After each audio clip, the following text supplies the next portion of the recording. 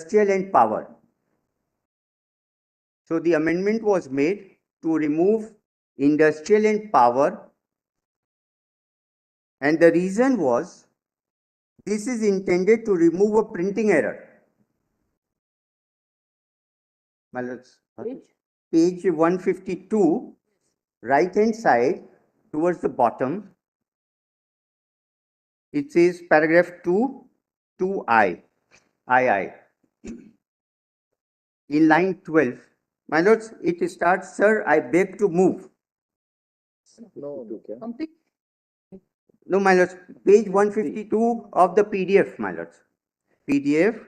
No, it starts with on the right hand side, Industries, Development and Regulation Act. Yes, my lords. Is that then towards the bottom, Bottom continues in Hindi. Yes. Then thereafter. So 154 we go to 2 and II. Just a minute.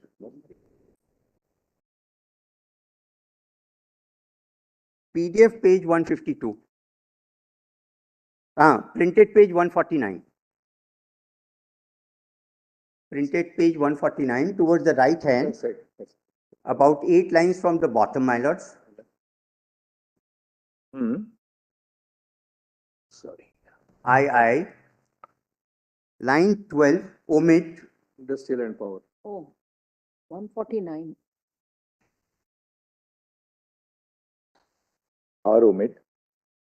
Industrial and power. These are removed, and the reason for removal is this is intended to remove a printing error. What is the printing error? That was industrial and power had to be removed, my lords. Only alcohol as a whole was to be there. The bill said alcohol dash industrial and power.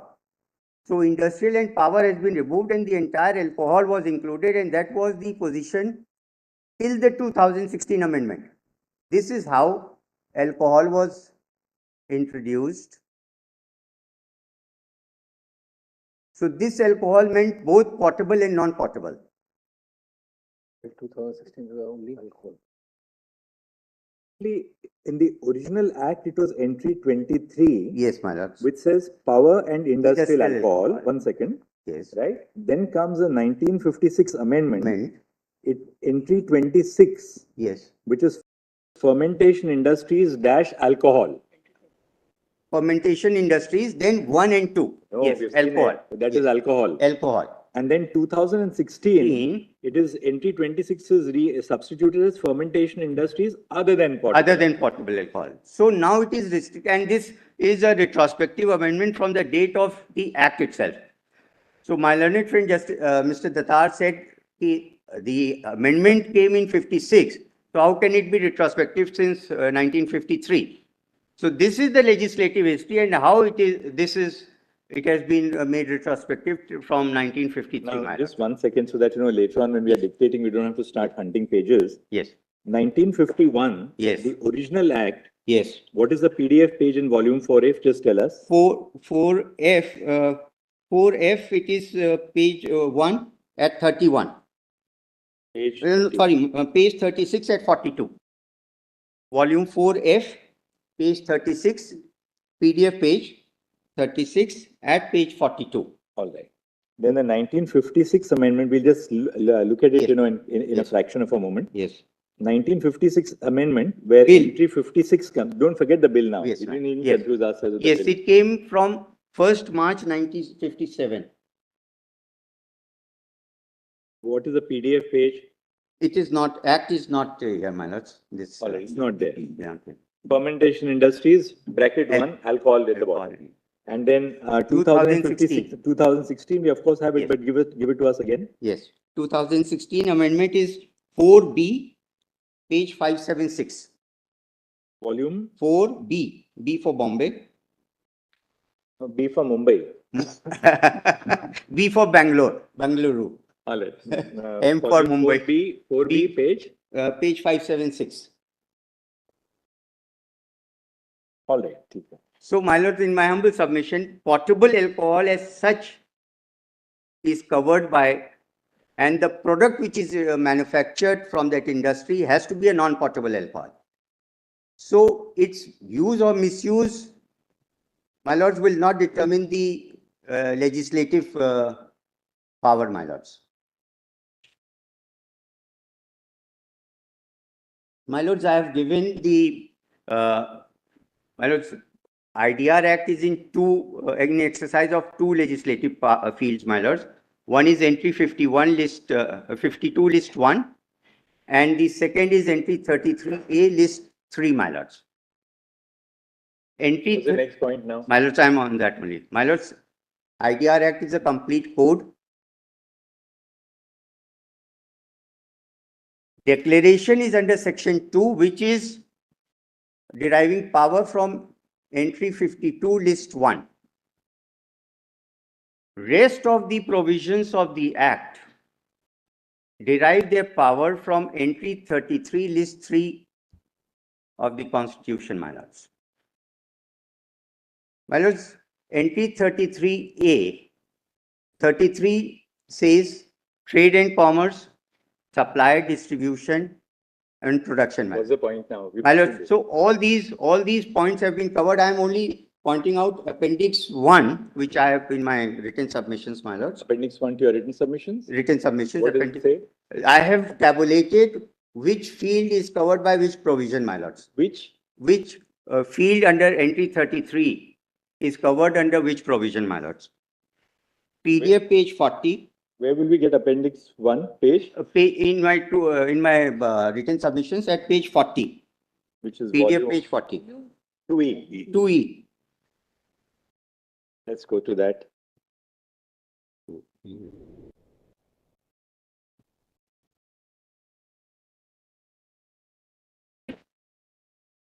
Page 40, my lords.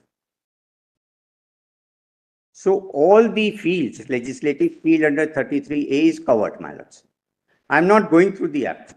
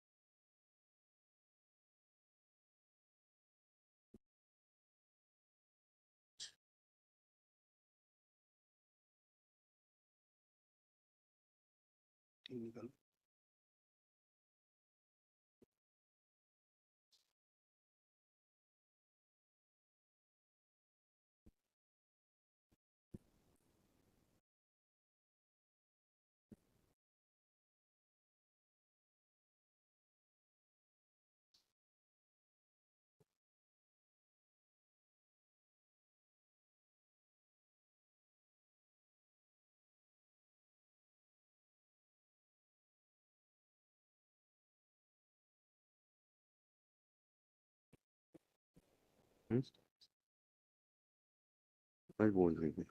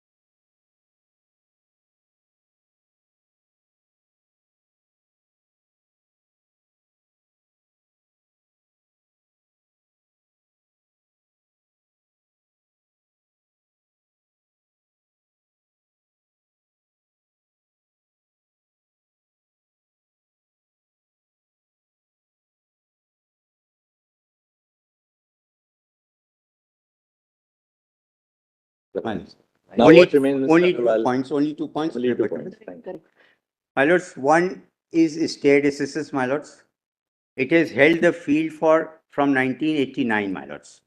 Synthetics. Synthetics. And the amendment has been effected in line with that, my lords. 1 second.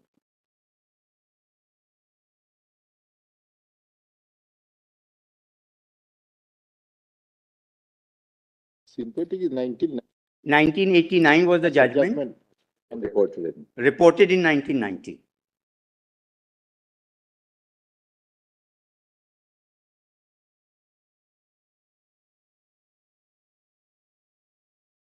All right. And last point. My lords, and I have given the list of judgments, Appendix 4, which have followed synthetics, my lords. 1 second. Let's make a note of that.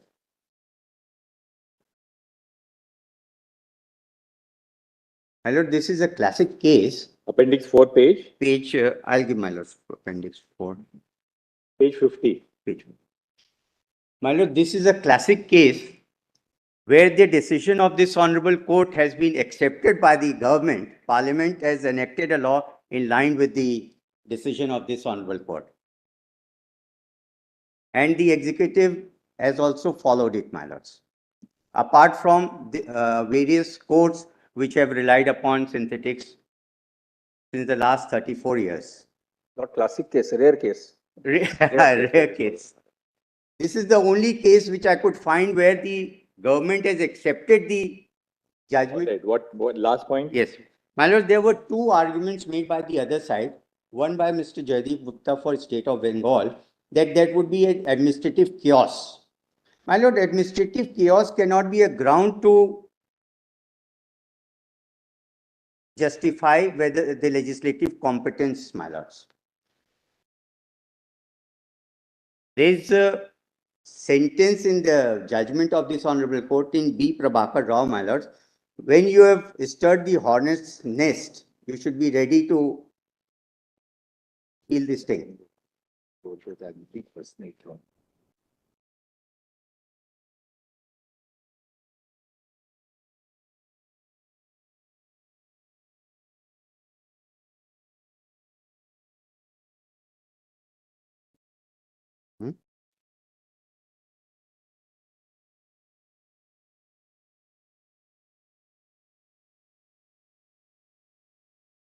My lords, if my lords want, I can give the citation. I'm not reading that, my lords.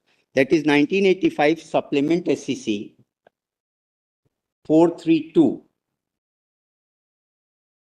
para 20 at 462. Supplementary 4 SCC. is it? Supplementary SCC 432.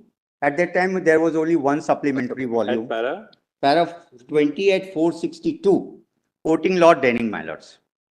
And then this was later relied on 2014 4 SCC 720, para 70. 2014 4 SCC. CC 720, para 70. The earlier judgment, is it in the compilation? No, it's not. It's Second not. one also is not. I'll give. All right. Thank you, Mr. Agarwal. My lords, one more thing. My lords, Mr. Balbir Singh, while appearing for Maharashtra, said we are following BIS standards of denaturance, my lords. My client used BIS standard and is being prosecuted because they say it is our standards which have to be taken and not BIS standard, my lords. Thank you, Mr. Deeply obliged. You are satisfied now that you've given me a full hearing. My lord, Thank you. the only thing is, my I lord, must compliment you. You are also very precise and absolutely on the point. So we my appreciate. lord, Thank I you. may be permitted to file a 2-page. No, now don't file 2 pages. Now you've filed so many pages before. Deeply obliged. Yes, Mr. Bhandari. Well, I'm only going to take 5 to 7 minutes. I filed a very short note, which is at volume 2H. So, Millards, my other submission can be ignored because it will be repetitive to what others have filed. So, I filed now 2H, Millards, which is a very short note. Volume 2H. Volume 2H.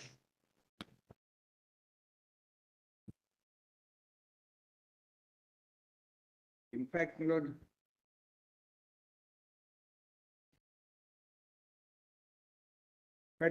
my lord, for alcohol, one I had already told my lord, the Chief Justice, about Mr. Nariman, my lord, but the most oft-quoted couplet in Urdu about alcohol is that, Zahid means, the cleric means, and it said, Zahid शराब पीने थे मस्जिद में बैठकर, या वो जगह बता दे जहां पर खुदा ना हो. Beautiful. Look, my first argument is that the decision of Bombay High Court in Balsara is the right decision and gives the correct interpretation to the term intoxicating liquor. And that's para A of my note. Bombay High Court reasons this in about 4 or 5 or 6 lines, and I've quoted that exact paragraph. If my lords looks, my lords, it says in the first instance, liquor ordinarily means a strong drink as opposed to a soft drink, but it must in any event be a beverage which is ordinarily drunk. Now, the other side wants to argue that the term liquor comes from liqueur, and therefore please extend it to also include liquids. But if one looks at the constitution itself, the constitution in entry 53 list 1 uses the word liquids. So liquor and liquids cannot be interchanged. Where does the constitution use? Yes, of course. Yes. At entry 53 list 1, liquids is a term used in a non-consumption manner. So therefore, to extend liquor to mean liquids, the answer is in the constitution itself, because constitution uses the word liquids when it wants to use the word liquids. That's at entry 53 list 1. So as far as liquor's definition given in Balsara's High Court judgment, meaning a strong drink, that's the correct one. Then second reason why Balsara High Court states that it's for human consumption is because then it goes on to define what is the meaning of the term intoxication. And it says, very interestingly, in the second place, the use of the word intoxicating in item number 31 in contradistinction to the use of the word alcoholic in item number 40A as qualifying the word liquor is very significant. We may also point out that in the white paper, item 26, which corresponded to entry 31, used the word alcoholic liquors, which have in Government of India Act been changed into intoxicating liquors. Therefore, it is apparent that from the class of alcoholic drinks, non-intoxicating drinks are excluded by this entry. Thirdly, medicinal and toilet preparations containing alcohol which are found in entry 46 are neither liquor nor intoxicating, and therefore they are obviously excluded from the scope of item number 31. So, my lords, there it reaches the conclusion why intoxicating should be something for human consumption. My lords, then if one steps back and looks at Article 47, why is entry 8 worded in the way it is worded? If one looks at entry 25, one will see that when they wanted to do gas and gas works, they said gas and gas works full stop. But when they drafted entry 8, they gave it with full splendor. That is to say production, manufacture, supply. That is because if one steps back and looks what the state is vested with, the state is vested with every power to achieve and fulfill what Article 47 Directive Principle mandates it to do. Therefore, entry 8 had all these words to ensure that if state wants to fulfill its objective under 47, it can do that and has enough powers there. That's why entry 6 also public sanitation is with the state. And more importantly, entry 51 list 2 gives state full power to levy excise duty on potable alcohol. So this all flows from 47, because to achieve the purpose in 47, entry 6 public health and sanitation, entry 51 tax on excise duty, and lastly but not least, entry 8 list 2, which says that is to say production, manufacture, supply. Everything is vested as far as potable alcohol is concerned with the state, so that it can fulfill its objectives under Article 47. So my humble submission is that the definition of intoxicating liquors, one can see what it means by looking at the Constitution itself. Then, my lords, I cite after that, there was an argument made that if you look at the Indian Government Act of 1935, and you look at the local acts in and around that period, then intoxicating liquor, especially liquor, could mean liquids also. But my lords, the only point I'm making here is that even under the Indian Government Act, there was a Power Alcohol Act of 1948, which synthetics was looked at, and therefore that, so from those days itself, industrial alcohol is within the center's control. Now, my lords, para 2 of my note, my lords, I have actually set out where all the term intoxicating is used in the Constitution. It's very interesting. Article 47, then there is Article 36629AF, and then there is Schedule 7, Entry 8. All these three places where the term intoxicating is used, is in connotation for human consumption. There is one more place which my note left out, my lords, which is Schedule 6 of Entry 3B, which deals with special laws for Bodo land.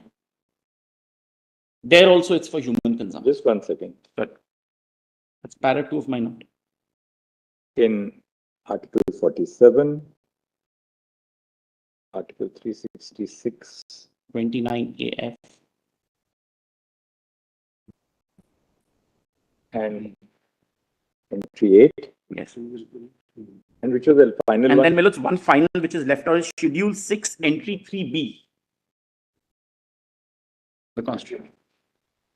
All, my lords, are in the context of something which can be consumed. So intoxicating has never been used in the Constitution in the context cannot be consumed or not fit for human consumption. So, my lords, that's as far as intoxicating liquor is concerned. Now, my lords, the second point I want to make is, my lords, I feel, my lords, the case of Tilak Ram was dealt with. What was not dealt with in reply, I suppose, was the Calcutta Gas Company case, which follows Tilak Ram. Now, Calcutta Gas Company case, my lords, I don't need to go as far as saying, please overrule these judgments. Tikaram, I'm sorry. Calcutta Gas Company case, I don't need to go as far to say, please overrule Calcutta Gas Company to make me reach where I want to reach. According to me, if one looks at Calcutta Gas Company case and looks at the reasoning of Calcutta Gas Company case, it supports me because the way they dealt with the analysis, if that same analysis is applied, then Entry 8 would exclude industrial alcohol. And I've cited a very interesting paragraph from Calcutta Gas, which was the key paragraph, where Calcutta Gas was trying to look at Entry 25, which said gas and gas. That para 9 that you quoted page Yes, 6? I've quoted, yes. From para 6, I've quoted it, and I've quoted para 9 of the judgment. There's a second page of the quotation of the judgment where I've underlined in bold. There, the point I'm making is that if one looks at the court was confronted with Entry 25, which says gas and gas works, and the court was then confronted with Entry 24, industries. Court said, if I say that gas and gas works is in 24, then of course it will fall into 52, and therefore I will Entry 25 will be left meaningless. Rather, the way court was at a situation where it says, and I'll read this just 4 lines. It's from what I've highlighted and underlined, just 3 lines above that. If industry in Entry 24 is interpreted to include gas and gas works, Entry 25 may become redundant. And in the context of the succeeding entries, namely Entry 26 dealing with trade and commerce and Entry 27 dealing with production, supply and distributions of goods, it will be deprived of all its contents and reduced to useless lumber. Because my humble submission is that by removing industrial alcohol from Entry 2, one would not make Entry 8 useless lumber. Entry 8 would still apply fully as far as potable alcohol is concerned. Here was a case where the court was trying to see what would be left with gas and gas works if I put it the entire thing in the industry. So, Millards, if that analysis is also applied, then Millards, Calcutta Gas comes to my rescue. Leaving Millards to my last point, which I've made, Millards, at para 9 of my note, is that Synthetics 2 cites India Mica's case and says that within the parameters of India Mica case, if a regulatory fee is imposed by the state, and those parameters and the boundaries are set out in India Mica's case, which is time tested and recently applied in Vama Organics 2, which was read out by Honorable Solicitor General. So, Millards, as far as regulatory fee imposition is concerned, Synthetics 2 also leaves that door open for the state. So, according to me, it's a storm in a teacup, Millards, to say that we can't do anything. If you fall within the parameters of India Mica case, you can still impose a regulatory fee. Those are my points. I'm very good. Yes, Mr. Yes, Mr. Just a very, very short compass. My submission would be only on the phrase this alcoholic liquor for human consumption. Although lordships are looking at Entry 8, the intoxicating liquor, my submissions are just twofold. The phrase alcoholic liquor for human consumption has since been long, since the Constitution has been understood as what the synthetics has said, which is to be consumed as it is. The debate has always been with regard to intoxicating liquor, and the fact that whether the something other than alcoholic liquor for human consumption will also be added in intoxicating liquor. So far as there's submissions to say that alcoholic liquor for human consumption has to be expanded to mean something capable of also has never been the any judgments of a lordships except the Bihar distillery, which makes a aberration in that to say that now you can even go and impose excise duty with regard to rectified spirit, etc., which is not a alcoholic liquor for human consumption. So my submission to your lordships is that with regard to this phrase alcoholic liquor for human consumption, since Balsara and till synthetics 2 and the later judgments all have consistently as held that this phrase would mean only with something which can be consumed as it is. Whether intoxicating liquor, as what has been all argued, will also include something else, which the lordships will say, I would not wish to make those submissions on that. My only submission, I have put that how it has been followed till Utkal distilleries, this 2022 judgment of a lordships, all have taken this consistent view except the judgment in Bihar distillery. Now, Bihar distillery lordships may just note the fact that it applies a very simple test, which according to me is not correct, is the fact that it's a case of a mere dilution. In fact, it also recognizes the fact that it makes a portable alcohol or alcohol for human consumption only when you dilute it. So therefore, they imply there is an existence of a process, and the initial, that is rectified spirit, is not something which is alcoholic liquor for human consumption. So my submission to your lordships is, one, the test that it is a case of mere dilution is not correct, as the lordships in Winbros, in the case of an income tax, has clearly analyzed the process and has said that it is not only a mere dilution, it has to be a case where it has to be put on a specific environment, on a temperature, by addition of many other things to make it fit for human consumption. So my submission to your lordships. Given us a note by any chance? Yes, your lordships, it's 2J, volume 2J. All right. Yes, your lordships. And one last submission to your lordships consideration. There was a submission made that, look, today, after a GST, what the states have been left with is an entry 54 is the alcohol liquor for human consumption. And then your lordship has to read it expansively.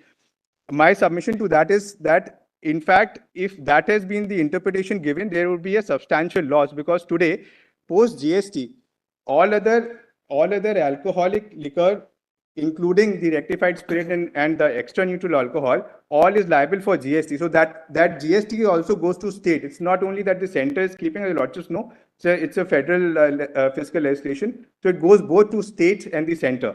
Now, apart from that, for alcohol liquor for human consumption, they have an exclusive power to impose sales tax. So my submission is that what they are losing would be, in fact, a GST in case if the expansive meaning is to be given, not there has been a loss to a revenue, because that's what Shadan. Thank you, Mr. Pawanchal. Deputy Applied Lords.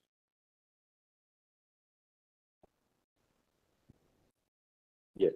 Please, Lords. Blood, small submission, Blood, for 5 minutes I'll take it. Blood 901.16, SLP civil number 3160 of 2015. Blood, this SLP, Blood, subject to outcome of your lordship decision, this is to be decided. Blood, on the ground, Blood, certain duty was imposed. But what we'll not go into the facts. You can tell us what your submission on law. Blood, my submission is they have imposed certain interest, Blood, for the duty because of the issue. Blood, you'll have to go before the regular. Blood, the Honorable High Court.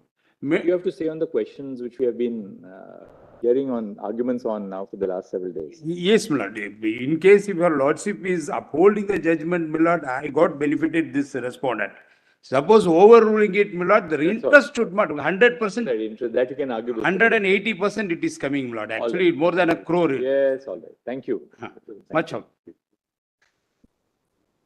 Rampur Chini, just 2 minutes, your lordship, just stepping back.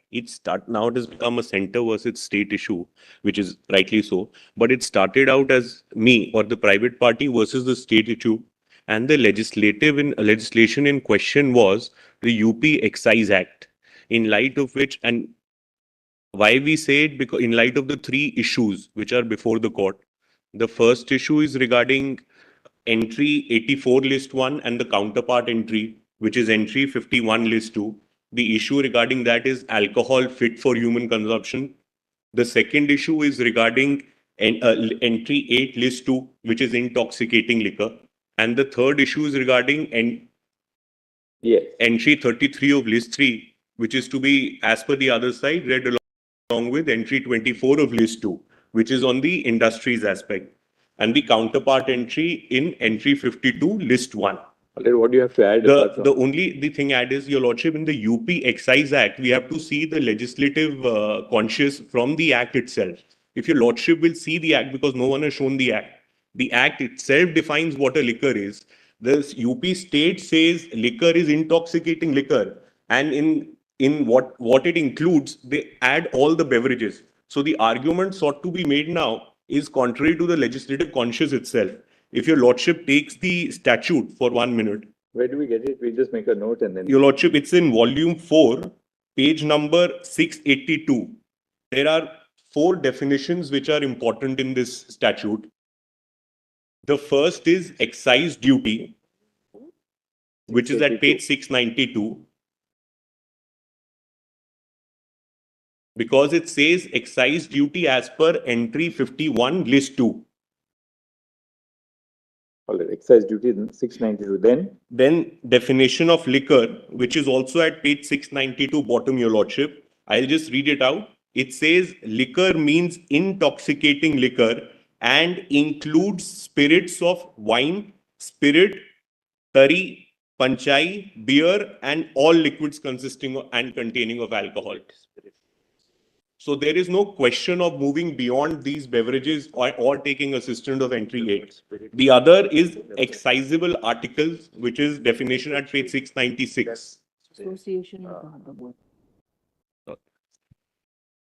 Excisable article, they specifically mention, means any alcoholic liquor for human consumption.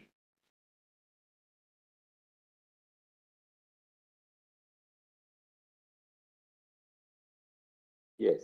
And then, Your Lordship, section 13, read with section 19 and 28 of the Act, says that any transport or removal of these excisable article, that is to say any alcoholic liquor fit for human consumption, will be charged with a duty. So they, in the legislative aspect, have only relied on entry 51, which as per every submission is barred by entry 82. Thank you. Entry 84. Much more. Yes, Mr. Dwivedi. I was to answer, my lord, that Tikaramji issue, my lord, if your lordships recollects, whether it is, my lord, my submission is this, my lords. Lord, Tikaramji essentially does 3 things. A,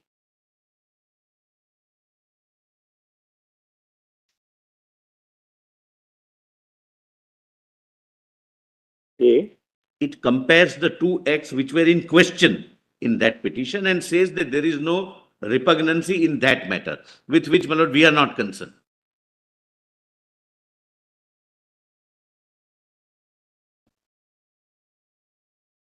Yes. But second, which in my submission is an obiter because that was not required to be decided, is the term industry in entry 52 list 1 is restricted only to manufacture, neither pre nor post manufacture.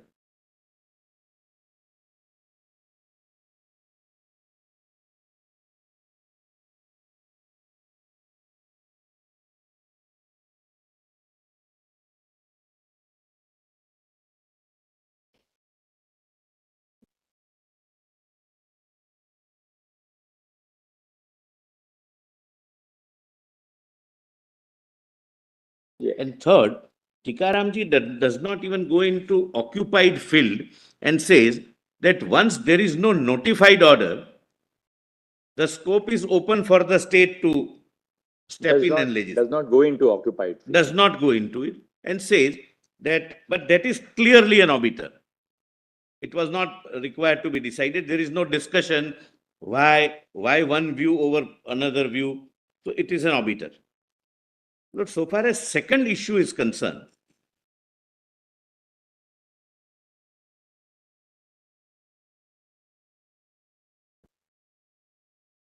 Yes. regarding the restricted meaning given to the term industry, there are some legislations in place as on date referable to entry 52 list 1. So they might be impacted. in future, the parliament may require, my lord, in peculiar circumstances, to control, my lord, right from raw material till the end product's usage. So, my lord, I am not, my lord, respectfully, my lord, concerned with whether Tikaramji is overruled, affirmed, or explained, my lord. That's entirely your lordship's prerogative. But, my lord, kindly bear these factors in mind. So far as second is concerned, whichever way, your lordships may, my lord, accept our submission that there was no legal or other necessity to restrict the meaning of the term industry. It is wide meaning. And if it is not so, then even entry 24 list 2 also will be impacted. Because then state also will have only manufacturing part.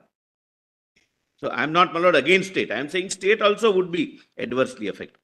Thank you. So these are my submissions. Good night. Yes, Mr. Dwivedi. Wait, please.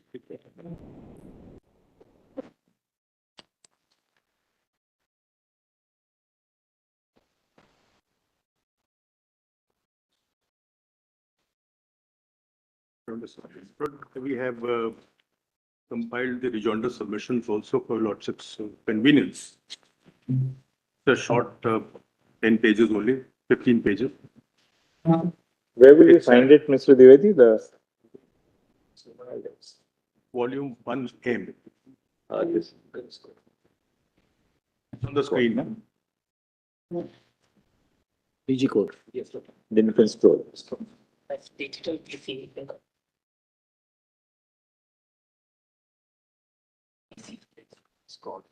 Digital PC. Yes, on. Then you can scroll it actually.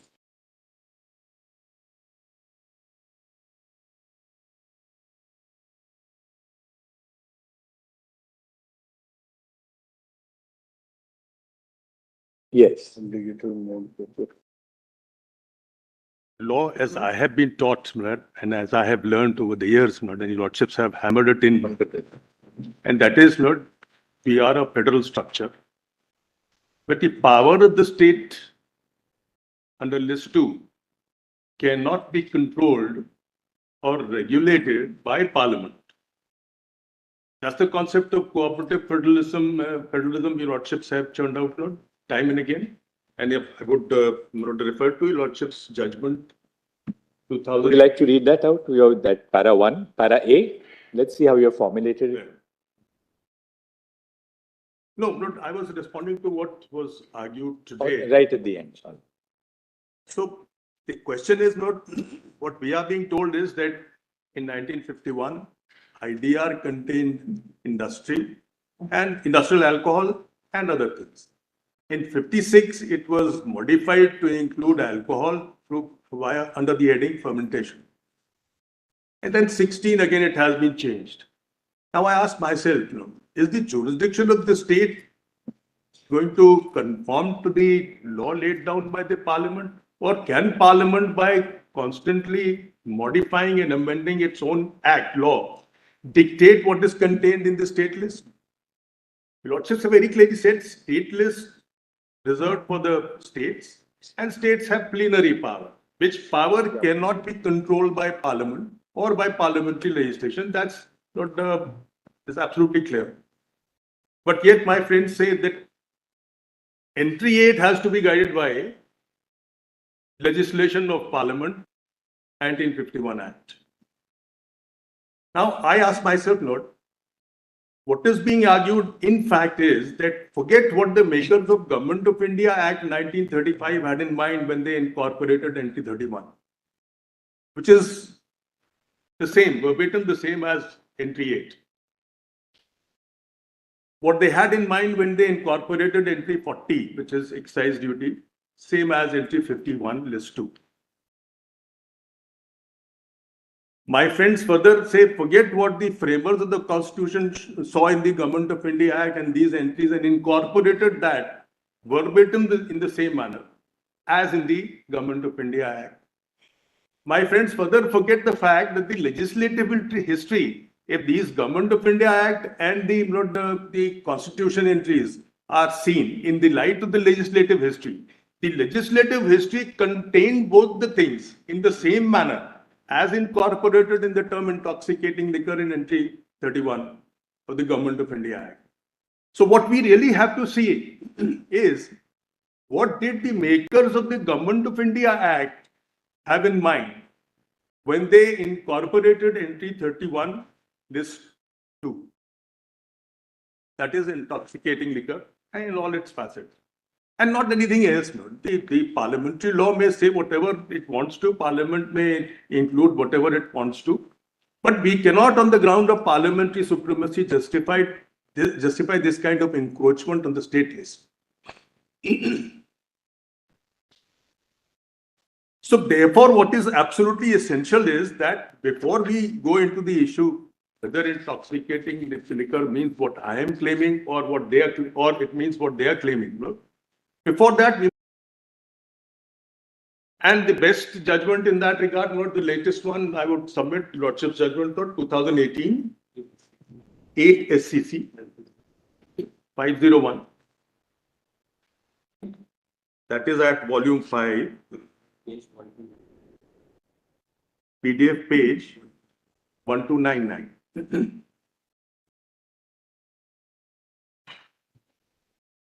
The relevant paragraphs note I have given by note at page 1.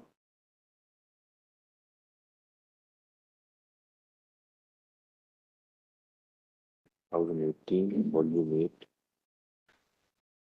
The emphasis is quite clear and unequivocal that state powers are plenary within their own list. They cannot be tempered by Parliament. Now, what are being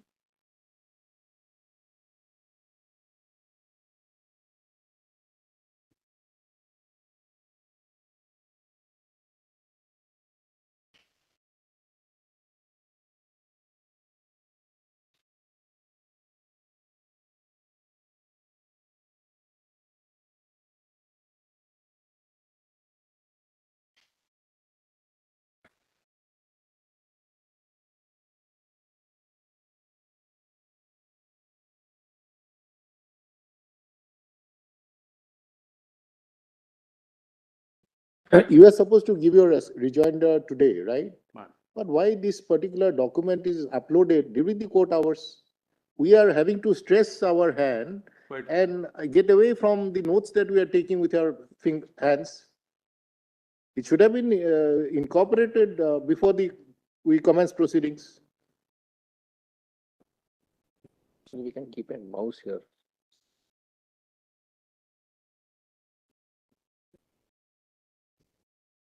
To the technical issue, Yes. and what we are having to concentrate on the Right. law is getting diverted. Right. No, I mean, at least I'm speaking for myself. I'm not speaking for other members of the bench. I can understand that difficulty because since we are confining ourselves to this technology part, we can't. Obviously, there is no So if it was done at 10 o'clock, it would have been incorporated in our devices. I think Was it 9:45, my lords? Was it 9:45? Why not at yesterday evening? Why not today at 6 o'clock? Don't try to give a justification 9:45. 9:45, we are getting dressed for court. quite right. 9:45, what do you do, if I may ask you, young man? Coming to the. My apology, ma'am. You are looking at your, preparation of the court, or you are getting dressed for the court? I think we have the same routine. My extreme apologies. No, it's just that I am a little disturbed. That's all. Everybody. Let's everybody. It's inconvenient and difficult too. Not I can understand.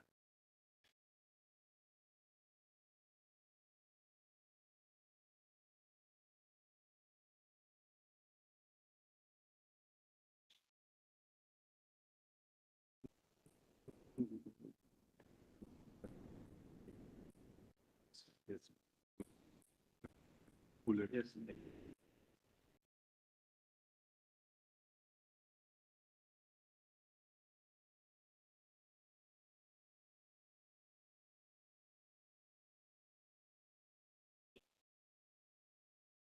Or if I may enlighten the entire note, this was the evening whiskey which caused the problem.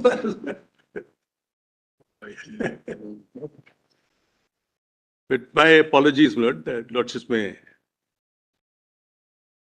My extreme apologies, Lord. it from you. Yes, Mr. Dedi. I mean, just to Right. lighten the entire thing. Yes, Mr. Dedi.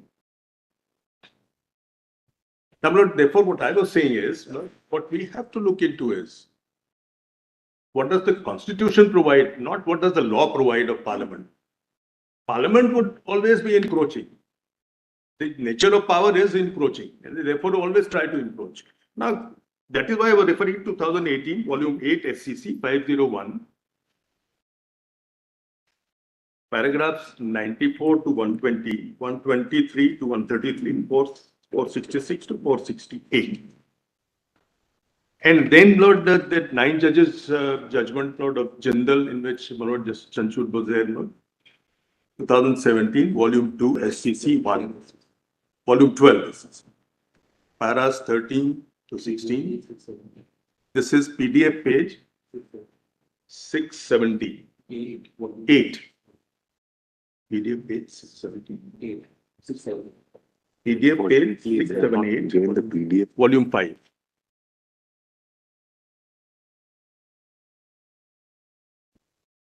Now, Lord, if I may, Lord, Lordship, since Lordship, I have it here, can I place the A part of my?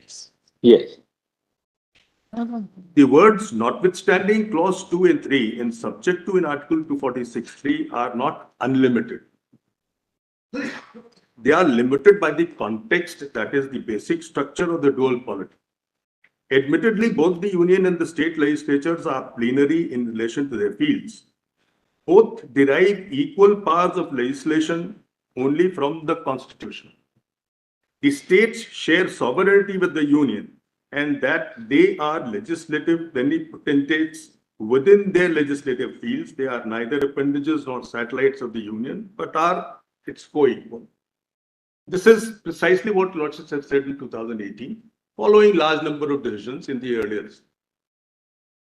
Therefore, keeping in the context in view, we have to analyze the scope of the aforesaid phrases. The issue of parliamentary supremacy arises only in the event of a conflict of entries. Can you note this one?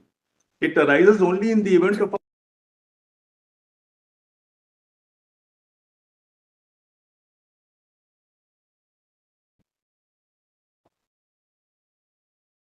conflict of entries on the 3 lists, and not in the case of conflict of laws that attracts question of repugnancy or occupied field. Not only the entries in the union list, but all the legislative entries in the other lists are to be interpreted widely and liberally. While so interpreted, conflicts or overlaps may arise, which are resolved as per the principles evolved in Hext Pharmaceuticals note. And I have, for Lordship's convenience, laid down certain paragraphs which are relevant. In fact, this judgment brought Hext Pharmaceutical, which is kind of an authority for this purpose. It in fact says if there is a conflict between the entry in the list 1 and entry in the list 3 and 2, then the effort has to be to reconcile the conflict harmoniously. And every effort should be made to reconcile harmoniously. It is only when no reconciliation under any circumstance is possible, then this parliamentary supremacy kicks in. But then for that purpose, they went to this extent, Lord, that if the central list is a general list, that's what is considered in this thing. And if the state list overlaps the central list, then carve out a space for the state list, and then create whatever normally could be given to the center and appropriate space for the state. It's not that we will wipe out the state entry because there is a conflict. So this kind of interpretation has been followed by our lordships all throughout, and I'll show it till 2002 ITC. The parliamentary supremacy as held in the above case is limited and not absolute. It operates only when there is a irreconcilable conflict of entries. The irreconcilable conflict will only emerge when all efforts at harmonious reconciliation fail. One of the foremost methods of reconciliation, as pointed out is to cut down the union entry and carve out a reasonable space for the state entry. That's what the Hicks says. Yes. So we should not attribute, with all due respect, we should not attribute everything to the concept of parliamentary supremacy. We should be hesitant in going to that because Lordships have said that any interpretation that whittles down the power of the state should be avoided.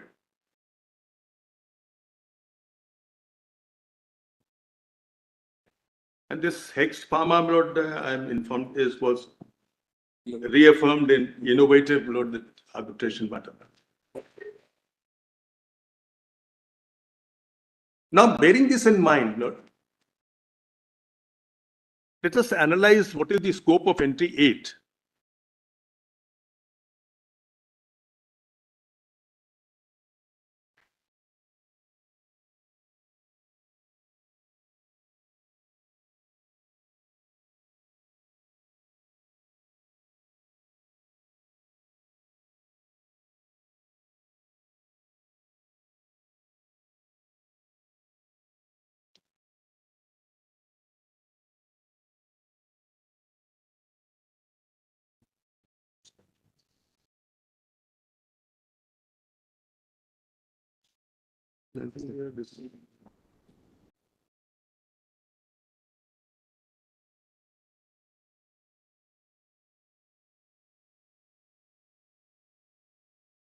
So if we have to then sort of go into the content of entry 8 which says intoxicating liquor.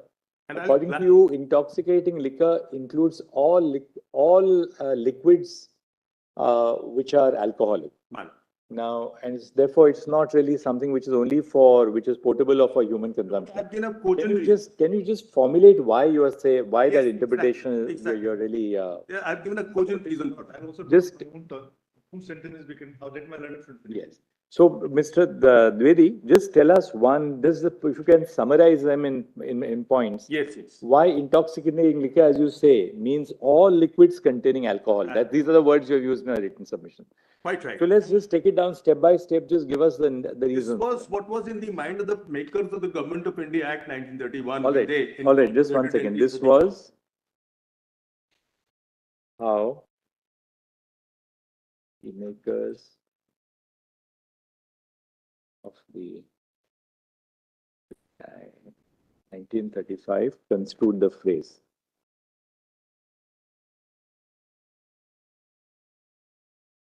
Now, when you say this was how the makers of the GOI Act 1935 construed the phrase, my lord, what is it? How do you support it? Yes.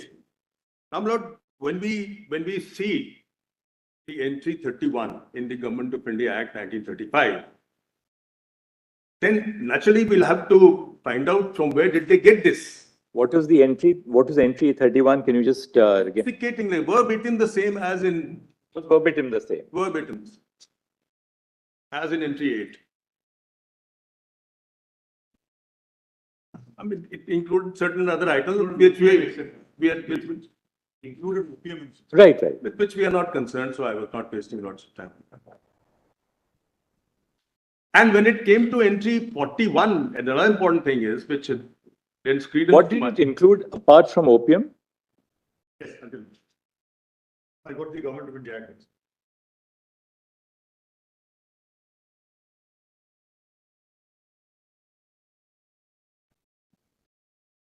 Sanskriti, is that in somewhere in our one of our compilations?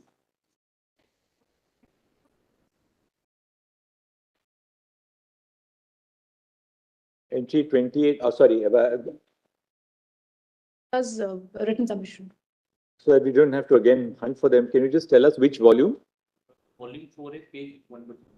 Mr. Tushar Mehta, Sanskriti? 2G. 2D. 2D. Page 28. No. In the yes. Yeah, we got Government of India Act. I got a Government of India Act.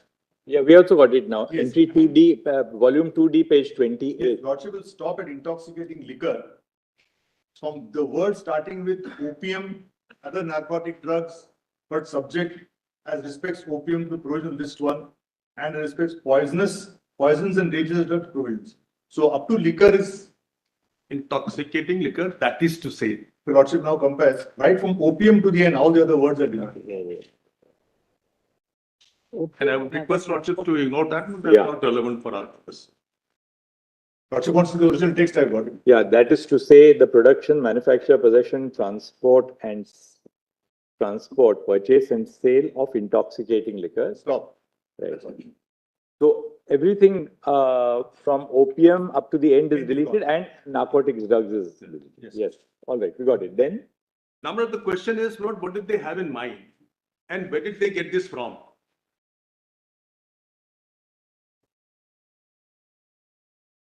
There is entry 41 also of the Government of India Act, which is important, Lord. Entry 41 is the taxing entry, not excise duty, which is verbatim in the same form as it was in the Government of India Act, entry 41. Entry 51, list 2 of the Constitution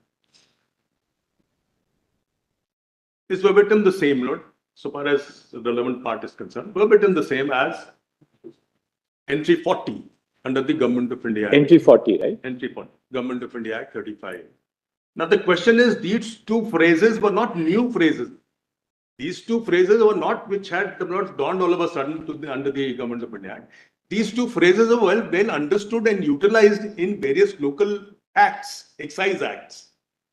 And that is where I'll kindly have my written submission, not the original written submission, and I'll refer to 2-3 pages only. Because that's the keystone of my entire argument. Bro.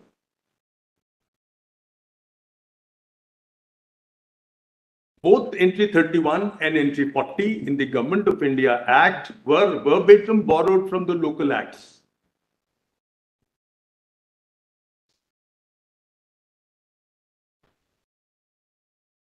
Now, Lord, it is, if your Lordship would kindly come to my original written submission, Lord, volume 1, A, page 8.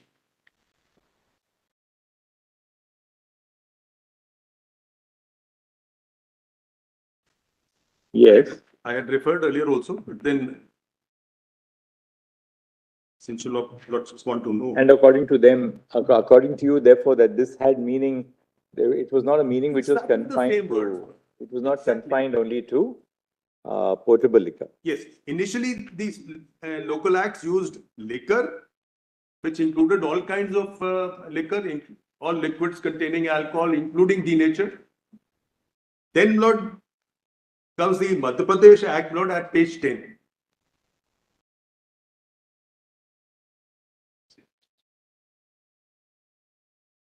The convenience, I had only quoted the definition clauses, Lord, of those acts.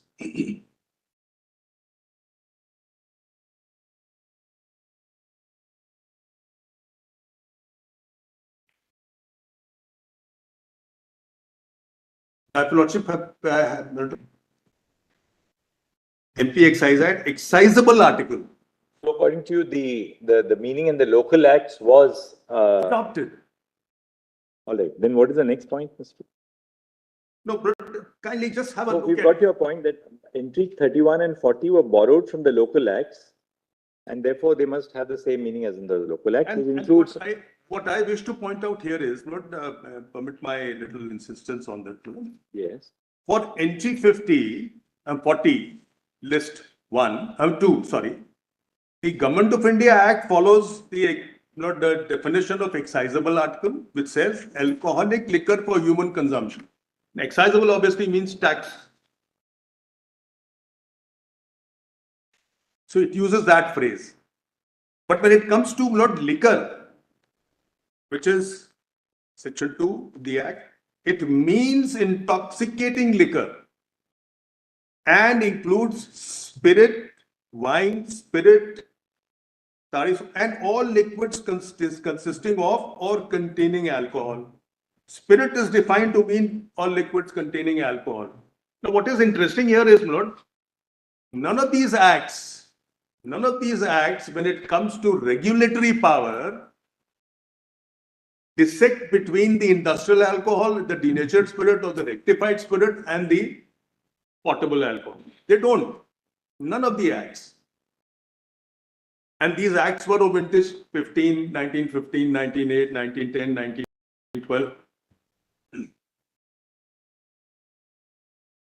The only dissection which these acts had was in respect of excise duty, where it was said alcoholic liquor for human consumption would go there. And of course, the Dominion wanted its share of the pound of flesh. Therefore, they said, we'll have the industrial or the non-potable there, excise duty. The Constitution has verbatim borrowed and adopted the same system. Now, I ask myself, for excisable article for the purposes of levy of excise duty, the phrase used is alcoholic liquor for human consumption separately. There's a dissection. Rectified spirit and denatured spirit may not fall there, but for human consumption, therefore, potable. But if the idea was to have the same meaning here of liquor and intoxicating liquor, why would they not put the same word here? But instead of that, all the acts unanimously did not designate for regulatory exercise of power, not the liquors. In fact, if your Lordship would see section 213 of the liquor and all the acts, it says all liquids containing alcohol, which means alcoholic liquor.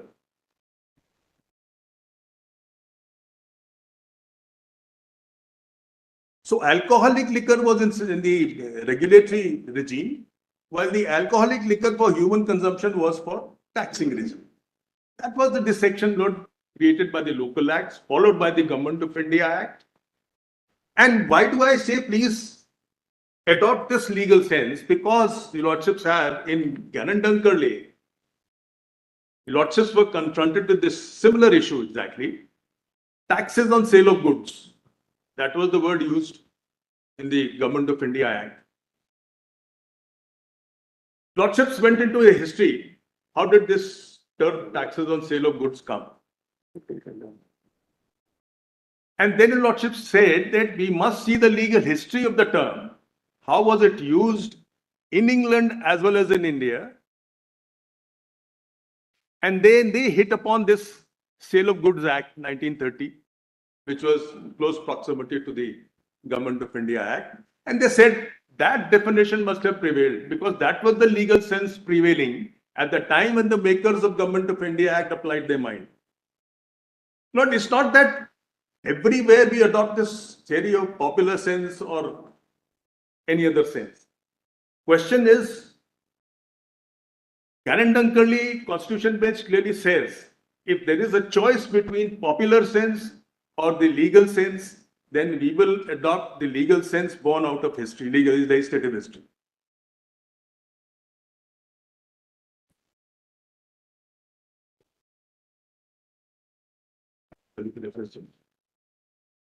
This is Lord 1959.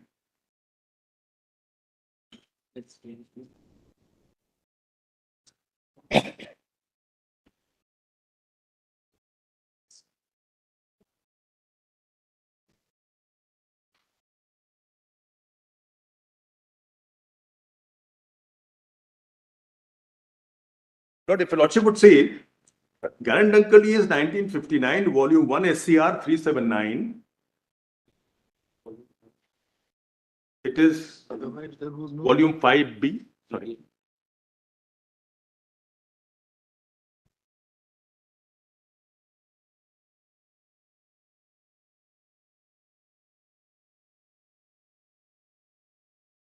In fact, they discarded the popular sense and said, no, it's the sense in which it was understood by the makers.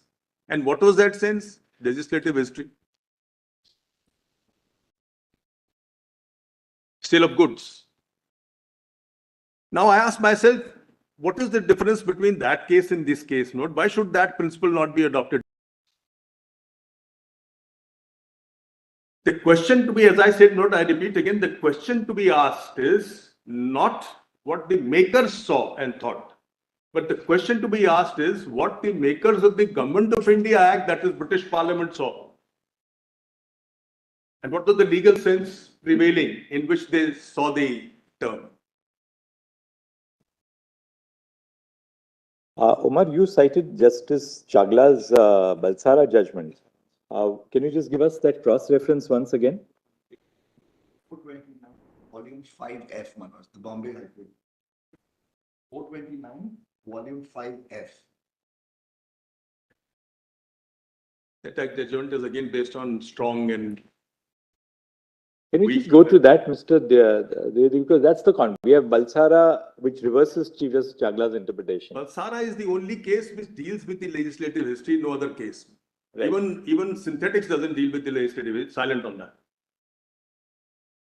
Balsara is the only case which had adopted, in my opinion, the right approach as indicated in Gannon Dunkerley, though it did not notice that judgment, but verbatim the same situation. So the choice before your lordship is to whether to rely on the legislative history and the legal sense which prevailed at that time, or to adopt some kind of a popular sense which may keep on fluctuating, and so will the entry. And that is the difficulty I sincerely wish to point out. My friend says in 51, IDR included power alcohol and industrial alcohol. Then in 56, they changed it to alcohol, which means including even potable alcohol. Then in 16, they again changed it. And then my friends say, please rely upon the Law Commission's report and the legislative debates of Parliament. How can they possibly not solve the riddle? I ask myself, not before your lordship. The issue is the interpretation of a constitutional entry. And entry 8 does not conflict with any central entry in the central list. So there's no issue of conflict. And if my submission is correct, that entry 8 includes, as I'm advocating, then perhaps where is the conflict, I ask myself? Where is the occasion to attract Article 246 of federal supremacy? Federal supremacy certainly cannot mean that we can snatch every entry from the state list. Because fact is, Lord, if your lordship would recall 369, Article 369 clearly enabled Parliament to legislate on any state entry for a period of 5 years. Therefore, virtually every entry was within the sway of Parliament. But 369 was given a limited life of 5 years and expired. But should we still continue to adopt that?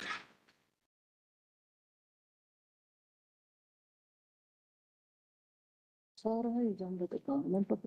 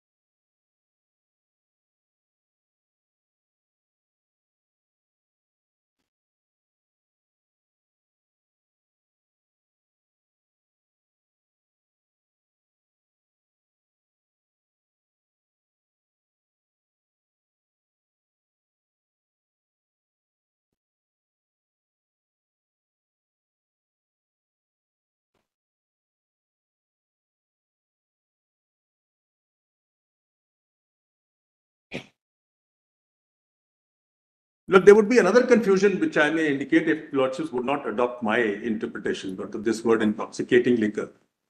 Intoxicating liquor contained all liquids consisting of alcohol. And therefore, under the Excise Act, they were being regulated, even medicinal and toilet preparations were being regulated therein as liquid containing alcohol. The non-potable liquor was also being regulated under the Excise Acts, local acts. Now, I ask myself, if we limit the definition of intoxicating liquor to potable alcohol, then there is no entry in any of the lists which provides that regulatory power will be exercised by any of the state or the center in respect of alcoholic liquor not for human consumption. Where will that go? I ask myself. Likewise, medicinal toilet preparations containing alcohol, where would they go? I ask myself. And the answer has been provided.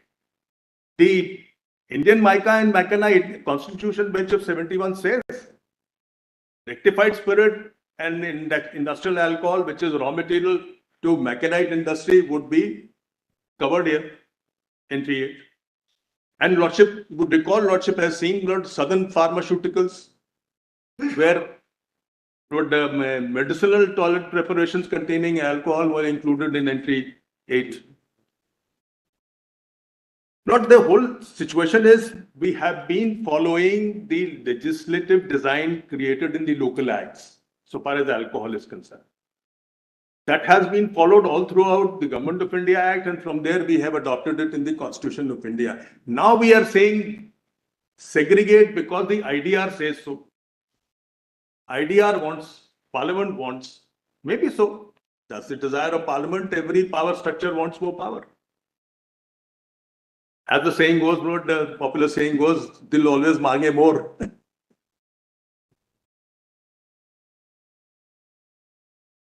But question here is, can we curtail the scope of that entry? That's the point which I was emphasizing on. And we cannot unless there is a very cogent reason to show otherwise. Mainly because industry is included in IDR. Now, some of the arguments were that industry, if intoxicating liquor, let's test it another way. Some of the arguments raised were that the intoxicating liquor, being potable liquor, will fall under entry 8, but the non-potable liquor will go toward industry in entry 24. Because if it doesn't go there, it can't go to entry 52. Now, Lord, I ask myself, Lord, if the framers looking into the background were adopting the scheme of Government of India Act and the local acts, why would they put alcohol not for human consumption in word industry in entry 20? The Constitution uses the word intoxicating both in Article 47 and in entry 8. I'll answer that. No, I have right? one. I'll answer that. So if it is used the same expression in both these, can that expression intoxicating have a different meaning in Article 47 and a different meaning in entry 8? It will, and I'll show why. If it is to have the same meaning, yes, then in entry 8 also it has to be intoxicating for the human being, isn't it? I'll answer that. No, there's no difficulty in that. Intoxication word certainly implies the human factor. That it should be intoxicating to the humans. But does it mean that it should be as a beverage causing intoxication to the humans? Or can it mean also liquor which is capable of causing intoxication to the humans? The dictionary says intoxicating means both the things. That causes and is capable of causing intoxication. But what is capable of causing is not something which is drunk normally. A beverage is a normal drink. I'll tell you what. That is an abuse of that. But that may not be, with due respects, that I'll so this.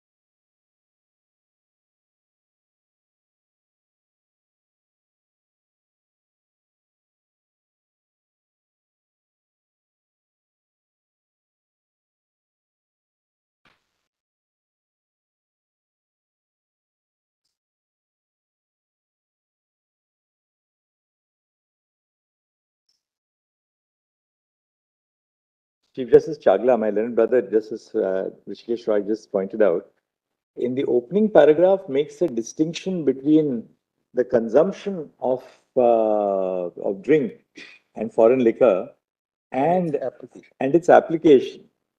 And he then refers to also the fact that, it can be used, for eau de cologne. And he's also accustomed to the use of eau de cologne and lavender water. So he's made that distinction in the very first paragraph. Important part is, and I went through that judgment more than once, no? Does it at all, I ask myself, refer to the legislative history, the Government of India Act? Because that was an act, remember, that was an act made under Government of India Act. We may just benefit by reading the first sentence of Chagla''s judgment. Yes. Yes. Let us read that first sentence. It's at volume 5F, 429 Omar. Yes, One is to drink, the other is to use. That's right. One is to drink. Page 434. Here, we'll start. Yeah, we have. The first paragraph, Lordships refer to. Yes. This is a petition by one Pram Nusirwanji Balsara, who is a citizen of India, has in his possession 1 bottle of whiskey, 1 bottle of brandy, both partly used, 1 bottle of wine, 2 bottles of beer, 1 bottle of medicated wine, 1 bottle of eau de cologne. Good old Balsara would probably not realize, at that time, that he would be still living in the annals of our history. It's partly used. Partly used. It's really intoxicating. No, then the sentence should be finished. Lavender water and some bottles of medicinal preparations. He alleges that he has been... Before that. No, before that. Medicated wine. Immediately after that. Medicated wine, then rest of it, please read. 1 bottle of medicated wine. 1 bottle of medicated wine, 1 bottle of eau de cologne, 1 bottle of lavender water, and some bottles of medicinal preparations. We have an entire picture of Mr. Balsara captured by Justice Chagla in that one sentence. Now, my lord, finally notice that this is in the context of the Bombay Prohibition Act, not the Bombay Excise Act. I have placed before your lordship not the Bombay Excise Act, but the definition of liquor includes everything. But besides the point, Lord, since your lordships were... Next sentence also. Very well. What he drinks and what he uses. That's important. Yes. Lord, that was the case confined to what was caught with him under the prohibition law. And therefore, what he was trying to explain was in terms of what was caught with him. Those were drinks, there's no difficulty. But the point is, does it necessarily mean that whatever he had will confine the jurisdiction of the state under entry 8? Not, I am on an issue where the legislative entry of state, which your lordships had not said is plenary for the state, would it be confined to these drinks only? As the legislative history shows, from local acts to Government of India Act and then the Constitution, it does not. The question here is, lordships were, perhaps it seems, affected by the word intoxicating drinks coming in Article 47. But kindly notice last 2 lines very carefully. The state shall endeavor to bring about prohibition of consumption except for medicinal purpose. That means prohibition of consumption except for medicinal purposes of intoxicating drinks. In other words, medicinal purposes would always be there liquid. State can control. But it will not prohibit. Kindly notice the distinction. Not prohibition is for drinks which are consumed as it is, not beverage. So what 47 is advocating is that you prohibit the consumption because the idea was prohibition. But you will not prohibit medicinal purposes. State will not prohibit medicinal purposes, though it may regulate that. of intoxicating drinks. Now, word is intoxicating drinks, which normally one can associate with the consumption as it is, the beverage. But if the idea of entry 8 was the same, then why not use the word intoxicating drinks there, I ask myself. Why have different words for the same thing? At every place, note, entry 8, then perhaps note entry 47, then perhaps note in entry 51, list 2. Why do they not, again, there's another answer to it, not why the framers use the phrase alcoholic liquor for human consumption in entry 51, list 2? If it meant beverage, as in entry 8, then the same thing could have been used here. I ask myself why, not the question, not the immediately crops up, not why use two entirely different phrases to denote the same thing. It was very convenient. They could have used, if intoxicating liquor meant always the liquor which can be had as it is and consumed, then the same could have been used in entry 51 list 2. So 51 list 2 doesn't use that term. But instead it uses the term that was there in the Excise Acts. It follows that. When the Excise Act distinguished and dissected between the liquor that is potable goes to the excise duty and non-potable goes to the regulatory. I would be kind of repeating myself. Intoxicating liquor borrowed from the Excise Acts. Alcoholic liquor for human consumption for entry 51 list 2 borrowed from the Excise Acts. Then why should we confine the meaning of intoxicating liquor? It has been borrowed from the Excise Acts. Not word intoxicating has to be understood widely. Your lordships have always said interpretation of an entry is always wide. So let us interpret it widely. Would it not include both liquor, which when had as it is as a drink causing intoxication, or liquor capable of causing intoxication to the humans? For instance, rectified spirit, Lord, as I explained earlier, rectified spirit is nothing but alcohol which is diluted by pouring water into it and then drinking. As I had given an example, Lord, even normal whiskeys, normal people have it with soda or water. But then it doesn't cease to be intoxicating when it is in bottle.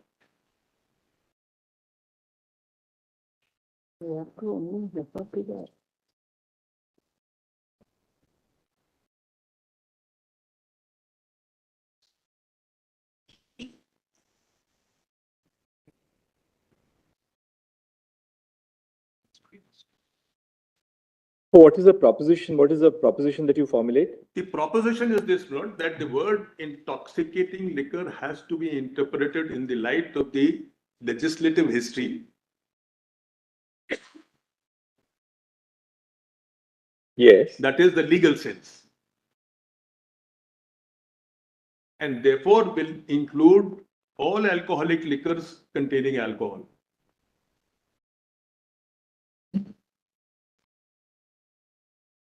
This is because Gannon Dunkerley says so, Lord. I submit with respect.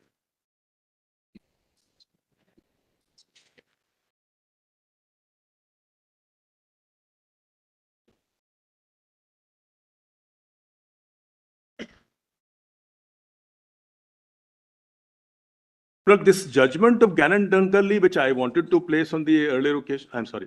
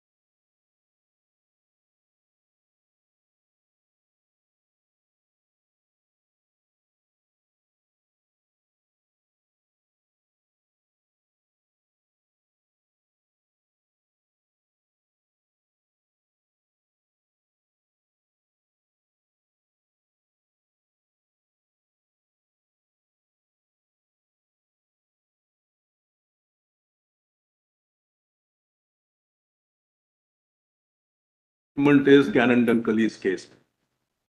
Kindly have that judgment, but I will not place it for lordship. I have at page 4 of my rejoinder written submissions, I have referred to it. 1959, volume 1, SCR 379. It's in volume 5, 5B, B for Bombay. I'm sorry, but the term comes, Bombay comes really. B page? Page 486, PDF page. At? Volume 5B. But the judgment pages are not 59, 1 SCR 379, pages are not 390, 391.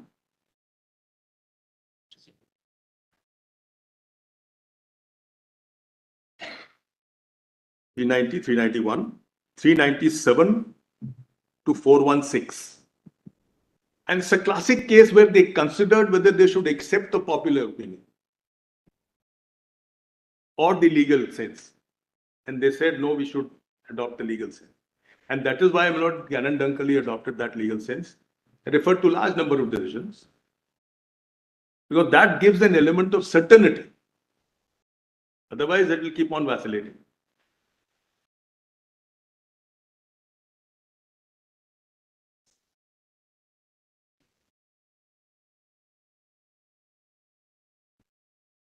Secondly, the another important aspect of this argument is entry 51 list 2 is a taxing entry.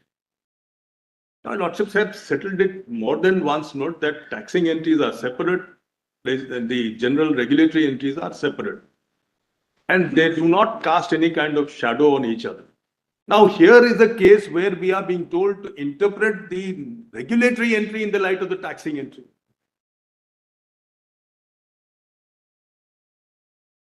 Should that be done is the question. If lordship would permit me to place this, I have elaborated this, these 5-6 points which are essential, and that will conclude the matter earlier. Yes, let's quickly go. Yes. Page 3, it begins, no?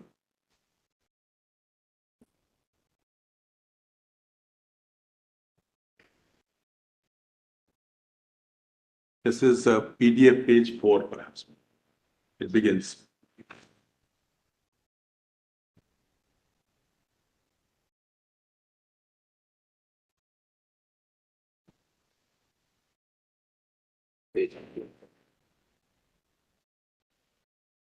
Yes. The scope and expanse of the word intoxicating liquor, in short, IL, have already been explained in my written submission at pages 2 to 20 under the heading A1 to A7.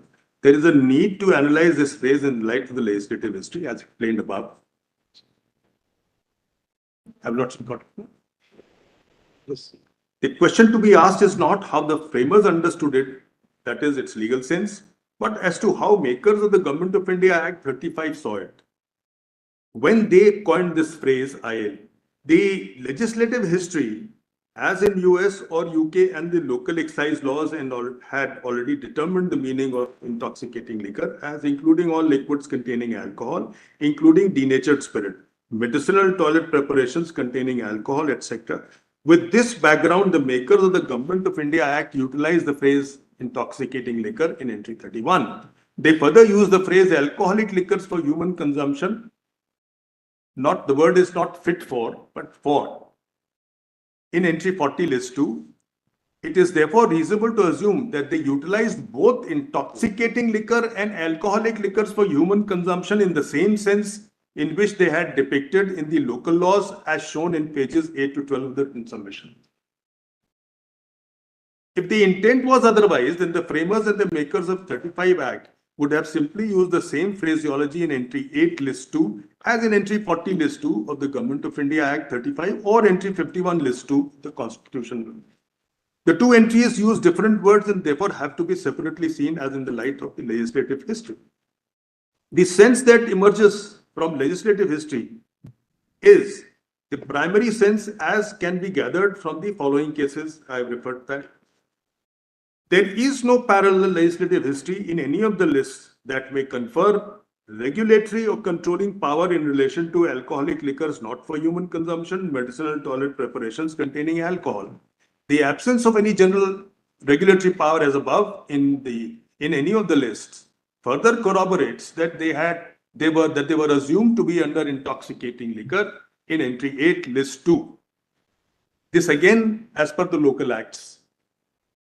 That the local laws clearly defined and equated intoxicating liquor with all spirits, all liquids containing alcohol, including denatured spirit. The denatured spirit was a spirit being included in intoxicating liquor. This also is a way in a way, explains why word alcoholic liquor for human consumption not used in entry 8 list 2. There is no liquor that does not cause intoxication. Even denatured spirit causes intoxication. It has been denatured to prevent people from consuming it. Lord, what happens is when the denaturant is put, as per the local excise laws, a denaturant is put that makes it nauseous. Therefore, you don't have it. But it's not that the alcohol content goes. Alcohol content is there. There is a renaturation process. You can renature and then have. Therefore, to cut down regulatory entry 8 with the aid of taxing entry 51 list 2 by equating the two would not be very constitutional. Entry 8 is an entry that uses general words and therefore has to be interpreted widely. It is not made subject to any entry, unlike entry 24, 26, 27. Therefore, to make it subject to entry 52 would be impermissible. The dictionary meaning of the word intoxicating includes both the liquor that causes intoxication and the liquor that is capable of causing intoxication. I have annexed one of the meaning. It is further not permissible to determine the scope of entry 8 list 2 in the light of parliamentary laws enacted post-constitution and entry 52 list 1. This is amply settled by the above constitution benches. Otherwise, there would be grave risk of making the state appendages of the union, destroying the delicately balanced federal structure. The above shows why intoxicating liquor in entry 8 is wider and different from the phrase used in entry 51 list 2. It cannot be cut down by entry 51, taxing entry. Following points need to be analyzed, and this is a reiteration of the same which I have indicated above. Accepting, Lord, if Lordship would have it from page 7 top note. The Constitution does not use industrial alcohol. This phrase is not a constitutional phrase. It's not there anywhere in the Constitution, any of the entries. And there is no general entry under any list stating industrial alcohol.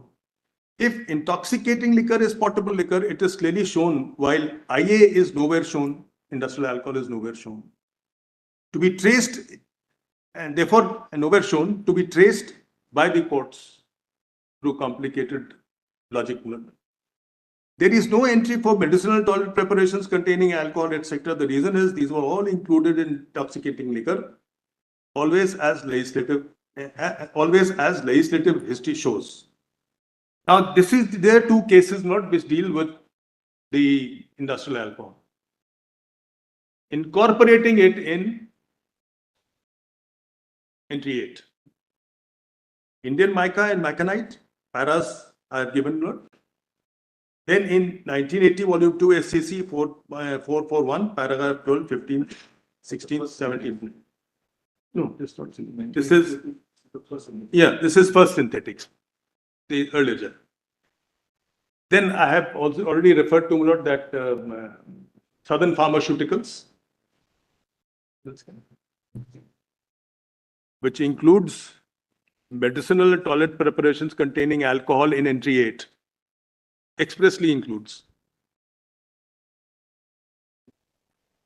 That is 1981, volume 4 SCC 391. 1981, volume 4 SCC 391. This is PDF page 1985.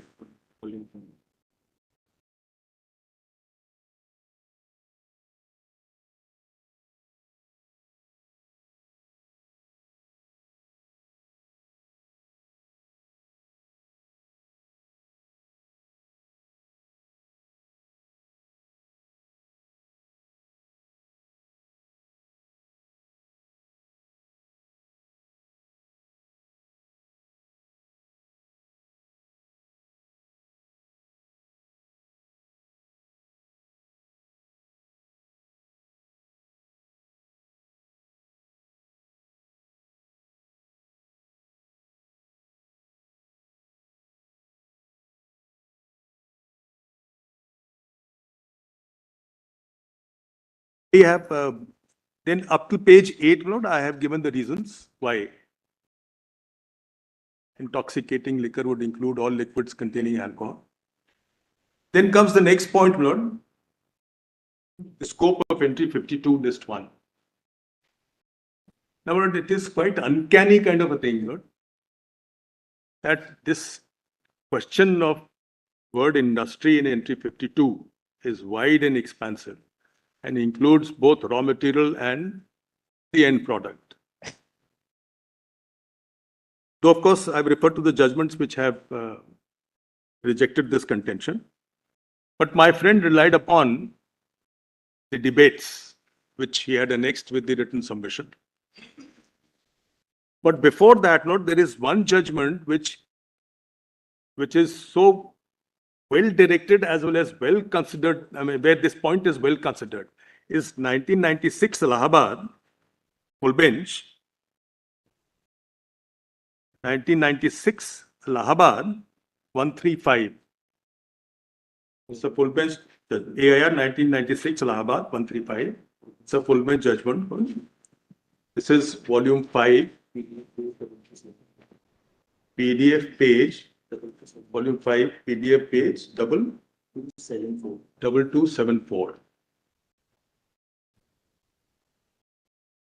And kindly permit me to place this judgment, Lord, and I'll place what my friend had placed in support of his debate. In fact, that supports my cause rather than their case.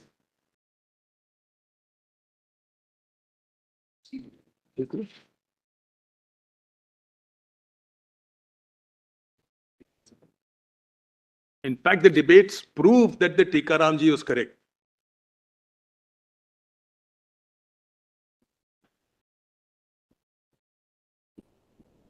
Volume 5, PDF page 2274. PDF page 2274. And the relevant paragraphs I may give to you, Lordships. Paragraph 7 to 9,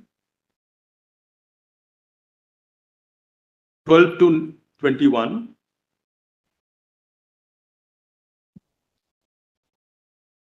12 to 22, in fact, I'm sorry, 32 to 39, 47 to 51, 53 to 64. All these arguments were raised in the debate before the drafting committee, and the drafting committee rejected the claim that the end product regulation, which is incorporated in 18G and then entry 33, should be put in entry the 52 list 1.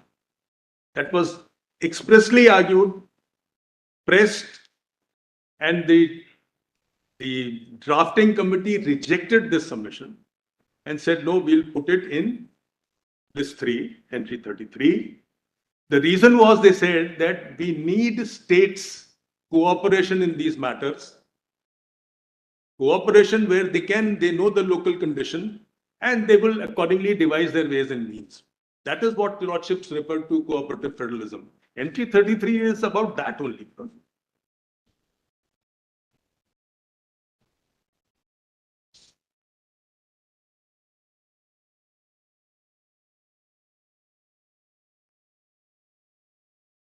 It refers to all that my friend had annexed.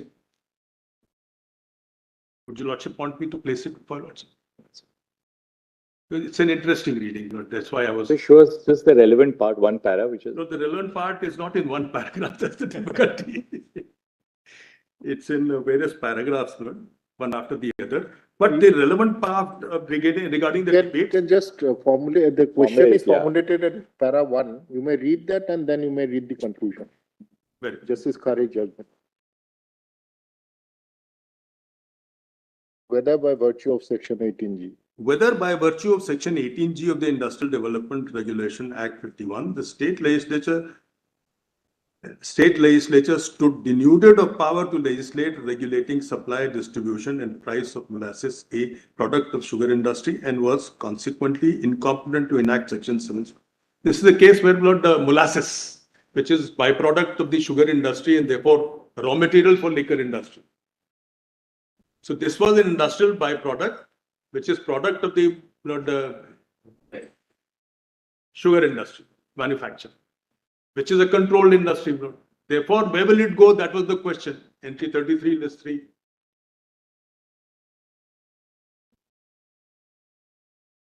And then in at least 5, 6, or maybe more, they have come to this conclusion that the framers had clearly rejected this ground that the entry 52 should be wide and it should include the end product regulation as well as other things, raw material. And they confined it clearly to production, leaving it to entry 33 where states could also exercise power. Cooperative.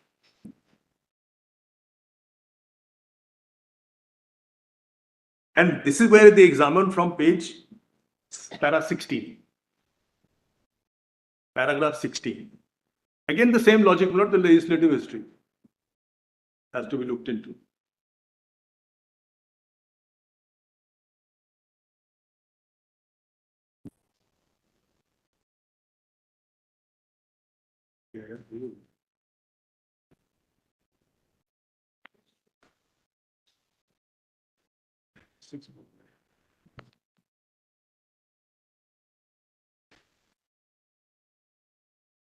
But it starts actually from paragraph 14, where the judges have utilized Shiva Rao and his narration of the debates and so on and so forth. Then it goes to 16, where they clearly hold that the drafting committee rejected the claim of putting it in entry 52 list 1.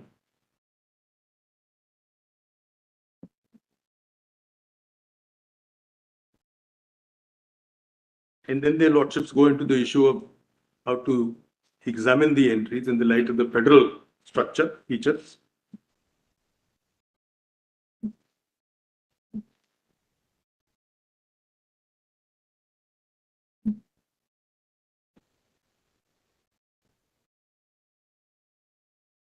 And then they deal with surprisingly, every time this question was raised by the eminent counsel Shri Shanti Bhushan, every time, because he was generally he was the leading lawyer for the sugar industry, so therefore this question rose frequently, and he raised it up till 2002, Lordship. The same argument. The uncanny part is not that the same argument is raised time and again, relying upon the IDR Act for curtailing the expanse of states' power under entry 33. And the same argument is rejected time and again, and I have narrated those 8-10 decisions where this argument has been rejected, at times with a reprimand. So this judgment, if read carefully, categorically rejects and dismisses their contention that industry word in entry 52 list 1 is very wide to include the end product as well as the. Now this judgment has been affirmed in 1998. 1998, 7 SCC, page 26. In fact, the lordships need not take the trouble of writing it, but I have indicated in paragraph page 12 all those cases where this has been approved. Page 12, kindly have. And can you see the times in which, the number of times it has been rejected, and at times with a reprimand to the council for raising this. It starts from 56 SCR, that's the first case, goes on till 2002. Not the other ones, but 2002, volume 9 SCC. This is ITC. And interestingly, the Sri Shanti Bhushan has been raising this argument from 1980, that is Ishwari Khaitan, 1980, volume 4 SCC. Every time it was rejected. Now again, the same argument is being raised on the basis of very same debate which has been repeatedly rejected.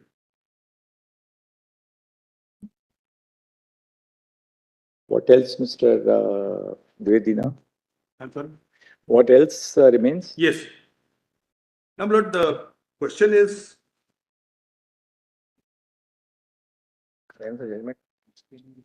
Lord, this is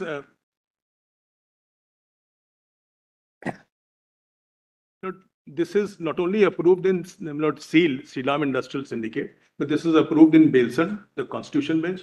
This is again approved in ITC, this judgment, full bench. Lord, in ITC, which is 2002, I have narrated in page 12, and I have shown that. I've given the paragraphs.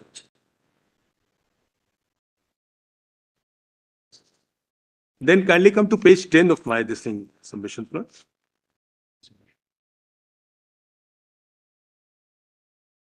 Page 9, I have narrated those cases which have upheld. Yes. Then note page 10.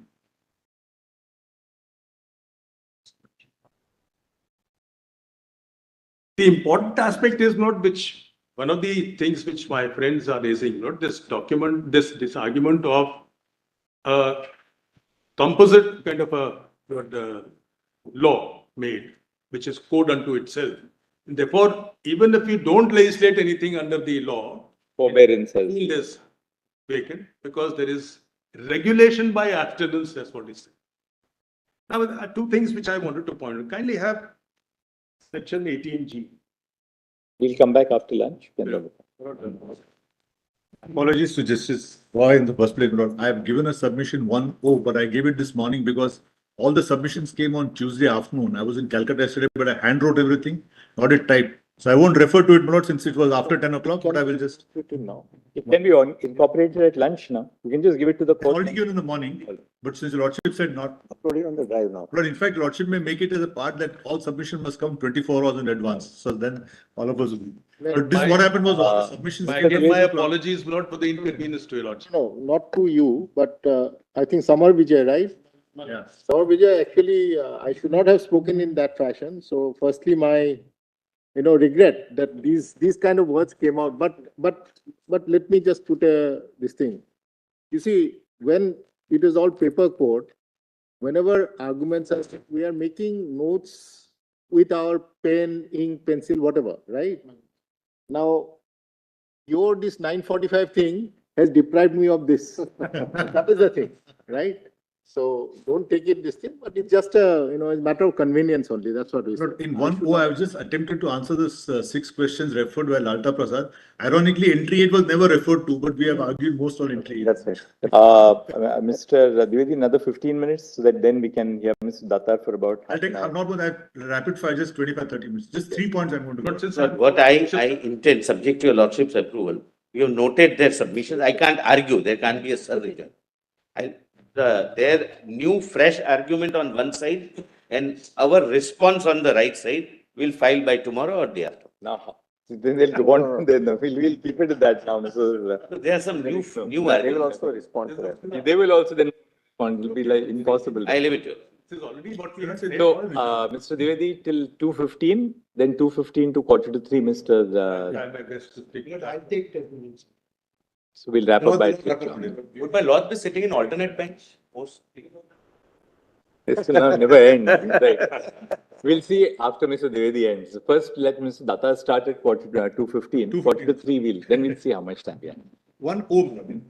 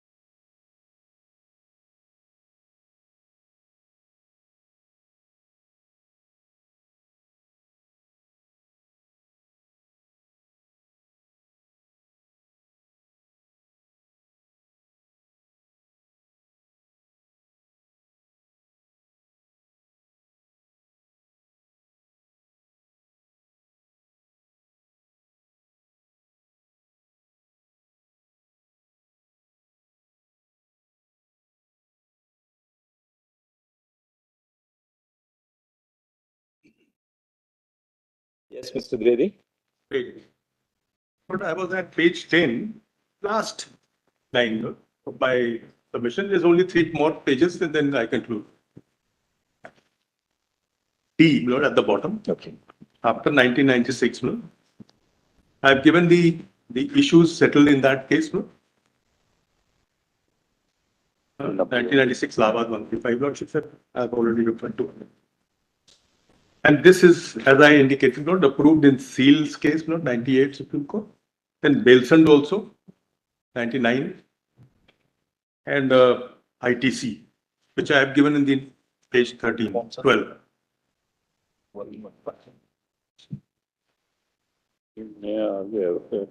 I will kindly come to paragraph D, item D, page 10 at the bottom.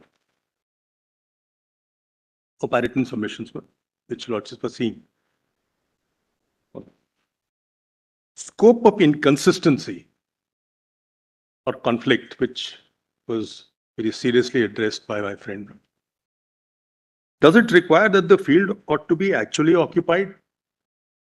Because according to my friend's argument, there's a code by itself laid down, IDR Act, and therefore. But this concept of code vis-a-vis IDR has never been accepted because fact is the entry 52 is very limited. Doesn't cover the raw material nor the end product.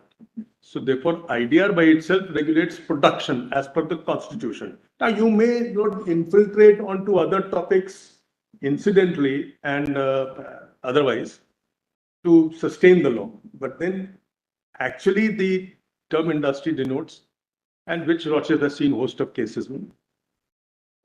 Now, Lord, the claim of the union is that Parliament has evinced an intent to cover the whole field, and therefore, even if no order is issued under Section 18G, it makes no difference. It is the occupation of field by abstinence or forbearance. For this, they have relied upon the cases, following 2 cases relating to mines and minerals. But curiously, as I said, Lord, it is quite uncanny that every time when this question is raised about the expanse of entry 52, to cover both the raw material and the production, then they invariably go on to the mines and mineral cases. And Lordship would see right from 56 onwards till date, there has been quite a distinction drawn between the 2 categories, 52 list 1 and 54 list 1. 54 list 1 relates to entry 23 list 2 and 52 list 1 relates to entry 24 list 2. Yes. Now, Lord, entry 23, as I had indicated, if your Lordship would very kindly come to this 96. And these are the 2 cases, Lord, which are invariably referred to. Invariably. And this is what is explained here and approved by Lordship in Supreme Court. It is PDF volume 5. PDF volume 5. PDF page 2274. The relevant paragraphs are paragraph 54 to 57. 69 to 72 of the PDF. And again, those 2 cases are referred. And then can you have paragraph? Can you have 71? That is PDF page 2294. I'll place only these 2 paragraphs slightly, then move on. The cases referred to above relate to grant of leases. Have Lordship heard? Imposition of cess and royalty and collection of fee in respect of mineral rights and mineral mines and mineral development regulation act. No doubt these cases at first sight support the contention of learned counsel for the petitioners. Mr. Dwivedi, which para you are reading? I'm just Para 75. Volume 5, page 2274. 2294.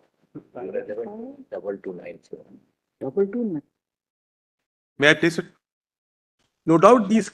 I'm sorry. 229. It's not there. Shriram Industrial. Shriram Industrial. Ah, correct. That's 74. 227. 2294.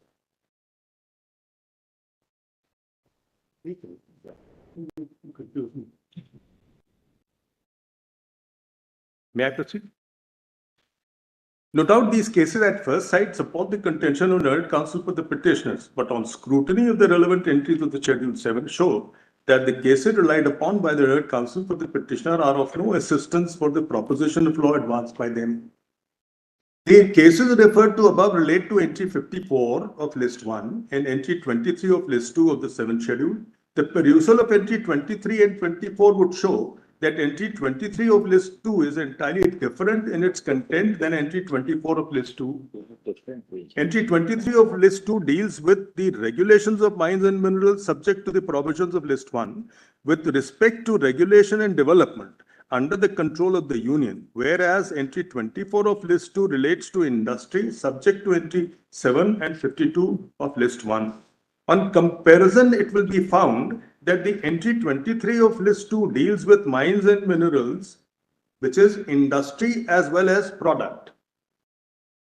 Whereas entry 24 deals with industry only and not with the product of the industry. Since entry 23 is subject to the provisions of list 1 and as such, as and when the Parliament enacts any law under entry 54 of list 1 for regulation of mines and mineral development, the contents of entry 23 relating to mines and minerals shift to entry 54 and thus the state legislature is denuded of its power to enact any law on the subject. That's the case because there the entry is wider. Now, my lord, kindly bear in mind, Lord, there was an observation in the Hingi Rampur's case and Tulok's case that even if law is not made, rule is not made or regulation is not made, field will still be occupied because of the Composite Act. The reason is this, Lord, because nothing is left for the state. The entire entry goes to the center. Once a declaration is made under entry 54, both mines and the product both go to the center. What is the state going to legislate on? They are totally denuded. And therefore, whether they make the rules or not, or regulations or not under the law, it makes no difference because there is no scope available in the state list. The list itself goes, the item itself goes to the center. So therefore, this reliance on this theory of code by itself and therefore perhaps the entry, when the field is occupied and the legislation by abstinence therefore will hold the field is not correct. This analogy with the mines and mineral cases is totally incorrect. Secondly, Lord, what is important is, if you see section 18G,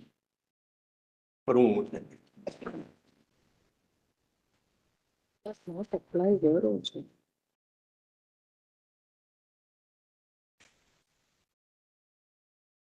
of the Act, not IDR Act. Do your lordships have it, or should I give the volume number? Lordships have. Power to control. But kindly see what chapter says. Control of supply, distribution, price, etc. of certain articles. Power to control supply, distribution, price, etc. of certain articles. 1. The central government, so far as it appears to it to be necessary or expedient for securing the equitable distribution and availability at fair price or any article or class of articles related to any scheduled industry may notwithstanding anything contained in any other provision of this act by notified order provide for regulating the supply and distribution thereof and trade and commerce therein. So what does it say? I ask myself, but it says by a notified order, you can provide for regulating of supply and distribution, trade and commerce of the commodity, the product. Now, the control has to be exercised through an order, which has to be for regulating. But if the center doesn't use this power and keeps silent, or as my friend said, abstinence, does it mean it wants to regulate or it is regulating the supply and distribution? It's a positive order which is incorporated, which is required here for purposes of regulation of industry. But the center not regulating by a notified order is also consistent with its having formed an opinion that it is not necessary or expedient for securing the equitable distribution and availability at fair price. I'll answer that. It's not just an issue of forbearance. The center may feel that the conditions precedent are not satisfied and therefore we will not regulate. Fair enough. But then Can any other authority say that, look, according to us, the conditions requisite are satisfied? no, when the question arises of a conflict with the state jurisdiction and the central jurisdiction under NT33, then there must be much more than what the center tries to indicate by abstinence. There has to be some indication. If the center wants to regulate by no regulation, then it must pass an order and say so. But it does not mean that I am not going to regulate and I would not allow others to regulate also. Your Lordship would recall that statement of just Mr. Govind Vallabh Pant, the paragraph which my friend had relied upon. While answering the queries, what he said was, we believe in cooperative federalism and therefore we want to leave space for the state. We want, because these are the matters which are locally better understood and locally better managed. Therefore, we want to leave it.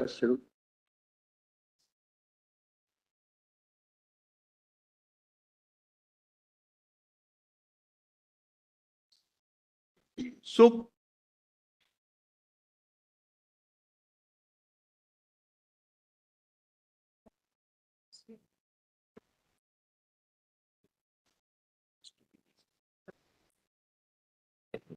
Basically,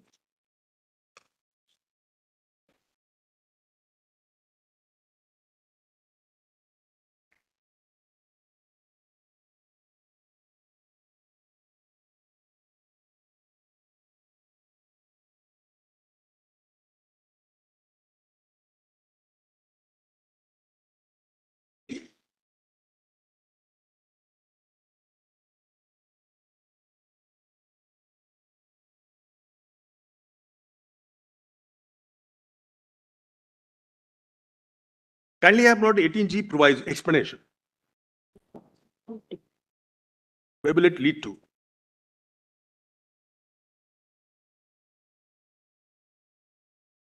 In this section,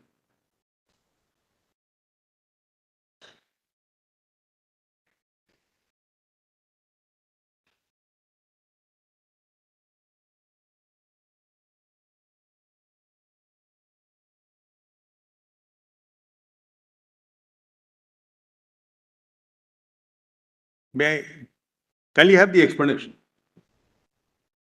In this section, the expression article or class of articles relatable to any industry, a scheduled industry, includes any article or class of articles imported into India which is of the same nature or description as the article or class of articles manufactured or produced in the scheduled industry. Now, here is a case where imported article is taken in. That is not manufactured in India. Obviously, industry will not take in.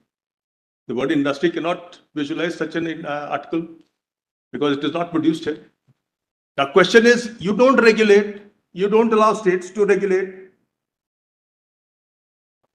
For instance, take the clause 18G2A. For controlling the prices at which any such article or class of articles may be bought or sold. Controlling the prices. Now, Lordship has seen that under the Constitution, price is 2034 in the list 3. State can exercise the power. But by doing this, what you are doing, by abstinence, you are saying even state cannot fix the price of the imported product as well as the local product. Not, as I said, not 33 has to be read in the sense of a cooperative federalism, where some space should be left for the state as I'd place that portion of Sri Govind Vallabh Pant. But if it is a declared industry under entry 52, the power to regulate prices will be traceable to entry 33. 34. 33. No, it may not, because there are It specific says trade and commerce in it.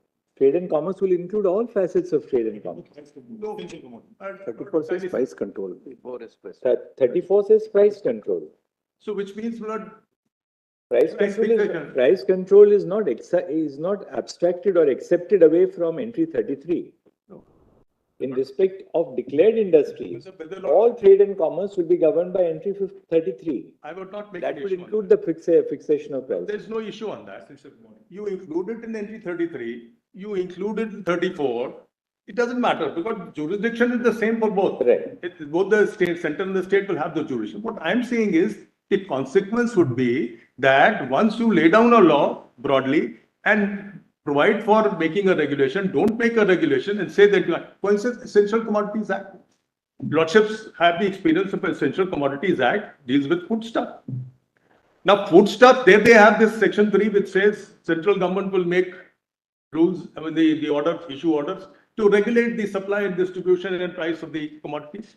But supposing center doesn't make anything, but would the state be deprived? No, the center doesn't make it because it believes that the conditions precedent under subsection 1 are not fulfilled. Then, if we allow the states to do it, that would really defeat the purpose of entrusting to the center the power to make that as I said, precedent.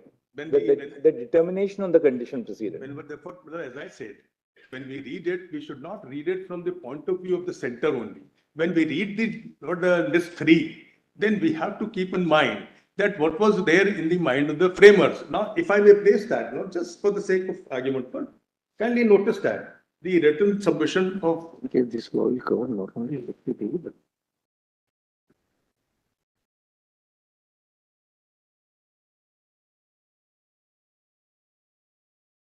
Page क्या था उसका?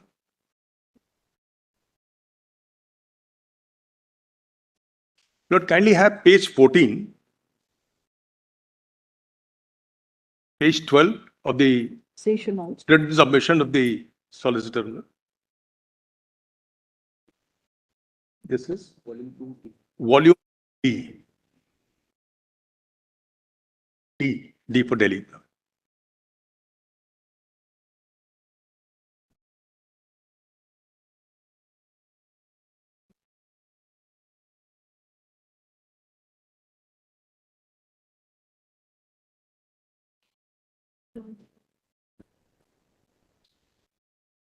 No, right.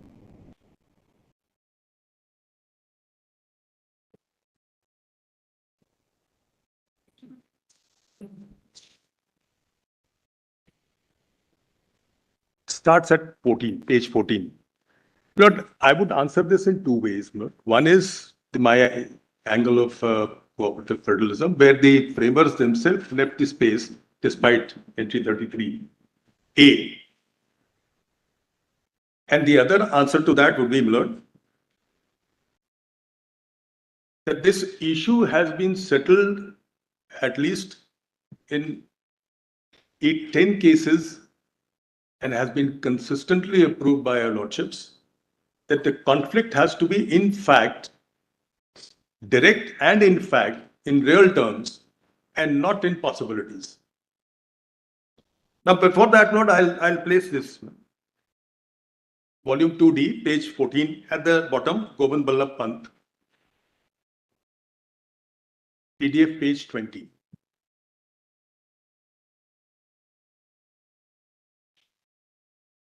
PDF, page 20. It is of great importance, not what they have said. And it is in the context of 33A, list 3. Sir, may I place it? Sir, all the 4 amendments, so and so and so, are interconnected and interlinked, and they must stand or fall together. According to the bill, development of industries where development under dominion control is declared by dominion law to be expedient in the public interest. Regulation and control of such industries, trade, commerce, whether or not within a province, in and production, supply, and distribution of products of such industries were to be included in list 1. That is, all these subjects were to be brought within the exclusive jurisdiction of the federal legislature and the federal government. Now that would have led to several other difficulties and complications. We all realize that so far as the development of industries where development under the dominion control is declared by dominion law to be expedient in public interest, and regulation and control of such industry should rest in the center. According to the entry already contained in the federal legislative list, development of industries where development under dominion control is declared by dominion law to be expedient in the public interest is already included, and there is no intention of making any change so far as that is concerned. But as proposed in this amendment, regulation and control of such industries should also be placed under the jurisdiction of the federal legislature. So far as the first two parts of this clause are concerned, they will stand as they are. But with respect to the rest, that is trade and commerce, whether or not within a province, in and production, supply and distribution of products of such industries, it is proposed by the series of amendments to which I referred at the outset that these should be included in the concurrent list and changes should be made in other amendments. Now, why is it that they said? Now, this would have led to several other difficulties and complications. We all realize the development of industry is essential, but then both state and center should participate. Why should center say that we'll only deal with it and rest you can't touch it? Otherwise, what the consequences?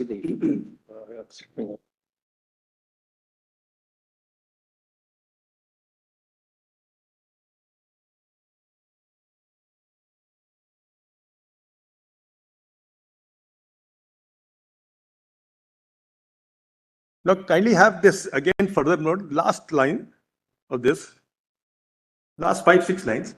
So, if these are made the exclusive charge of the center, then the provinces will not be free to discharge the duties and obligations which will necessarily devolve on them. In order to enable the provinces to play the part subject to the overriding powers that will now vest in the center, it is necessary to include these items in the concurrent list. And that is what I propose. Even now, when we have got the Essential Supplies Act, Center generally frames a few basic rules and leaves the rest to the provinces. Then in the end, last 4 lines, but they require a very extensive network, and I think it is not possible for the center to manage these things without the active cooperation and support of the provinces. So I propose that the amendment to which I have referred to at the outset be accepted unanimously, and it was accepted.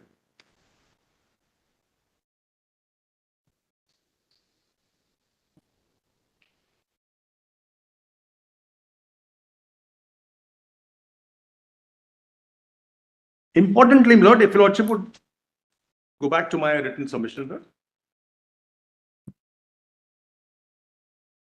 Last paragraph, page 11, last paragraph. At least leave the middle paragraph. What we have to see, have your lordship heard? Yes. Page 11 of my written submissions.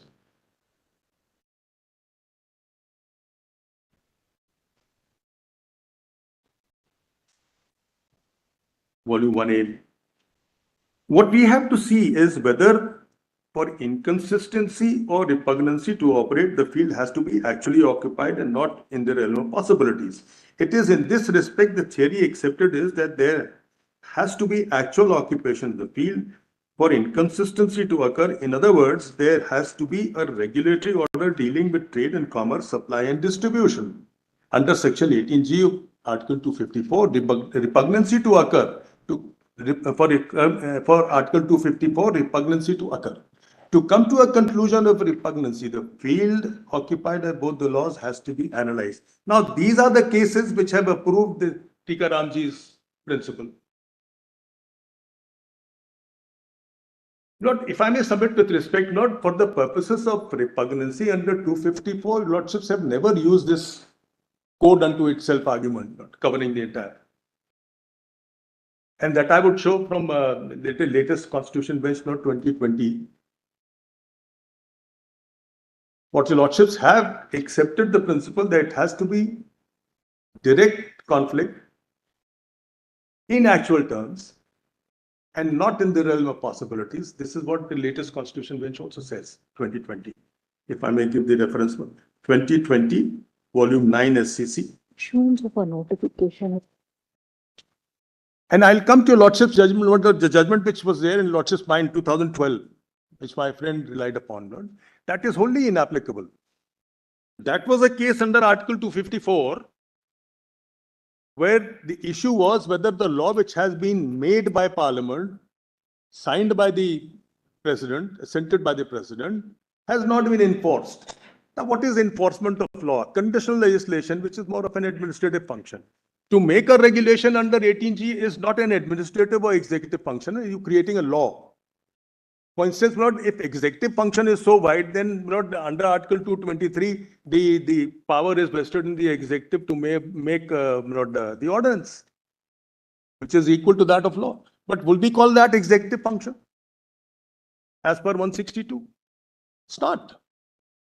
These are the functions, which are lawmaking functions ascribed to the executive, which is co-equal to the law.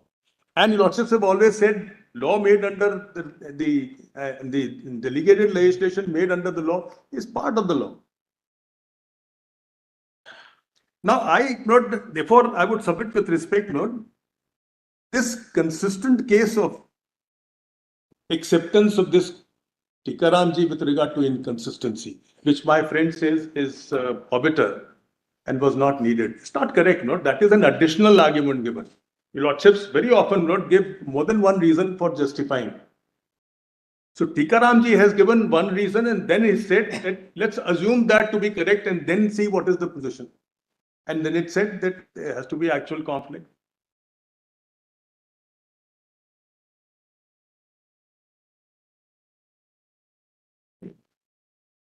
What else? Now, in SHRI Industries case, very interesting situation arose. I mean, the molasses part. There, the control order was issued under Section 18G, but was not applied to state of UP and Bihar. Now, therefore, the court said, since it has not been applied, there is no actual controversy or conflict. Now, should we now say that even though it has not been applied, since there is 18G, therefore it covers the field, state cannot? The legislation was not to apply the order under Section 18G. SHRI Industries case. Now look at that's why I'm pointing out various situations where your lordship will have to look into the consequence of holding that there is a court by itself argument.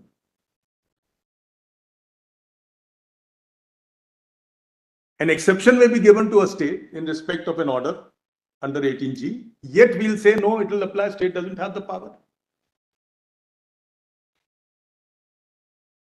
So the aspect of total denudation which is there in entry 54 is not there in entry 52. That's what I am advocating. And when it comes to repugnancy under 254, we do not apply the principles of the conflict of entries. In case of conflict of entries, this may be the situation when the entire field is occupied. Therefore, there is nothing left. And lordship has seen the MMDR Act, the earlier bench, how composite that act is. When everything has been taken away by the union, then nothing left for the state to do. Therefore, they said, you make a rule or you don't make a rule, makes no difference. It is in that context. And then, kindly see, as I said, there's a consistent line of authorities, at least 10 cases, where they have approved. And now at this stage, after 70 years, we are seeking reconsideration. In my opinion, with all due respect, Tikaramji is a case which is most well considered judgment, followed in other CVs. And minor tinkering here and there shouldn't take away from the value of that and worth of that judgment. Anything else now, Mr. Dwivedi? I'm sorry? Anything else? Yes. It is accepting this one small 1 minute. Yes. There is this judgment, I wanted to distinguish this case, 2012 volume 2 SCC 773, that the law was held to be made as soon as it is passed by Parliament and assented to by the President. Therefore, once the law is made, mainly because it has not been enforced, doesn't mean that the field is not occupied. That was the case which my friend had relied upon. What was the name? My friend will pronounce the name better than me. Mara Prem Kuri. 2012, volume 4. But that is a case where they interpreted Article 254 and found that the word used is law made or making of law. So making of law, the procedure prescribed is passing of the bill and signing by the president. The law is made. Once the law is made, the field is occupied. Enforcement is a mere executive act, makes no difference. But here it is different. Not 18G is not an executive act of conditional legislation. Enforcement is nothing but conditional legislation and executive act.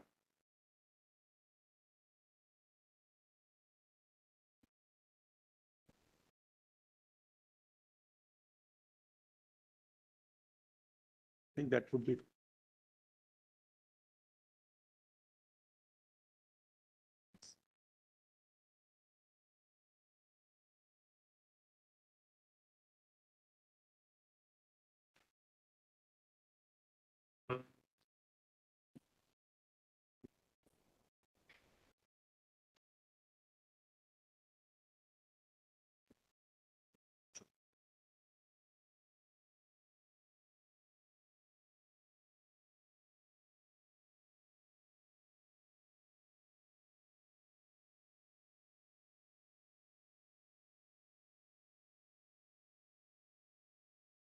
Due respect, but that case is therefore totally distinguishable.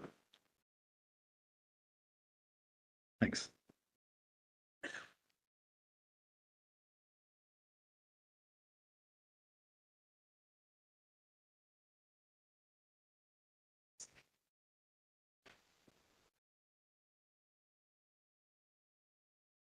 I'm greatly obliged. Thank you. But my friend has covered most of the points, so my role is limited.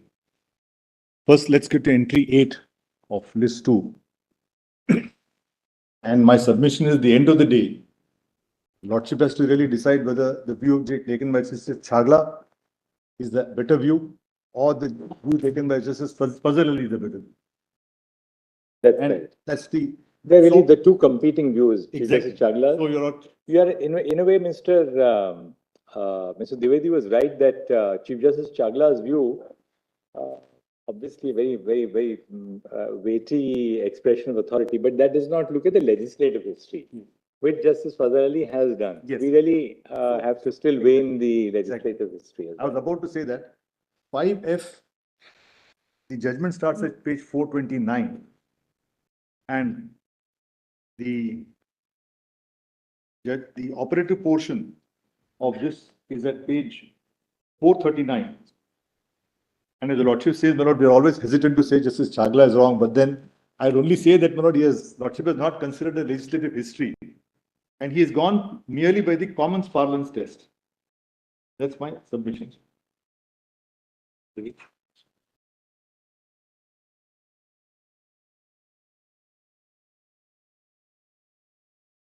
Lordship now comes to page 439.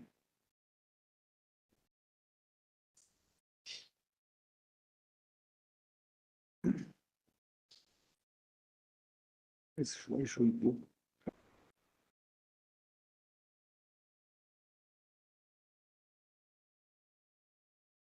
View was partly accepted, partly reversed.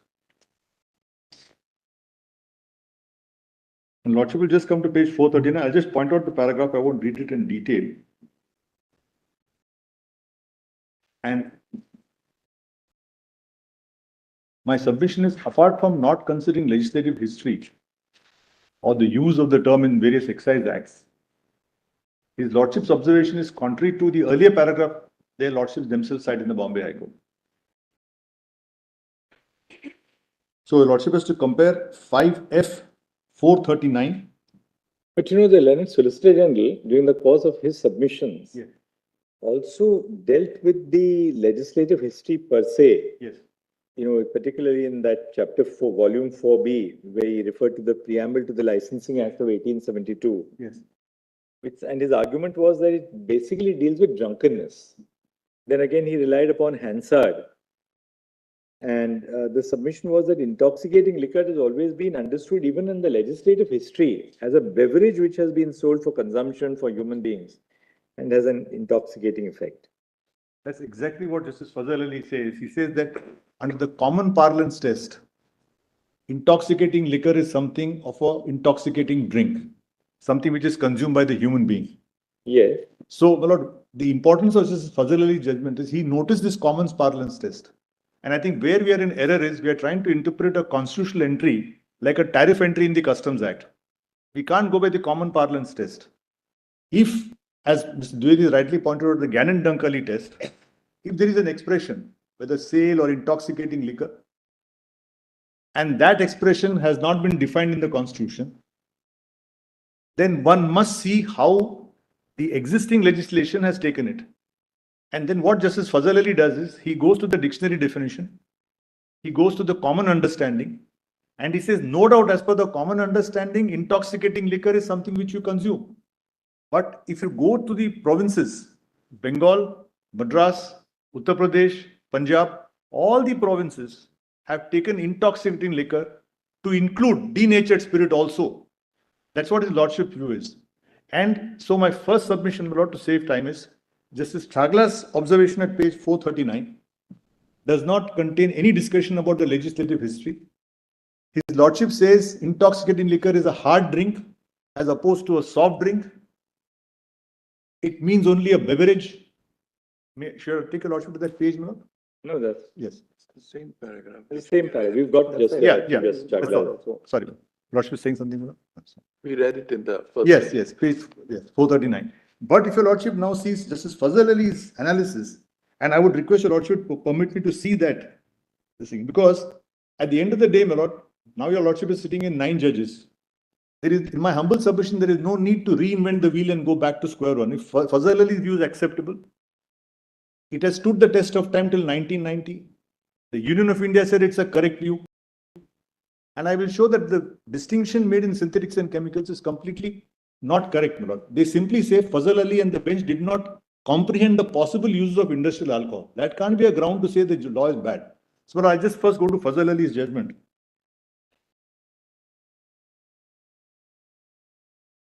Yes, lordship will just come to volume 5 at page 1725. That is always so.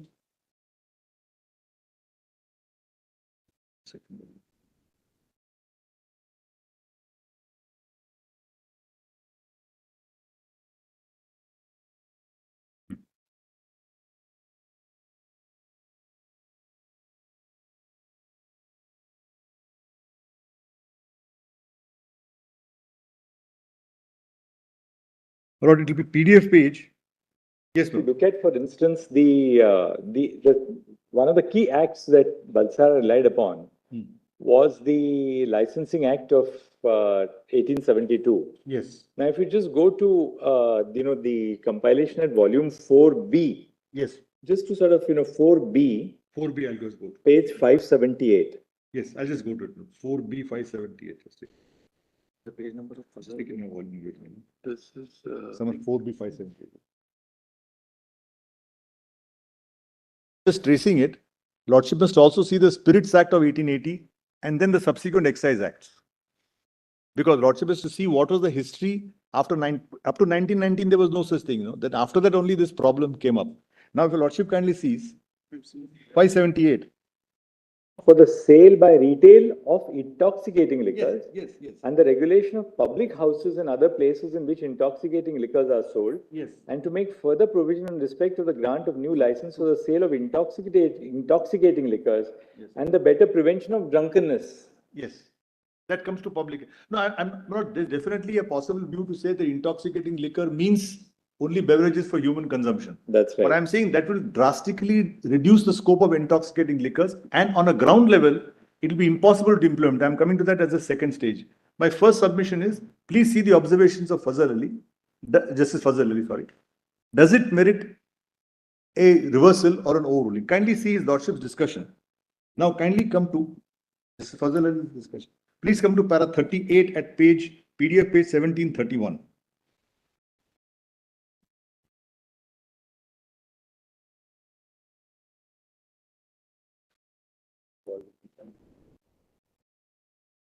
Para 38 minute.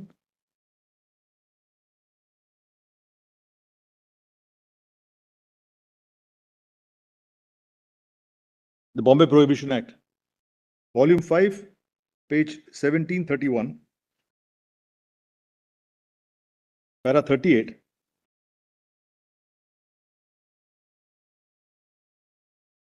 His Lordship extracts the definition of liquor in the Bombay Prohibition Act.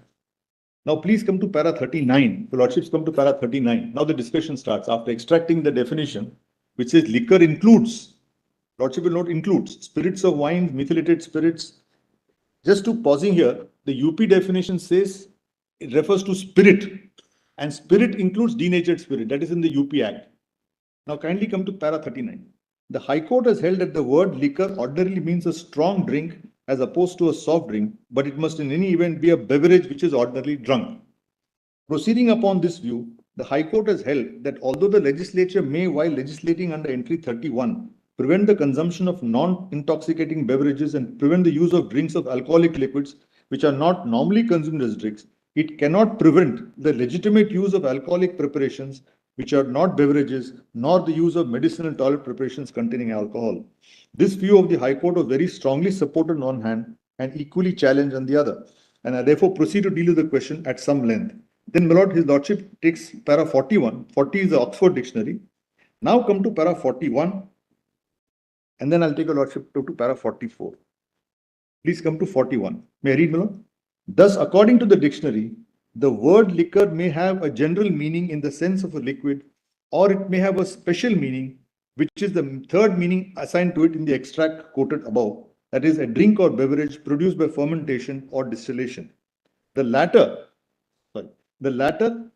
is undoubtedly the popular and most widely accepted meaning, and the basic idea of beverage seems rather prominently to run through the main provisions of various acts of this country as well as America and England relating to intoxicating liquor, to which our attention was drawn. But at the same time, on a reference to these very acts, it is difficult to hold that they deal exclusively with beverages and are not applicable to certain articles which are strictly speaking not beverages. A few instances may make the point clear. In the National Prohibition Act of America, 1919, they quoted, I'll just pause here, Lordship will just make a note. In Salesman, Lordship has got the National Prohibition Act 1919. In that page, Lord, in the middle, Lordship has seen that. There, just to pause, the National Prohibition Act was interpreted by the US Supreme Court. And I mentioned in my first argument that they said intoxicating liquor includes denatured spirit. That's what the US Supreme Court held. Now, my lord, please come. Please come to para 42. The Licensing Consolidated Act of England was an act relating to licenses for sale of intoxicating liquor.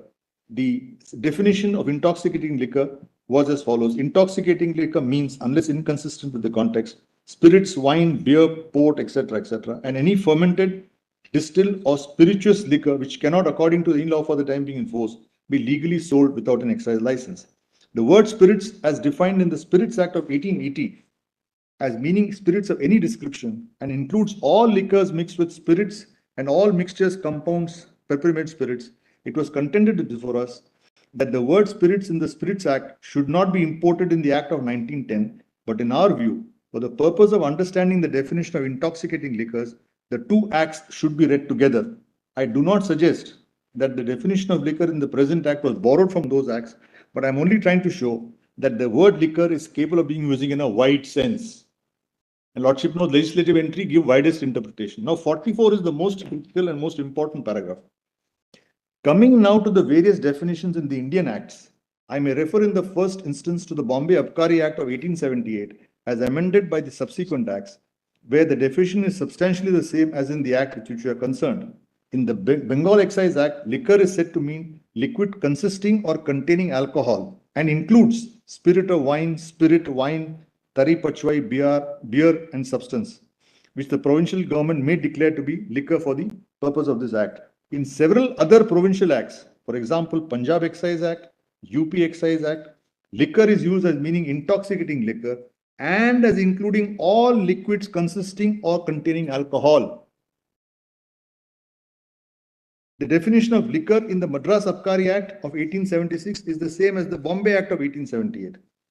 Even if we exclude the English and American acts from our consideration, we find that all provincial acts of this country have consistently include liquids containing alcohol in the definition of liquor and intoxicating liquor.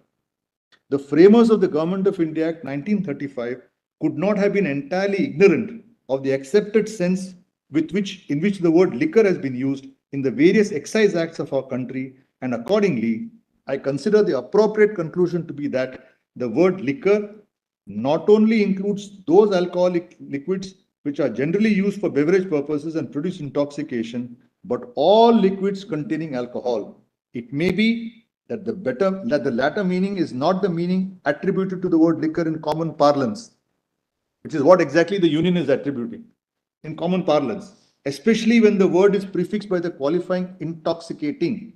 But in my opinion, having regard to the numerous statutory definitions of the word, such a meaning could not have been intended to be excluded from the scope of the term intoxicating liquor as used in entry 31 of list 2. Then there is another method of approaching the question which deserves consideration.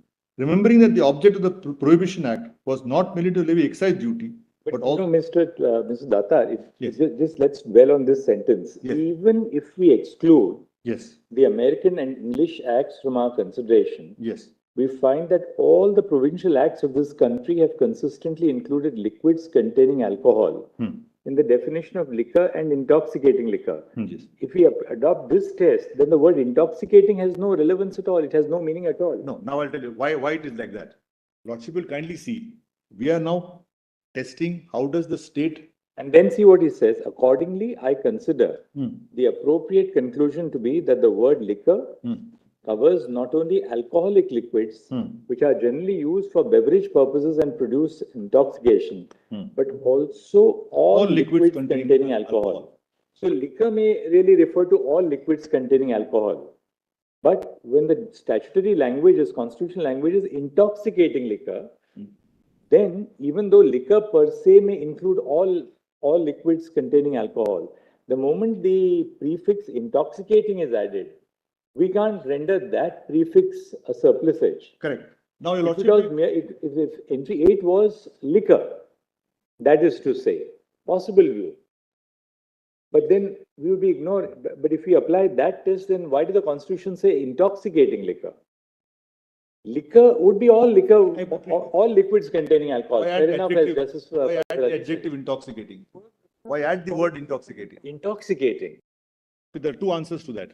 First is Justice Fazal Ali's explanation that if you go by the common parlance test, then intoxicating liquor means only liquor which can be consumed by human beings. That's the common parlance test.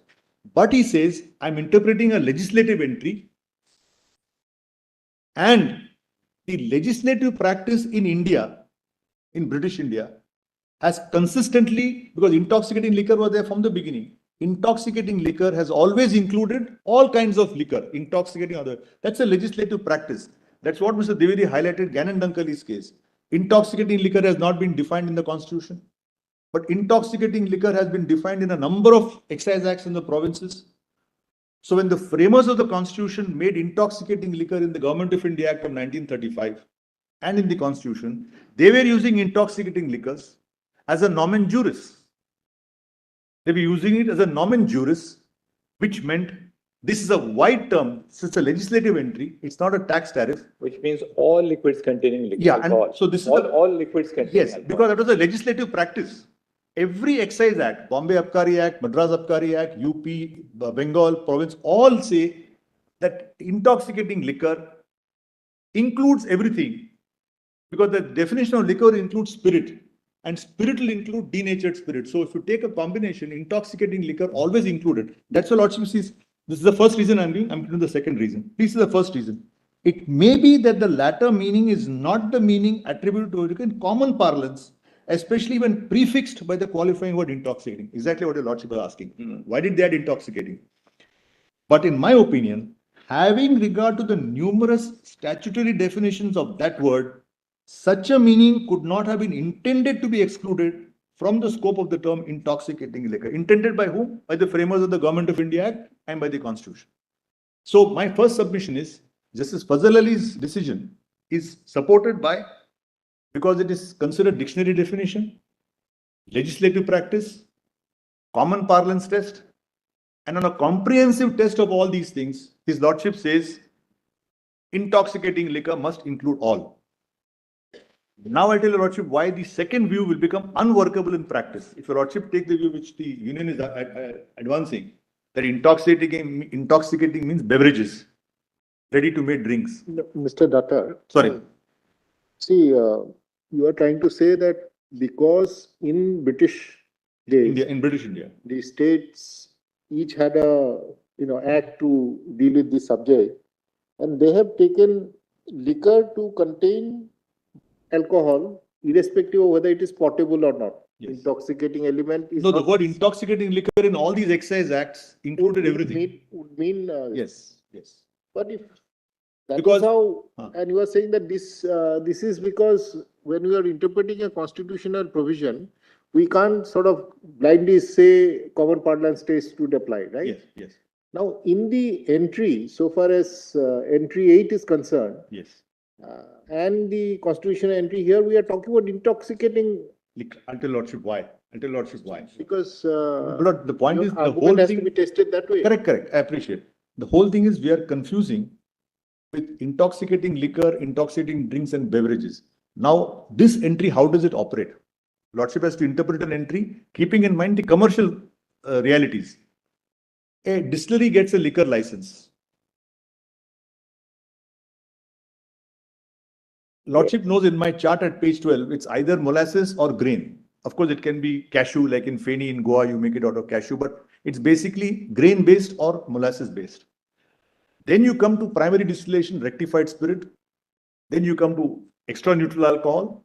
And then you either go to Indian made foreign liquor, that is rum, whiskey, gin, or you go to denatured spirit, which is for industrial purposes.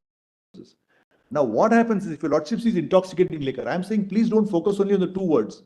Please see further. That is to say, production, possession, transport, sale, distribution. All that means that the distillery which is manufacturing it makes everything.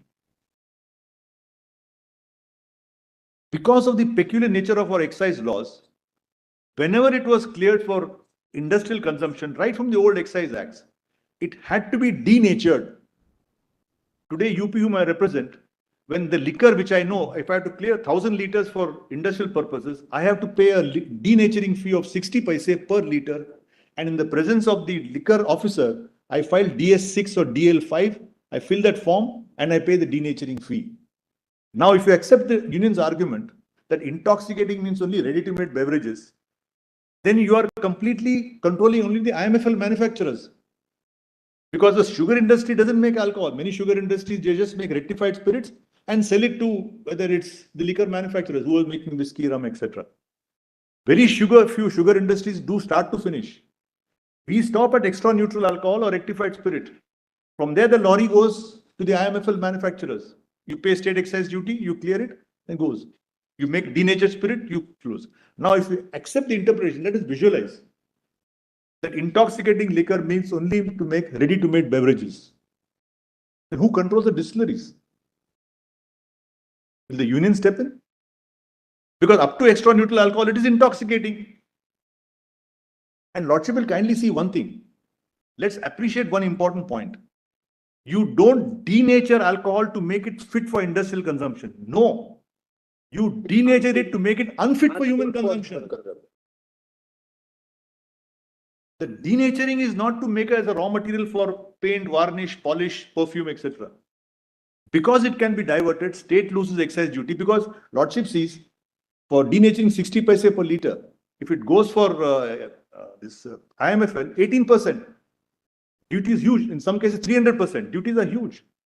So please appreciate this entire gamut from manufacture to distribution is all ENA. Is all extra neutral alcohol. The state controls everything. And you can't have a vivisection of alcohol meant for human consumption and intoxicating liquor meant for this. Sorry, that is not the case.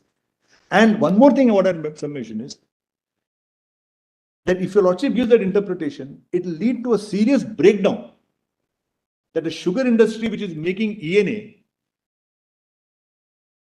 it is not making a soft drink, a hot drink as just Chagla calls it, or a ready-to-eat beverages. And solicitor said it should be intoxicating drink as in Article 47. With great respect, no. It will be chaos.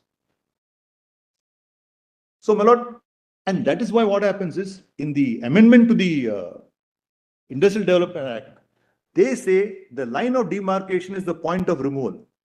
Please read the statement of objects and reasons. They're very well drafted. They realize synthetics and chemicals has created created hardship. And therefore, they say Bihar distilleries gives a better formula, and Parliament decides to accept the Bihar formula. They say, let's go up to the stage of removal. Up to the stage of removal, it is state control. Whatever is denatured is central control, central tax.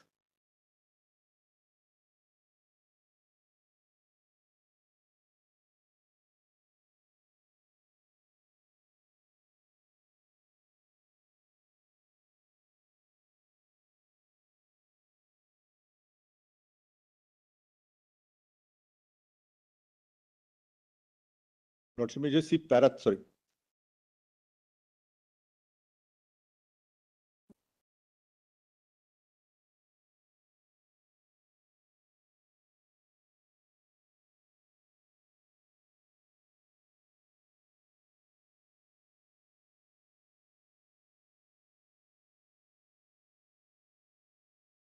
Intoxicated? No, Lord, in fact, in a lighter vein, I was just remembered Justice Krishna's thing of intoxicating. There are 4 stages. I don't know if Lordship has seen that judgment of P.N. Kaushal. P.N. Kaushal. Yes, yes. That is, what is it? I'll tell Lordship. I made a note of it. 4 stages are jocose, bellicose, lachrymose, and comatose. So when you start consuming liquor first, jocose is jolly, you're playful. Then bellicose, you become aggressive or belligerent. Then lachrymose, you start weeping, you become tearful. And finally, comatose, you go into a deep sleep. It's P.N. Kaushal's explanatory intoxicant. This in a lighter vein. So, my lord, I just submit that I would request your lordship to accept Balsara. For one reason, A, it is well reasoned. B, it follows the Gannon-Dunkley came later, but it synchronizes the Gannon-Dunkley test. Words not defined in the Constitution, but which have been given a legislative meaning for several decades, must be treated as nomen juris.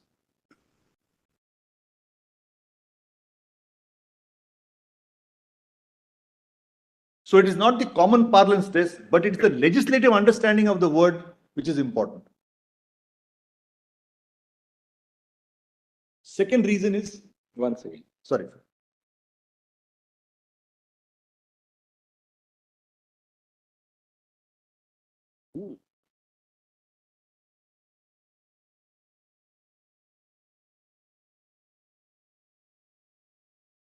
Yes. So second reason is it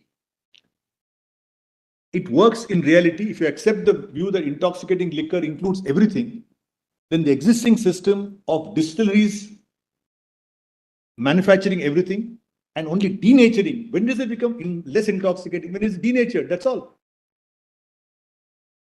Nobody starts making denatured spirit. As I said, denaturing is an offspring, is a child of intoxicating liquor. One baby is denatured, the majority is the... So the second reason is it works in practicality. If a lordship takes the union view, it could lead to serious problems. And only IMFL units will come under state control. Thirdly, and neither the attorney nor solicitor answered this point,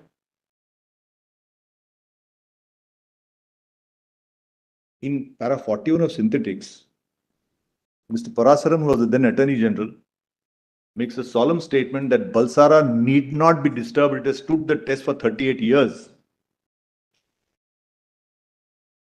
And it is not a statement made in an SLP admission. It's a statement made by the highest law officer, keeping in mind the principle of consistency. And till today, nobody from the other side has said why we are decided to depart from the Balsara view.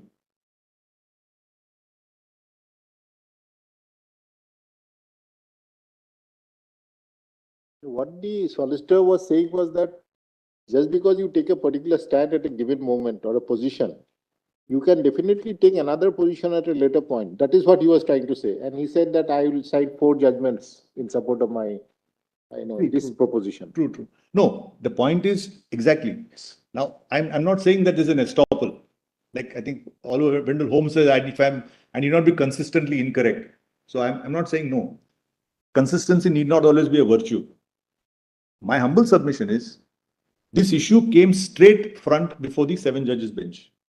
The Attorney General, Mr. Parasaran, at that time says, we don't want to disturb Balsara. We also agree that entry 8 can include denatured spirit. That's in para 41. So the burden is on the union to show that our acceptance that time was faulty. For A, B, C, D reasons, we choose to take a different view now, and that is not forthcoming. The principle is, yes, I can always change my view, but you must justify to this bench why the statement made by Mr. Parasaran is wrong, and now you have to completely. But Balsara is in the context of prohibition only. No, Balsara is in the context of interpreting entry 31 is equal to entry 8. But in what context? Prohibition. Doesn't matter. Doesn't matter. Doesn't matter. Bombay Prohibition Act. It's, but Balsara has been followed for 38 years in a number of liquor cases. Consistent, it will not accept this complete somersault, some complete change in synthetics and chemicals. For 38 years, Lord Lordship knows in every High Court there are numerous cases on prohibition. Like every time there is some liquor license, there is case after case on prohibition. Balsara was followed consistently. And please see what is the reason of synthetics. Please see para 74 for a minute. Please indulge me in 74. Is this the way, with great respect, are we going to reject a proposition of Mr. Balsara? I'm saying this thing, Manoj. Even assuming Balsara could be today a Lordship can take a better view. A different view. I'm saying, is it necessary? If one view has stood the test of time, accepted by the union, then unless there are overwhelming, compelling reasons to change it, I'm saying don't disturb it. Now, please see para. But then synthetics has also stood the time now for 35 years minus this reference. No, but the point is, as far as synthetics and chemicals is concerned, it, in fact, far from settling the law, it unsettled the law, and you had different cases. You had Bihar, VAM1 on one side, other case on one side, Modi Sugar, Deccan Abkari on the other side. All that is noticed in the Law Commission report. The Law Commission report notes that I had prepared a table of cases following the synthetic view, cases opposed to the synthetic view. And if synthetics was followed, where was the need to amend the law retrospectively? The Law Commission notes that because of synthetics, a lot of confusion has taken place and we have to set right the law. And then they make a clear demarcation in para 3 of the statement, objects and reasons, that it is now necessary to demarcate the jurisdiction of union and states. That's paragraph 3 of the statement, objects and reasons. We want to make a clear-cut fence. What is the union's territory? What is the state's territory?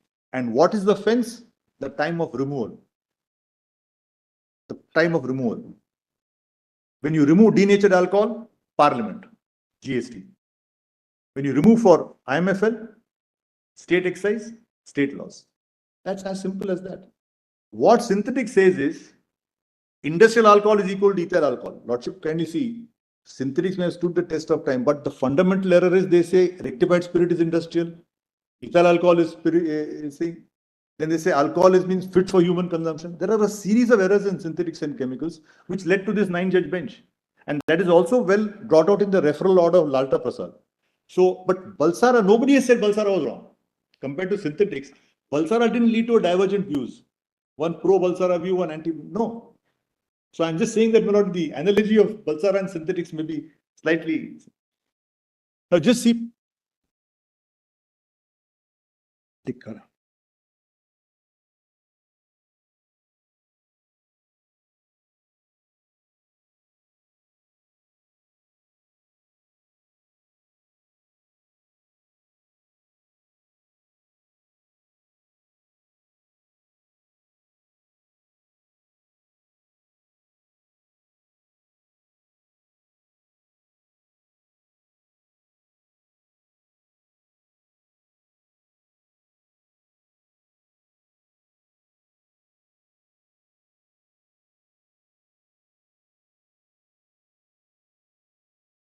to say, it's a composite industry.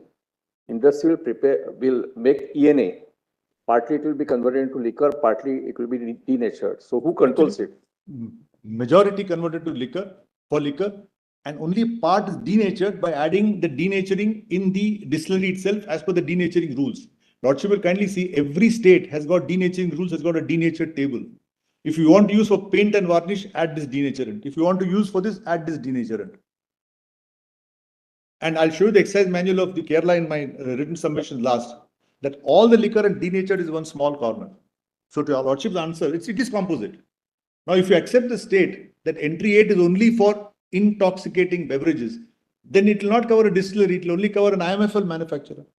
The sugar is the industry which typically makes molasses, and then it's a good byproduct for them. It's a good source of revenue to convert molasses. In which event, who will control that industry? Who will control that industry? It was working perfectly well till synthetics came along. In a situation like this, suppose it's a composite industry. Partly the ENA is sold for for IMFL, and part of it is of course denatured. In such a case, it's a composite industry. Who controls it then? What happens on the ground? Owner controls so far as regulatory control is concerned. Regulatory control. Regulatory control is concerned, my lord. So far as it is central government's part, the central law will apply. But that happens. My lord, local laws applies. There are central laws apply. My lord, in every case this happens. You can't have two excise officers in the same factory. So you'll have a duality of officers. Two excise officers. What happens actually on the ground? On the ground, my lord. On the ground also, my lord, in all factories, all industries, there is a dual control. No. For and with great respect, utmost respect. I never go by the innocence on the face. On this, no, we take for example the pharmacy. On this, we'll tell the solicitor that you are innocent. No. Not pharmacy. You have some of the industry representatives here. Yes. What happens? Who controls? I mean, what is the ground situation? Because today synthetics holds the field. Now, take for example, if there is someone, is anybody here? Praveen Kumar? But I've got the entire exercise manual. But otherwise, my lord, kindly, please, Sorry. If you don't mind. Not pharmacy, for example. But there is bound to be state laws, my lord, which are applicable to a pharmaceutical company situated in a state. It would be governed by those state laws. So far as central legislations are concerned, they are also governed, my lord, governing the pharmaceutical industry. But that is the reason why for a company having more than one particular turnover, you are supposed to have a company secretary who is trained, my lord, which law of the state is to be complied with, which law of the center is to be complied with. But that can never be a ground for assisting your lordships, my lord, on the question of constitutional interpretation. Every industry, my lord, take any textile industry, there would be, my lord, there are bound to be state laws and bound to be central laws, and both are to be complied with. But actually, in such a situation, the central laws are also enforced by the state officials. That is, my lord, delegated legislature. I am not on that. So that can still be done. No, apart from the delegated legislation, because our constitution contains that provision, right? That if it's a central law, the implementation of the central law is also entrusted in the states to the state of it. Certainly. But the center is a very small complement of officers. No, correct. No. We can't have, suppose for example, so the Industrial Disputes Act, it's enforced by the state officers. Correct. In the states. Except, my lord, possibly taxation, excise, etc. Few subjects, all are implemented by the officials of the state government. They implement respective or my lord, whichever is applicable, central law or state law, as the case may be. Article 73. You see, Article 73, the proviso says, provided union executive power, provided, just see 73(1), subject to the provisions of this constitution, the executive power of the union shall extend, A, to the matters with respect to which Parliament has power to make laws, and to the exercise of such rights, authority, and jurisdiction as exercisable by the Government of India. Now, provided that the executive power referred to in subclause A shall not, save as expressly provided in this constitution or in any law made by Parliament, extend in any state to matters with respect to which the legislature of the state has also power to make laws. That's why, and you know, as you rightly said, for say income tax, the Income Tax Act provides for a whole administrative machinery. Your Lordship, see 256, Article 256.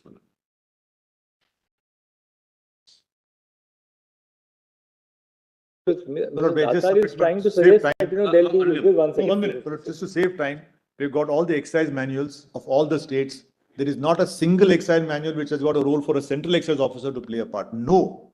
We pay the duty. When it goes for denaturing, we put the excise duty challan and we pay excise duty and remit it to under this. Because of the present regime, Yeah, obviously it goes to because of the central present treasury. regime. State, it goes to state treasury. Excise, all my colleagues are here.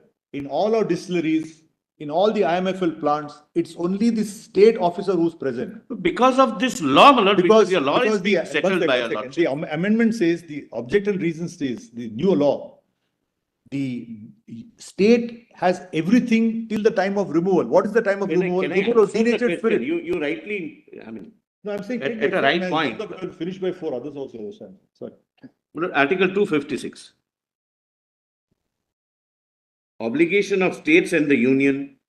The executive power of every state shall be exercised so as to ensure compliance with the laws made by the parliament and any existing laws which apply in that state and the executive power of the union, my lord, that is corresponding provision. My lord, for example, there is a law made under entry 52 that we, the center, the parliament, wish to regulate coffee industry in a particular way. And the law provides that this would be the formats prepared by the state authorities. This would be the reports to be filed, returns to be filed, prepared by the state authorities. That can be done. Right now, the question is whether that power is traceable to 52 or not. How, Lord, the industry is run in an era or a regime where your lordships are yet to take the call can never be a ground to say that that call may not be taken because we are running it right now in this particular fashion. If your lordships takes the view, this is subject to 52, read with 33, with or without 33, then my lord, constitution will take care of itself. But to say that right now there is no system and only state is implementing is no legal answer to a constitutional question. Lord, I've got a legal answer to that.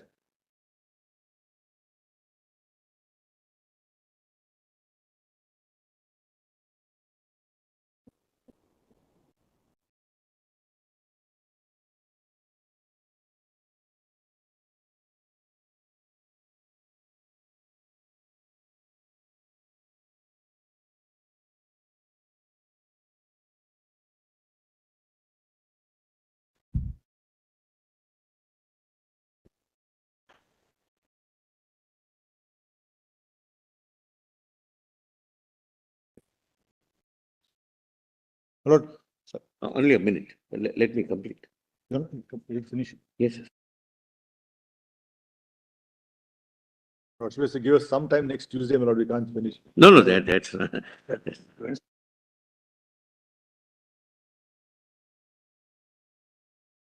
Lord, one more thing. ENA, even at the stage of ENA, it is alcohol basically. Yes. Lord, one more thing. Lord, entry 52 says control of the industries. No, control may not be restricted to the control my learned friend is expressing himself to be. That's my officer is there, state's officer is there. That's not the control. Control would mean control by law made by the parliament. The law may say that we would exercise control, we would regulate, we would examine A, B, C, D through the officials as may be appointed by us. And those officers can be state officials also. No, Solicitor, we can ignore all this. Who actually married this today, that's, we are not considering that. But question is, what is the meaning of intoxicating liquor? Because take a case of a sugar industry. What will be manufactured will be ENA, which is alcohol, which is intoxicating liquor.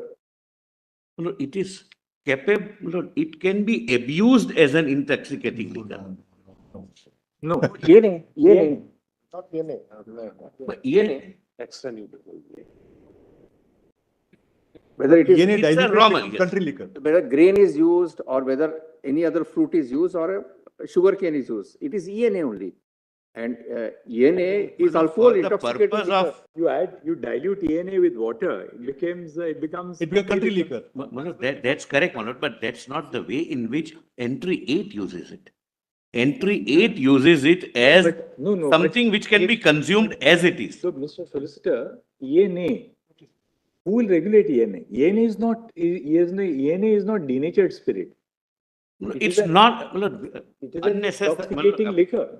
Kindly see, the law is clear. It's not denatured spirit. My lord, they have confused denatured spirit, ENA, this, that. The law is very clear, potable and non-potable. If it is non-potable, it is state, it is center. If it is potable, it is state. And potable would. This is going far away. Look, if Industry. Mr. Gupta also rarely, my lord, does this. I really have a strong case. Well, there is one more factor in my favor. Yeah, what is Mr. Gupta saying? Just in 10 seconds. ENA is a raw material for IMFL. No. Raw material is either it is the basic raw. etc. You don't get. This is a fundamental misunderstanding. But how do you get ethanol? How do you get ENA? ENA, my lord, is cleared. Lord, I'll tell you. It's cleared as an excisable product. Lord, when it's denatured, it goes to GST entry 2207. If it is not denatured, it is ethyl alcohol coming under ENA, coming under state law. I put GST entry also there. The GST council. Only a minute. Only a minute. But let us not be confused on this. For every kind of alcohol, the raw material is either sugarcane, grain, grapes, etc., etc., molasses, etc. Correct.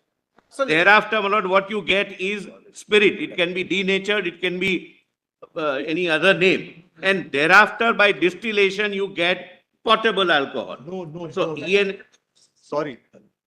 No, sorry, sir, because you actually please. You should be sorry, but not for this. Yes. No. So fundamentally wrong. Fundamentally. Yes. Lord, raw material means from where you get it. You don't, my lord, is it available? Is the ENA available, my lord, in a natural form from where I can get it and I can manufacture, say, whiskey or scotch or some whatever, my lord? No, you have to make ENA. And then that is used as a raw material for the purpose, but for the purpose of making. But ENA is intoxicating liquor. There's no dispute on that. No dispute. Intoxicating liquor, but my lord, not for consumption. Why? Not potable. Why? You have to do something. No, we want to understand one thing. ENA is alcohol. So it can be intoxicating liquor. My lord, when we go to, Sorry? let us not, my lord, give meaning to a constitutional provision which is unnatural. Lord, when the constitution says, my lord, intoxicating liquor for human consumption mean something which is as it is capable of being consumed. That's, my lord, as simple as that. Not that it can be converted into something which is, my lord, can I go and say that give me 1 liter of ENA because I want to consume it after adding something into it? I cannot. It's as simple as that. So therefore, according to you, it will not cover ENA, according to you. Is that sufficient? Yes, it cannot. It cannot. My lord, I'll make my submission. Yes. My lord, my humble submission is entry 8 covers ENA. Parliament has no role to play. My lord, at one very serious issue comes here. There are totally 168 general entries. 168. 82 entries are with the central government, Parliament. 81 entries plus 97. 82 entries. There are 46 entries in the concurrent list. There are only 40 general entries in the state list. Minute. Before you start, give me 2 more minutes. Page 53 of my written submission. It is already filed. Please see, my lord, from where the process starts. It's really unfortunate, my lord, that the industry is saying that what is wrong. And we'll come back to you in a moment. So then that is the solicitor's done. Okay. Yes. Mr. Solicitor, which page are you? Page 53, my lord, volume 2D.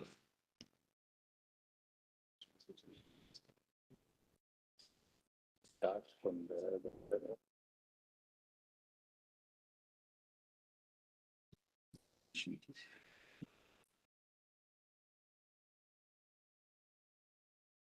Kindly go a page before, my lord. Kindly go a page before. Lord, alcohol is concerned, the following details are relevant. Alcohol is derived through a distillation process where carbohydrate, that is sugar or starch, is fermented and then distilled to extract alcohol. There is no other, I'm sorry.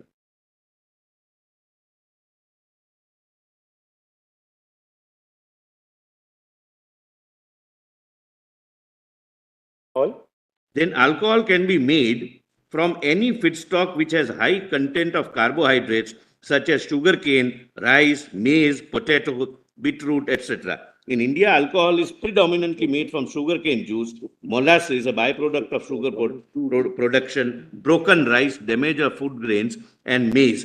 Major types of alcohols are given below. The rectified spirit. The rectified spirit generated after distillation out of those raw materials, having minimum 95% ethanol content is used only for industrial purpose. It is used for industrial purposes such as users as solvent in paints, industrial chemicals, etc. Then extra neutral alcohol, ENA. This neutral spirit having minimum 96% ethanol content is made by further purifying the rectified spirit. This is used both for potable alcohol and industrial purposes. Mr. Solicitor, just Only a minute more. No difficulty. Otherwise I'll forget the question. I'm sorry. Now, extra neutral alcohol, ENA, you say that this is neutral spirit having a minimum of 96% ethanol content, which you produce after further purifying rectified spirit. Then you say this is used both for potable alcohol and industrial purposes. For right? making potable, no? It should be for making. It comes used for making, right? Yes. Now, in that case, at the point when ENA is cleared, is the stage of removal takes place, and it is removed for the purpose of the manufacture of potable alcohol. IMFL. If you don't mind. IMFL, that is. Right? It is being removed at the stage of removal. Why is it being removed? It is being removed for use in the manufacture of IMFL. Potable, yes. Will not that fall within the domain of the state? If it is removed at the point of removal for industry purposes, we want you to respond to it. We want clarity on it. At the point of removal, if it is being removed for industrial purposes, certainly then it doesn't fall under entry 8. But not for the simple reason that extra neutral. According to Datar sir. Sorry, my lord. Not we are getting this. bellicose. It's indecent. Apart from anything else, it's indecent. You are not. Mr. seem Datar to be not won't do anything practicing like here. that, No, Mr. Datar would never do that. I'm saying him. I'm telling him. Reply to so many points. Whenever I argue, that's what he does. So I said it's indecent. Not Mr. Datar. No. He would never do it. He would never do it. No, he seems to be not practicing here. Just as a younger brother, I'm telling him not to do this. It's anywhere, before anyone. Mr. Just say sorry to the solicitor. No, it's not in an anger or something. Right. This happened 5th time, so Right. 6th time I just couldn't resist. He's apologized. No, that's okay. That's over. Now, my lord, this is, my lord, a product which I purchase. If I am the IMFL manufacturer, I purchase that product.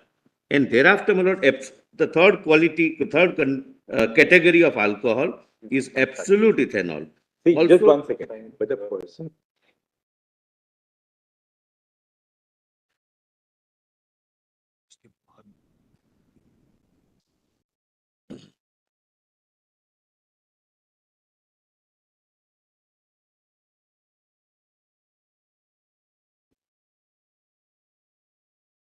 Solicitor, your point therefore appears to be that it is only IMFL which falls within the purview of entry 8, because that is the only thing which classifies as potable. potable alcohol which can be consumed as. Sure on that. There's a little bit of we are not sure on that, because at the stage when ENA is removed for the purpose, ENA is capable of being used both for potable liquor.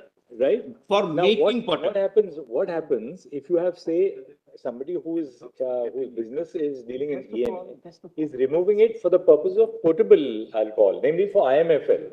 Can you say that then it will not fall within the purview of entry 8? Yes, ma'am. May I say the In difference? your submission, it says it will not fall in the stage of entry 8 until a IMFL is manufactured. I'm not sure that's the correct position. May I show the difference according to? Yes. No, just Lord. one second. Yes. So is it your case that ENA will not be covered by entry 8 and only IMFL is covered by entry 8? Is it your case? Yes. Specifically? Yes.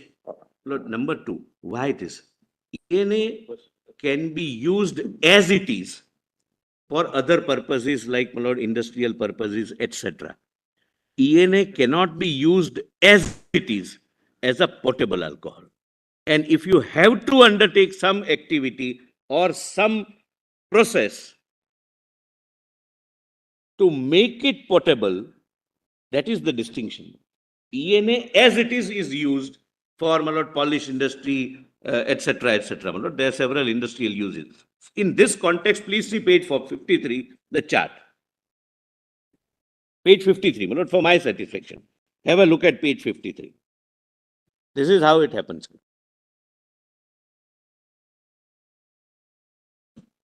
No chart.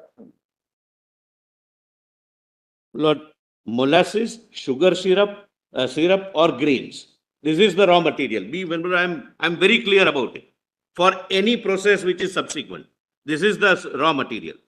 Then preparation, that is adding water and enzymes for fermentation plus grinding in case of grains. Then, my lord, comes fermentation. My lord, Justice Oak has the... Yes. Then comes fermentation, that is time taken up to 72 hours. Then comes distillation, means to remove water and impurities to get pure alcohol. Then, my lord, we get either of these three things, my lord, depending upon the nature. Absolute alcohol, rectified spirit, only to be used for industrial purposes such as paint, chemicals, etc. Then upon further purification of the RS, it becomes extra neutral alcohol. Now, you got it. Now, for the purpose of my question, are you all on the same page, page 53 of the chart? But now, just one second. Look at the right-hand side of your chart, and the three, upon further purification of rectified spirit, ENA, extra neutral alcohol, minimum 96% ethanol, VV. Now, there are two branches. One, industrial use depending upon market conditions or alcoholic beverage. So your contention is that until it becomes an alcoholic beverage, even at the anterior stage, it falls outside the purview. Not the middle box wrong. Rectified spirit only for purposes is fundamentally wrong. The middle box. Rectified spirit only for industrial purpose. That is wrong. Because rectified spirit is primary distillation. It can be both. In the old days, rectified spirit was used for country liquor at 26% dilution, 32% dilution. Now with advanced technology, it is ENA. So it is distillation, RS, ENA. But RS for industrial purpose is fundamentally wrong, which is the same error which synthetics made. No. Synthetic doesn't go into this. No. Synthetic says RS is equal to industrial alcohol. Kindly, my lord. This box is wrong.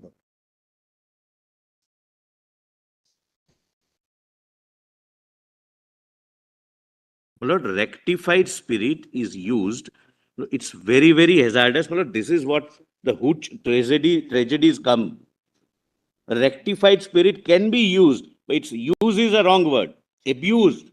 My lord, there are certain elements, my lord, which are mixed. Sure. And my lord, when I say depending upon market conditions, my lord, sometimes the requirement of industrial use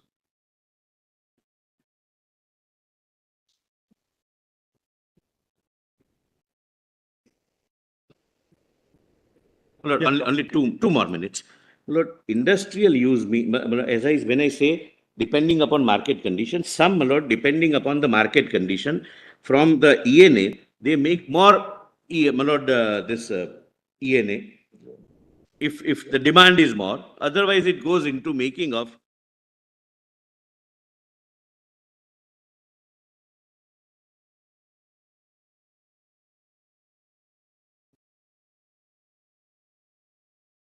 Lord, on the basis of use, Lord, your lordships may not, Lord, define the term. The definition is, it can be capable of being converted into many things, Lord. My lord, rectified spirit is used in making not just country liquor, the hooch also, my lord, the hooch All tragedy. right, we now got yes, Mr. Datar, what do you have to say? And my lord, my apologies to my friend, my lord, but I got irritated on the sixth occasion, my lord. That's all. All right. Quickly, my lord. So, Lordship, I recommend Balsara should be accepted. And para 74 and 77 of synthetics, where they distinguish Balsara on the ground that they did not comprehend the industrial use, is not a ground to overturn Balsara. Balsara, consistently, the application of Balsara had created certainty. Synthetics creates uncertainty. I would pray that your Lordship restores the Balsara provision. Secondly, my lord, my submission is intoxicating liquor is an exclusive state subject, not subject to anything. And I want not subject to parliament. The word subject to is not there. So, my lord, ultimately there are 40 entries in the state list today. We'll just take it down. Because we are... Go for 5 minutes. Yes, certainly. 40 entries in the state list. And out of the 40 entries, 13 entries are subject to list 1 or list 3. So virtually out of 168 legislative entries throughout, general entries, I'm not including tax. Out of 168 general entries, there are only 40 in the state list. And out of 40, 13 are subject to either list 1 or list 3. So only 27 are left to the states.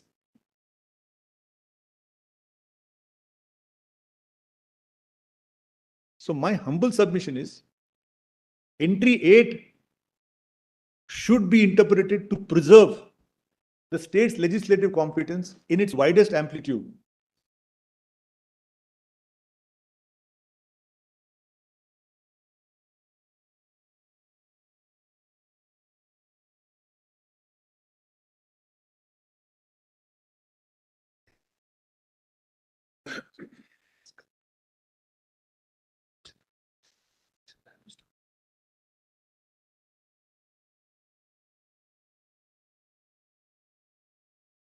When the solicitor, I was just thinking to myself, just a thought came to my mind.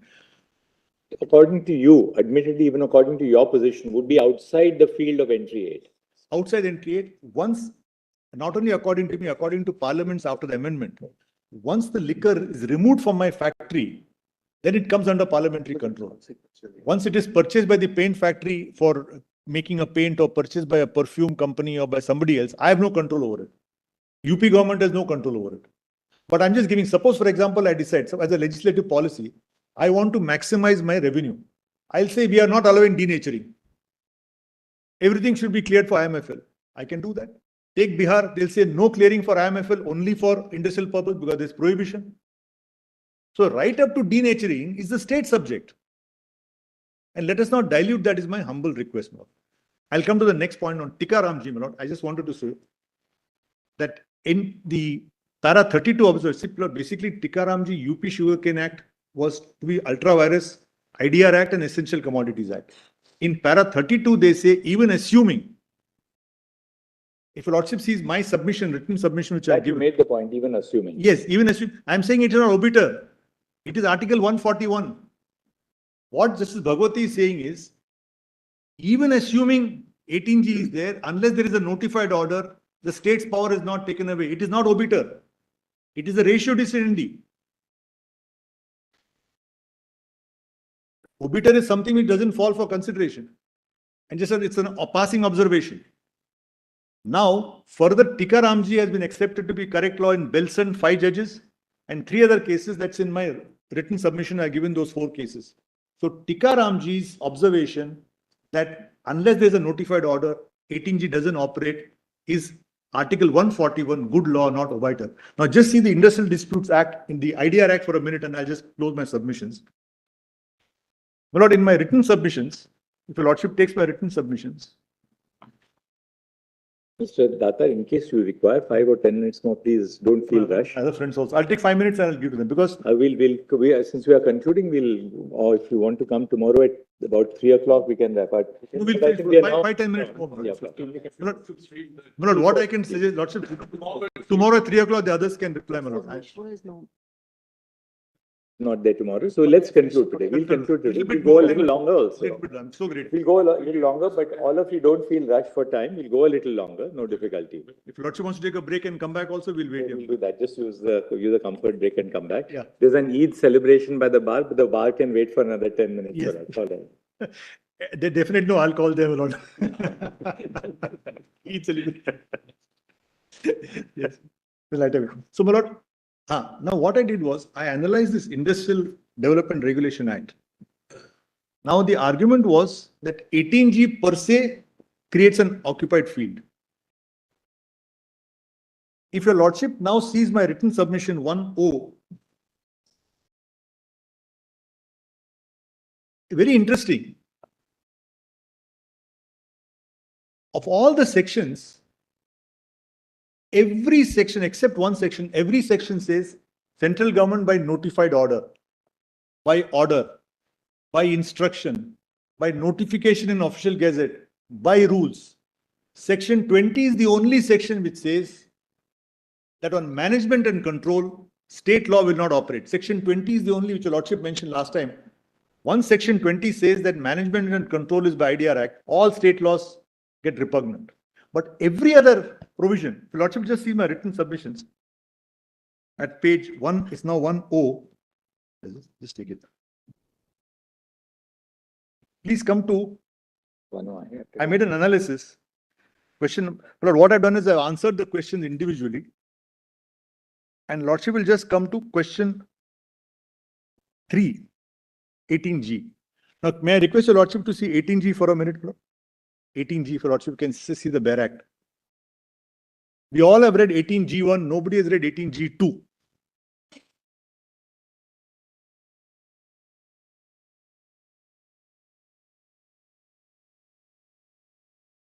Lordship is what 18G1, 18G1.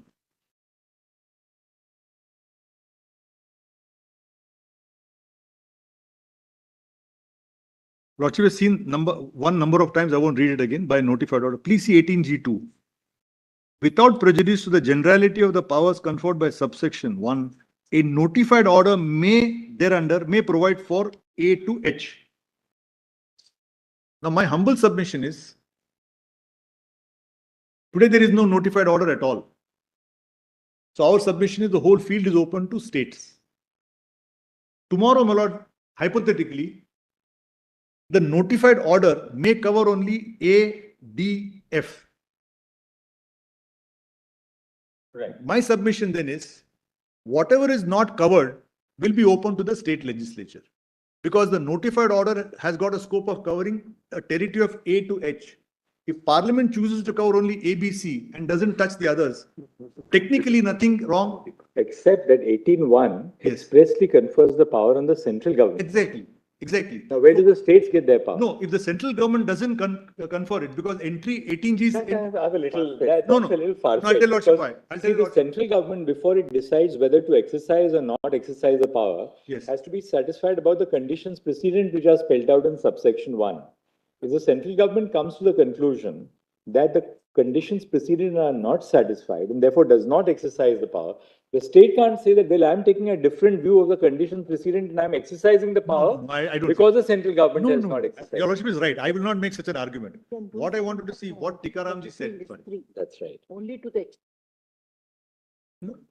Says that the states can exercise power only under entry 33 of list 3. Exactly. Because in respect of a controlled industry. Exactly. Except for the fact that to the extent to which the field under entry 33 is covered by the IDRA, yes. Because now we are very clear that 18G is an exercise of the legislative domain under entry 33. Same language. Right? Therefore, once 18G has occupied the field, then the states cannot say that I will bring about other legislation or exercise power under 18G because the central government has not exercised. No, I don't say that. 18G is a central act. There's no question of exercising power of the state. So you are saying that the state can then enact a law. No, I'm saying that entry 33 is concurrent list. Right. So trade, commerce, production, supply, distribution is both parliament and state. Right. Entry G, 18G, the power to prescribe except production, they don't touch production. All other things, the state can make a notified order. The argument of the union is, once 18G is there, that is enough. according to me, because Lordship will kindly see, when Parliament makes a law, it can either make a law fully, which is fully operational per se, like the Income Tax Act or central like GST, it is fully operational, nothing is required. It can make a law which has to be implemented through a notification, through a notified order, subject to rules. So in that case, the law is still not there. The law, only the power is there, but it's not exercised. I am putting for the... But except for the fact, conceptually, yes, a failure, or let me not use the word failure, the absence of a notified order by the central government may be an indicator that the central government as a delegate of parliament does not consider it expedient to regulate that particular aspect. Yes. In fact, I was going to tell you... At this stage. Yeah. No, in fact, Lordship will kindly... In which case can the state say that, well, because this falls in a concurrent list subject, though Parliament's delegate has come to the conclusion that it is not expedient to regulate for a variety of reasons, the state will still regulate. That may be a little far-fetched. No, what I'm submitting is entry 33 must be ready with entry 26 and 27. Supply distribution is open to the state legislature subject to entry 33. What happens is once a notified order comes, it becomes an occupied field in entry 33 and it's a no-go zone for the states. Until the stage of a notified order, there is no occupied field. There is no occupied field. The doctrine of occupied field is not dependent on the administrative exercise of power. No, I'm only submitting. It is postulated on the existence of a legislative instrument. I'm submitting, my lord, the doctrine of occupied field should not be mixed up with the doctrine of occupiable field. Occupied field means Parliament has occupied that field. It has occupied the field by legislating.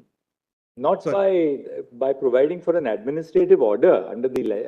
I'm just leaving Lordship interpretation. Conceptually, it makes very difficult. No, please see conceptually. Please see conceptually.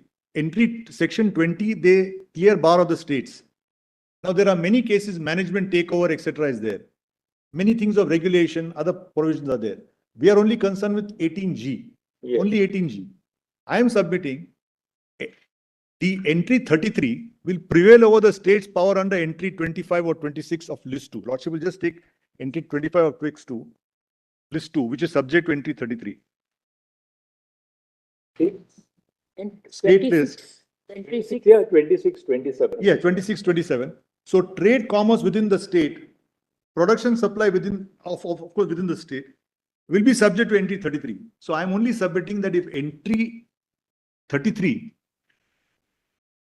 has not been exercised by Parliament by issuing a notified order under 18G, my powers under entry 26 and 27 are there. So long as a notified order is not issued. Not there. Because what I'm submitting is, in a law made by Parliament must necessarily mean a law made by... How does a Parliament make a law? It may make a law per se, or it may make a law which is implemented through a notification. If the notification is not there, no. In taxing laws, we say a lot. If the computation provision is not there, there is no charging provision. So if there is no prescribed rate, there is no duty. So I am only submitting your Lordship. Entry 18G, that's why Tikaramji, I use the word occupiable field. So, Mr. Datta, is it your contention that today, because there is no notification, state can legislate on subjects touching 18G? Can there be a state legislation dealing with the aspects covered by 18G today? Yes, my submission is, take for example, milk products. Take entry 27. There could be a state legislation touching the aspects covered by 18G. Yes, scheduled industry it can be. So please take the scheduled industry, my lord. So what you are effectively arguing is this, that if there is no notification under section 18G, the subject falls under 26 and 27 of the state. I'm not saying, no, that will be a wrong argument. I'm not making that argument. See, Lordship will kindly see, the Industry Development Regulation Act covers 39 industries under the scheduled industry. The schedule covers 39 types of industries. Now, the center can occupy that field by issuing a notified order under 18G. It can control supply, distribution, trade, commerce. No problem on that. Today, center has not done it at all.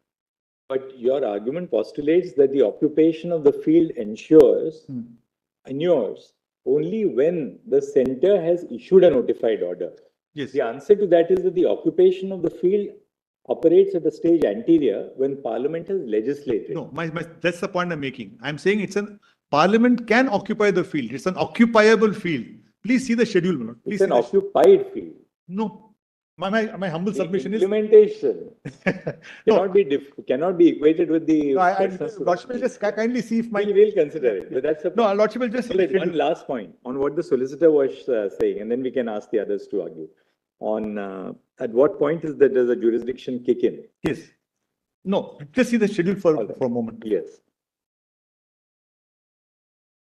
Now let's take, for example, take entry 27. The last part may not be very correct.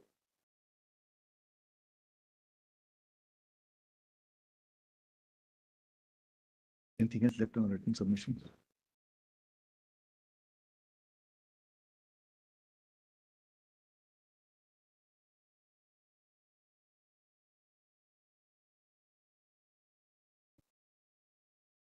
Now, Lordship, kindly see entry 27. For example, food processing industries, canned fruits, milk foods, malted foods, flour, etc. Now, 2 points I'm going to make here. I'm saying that suppose there is no notified order with regard to milk foods or canned products.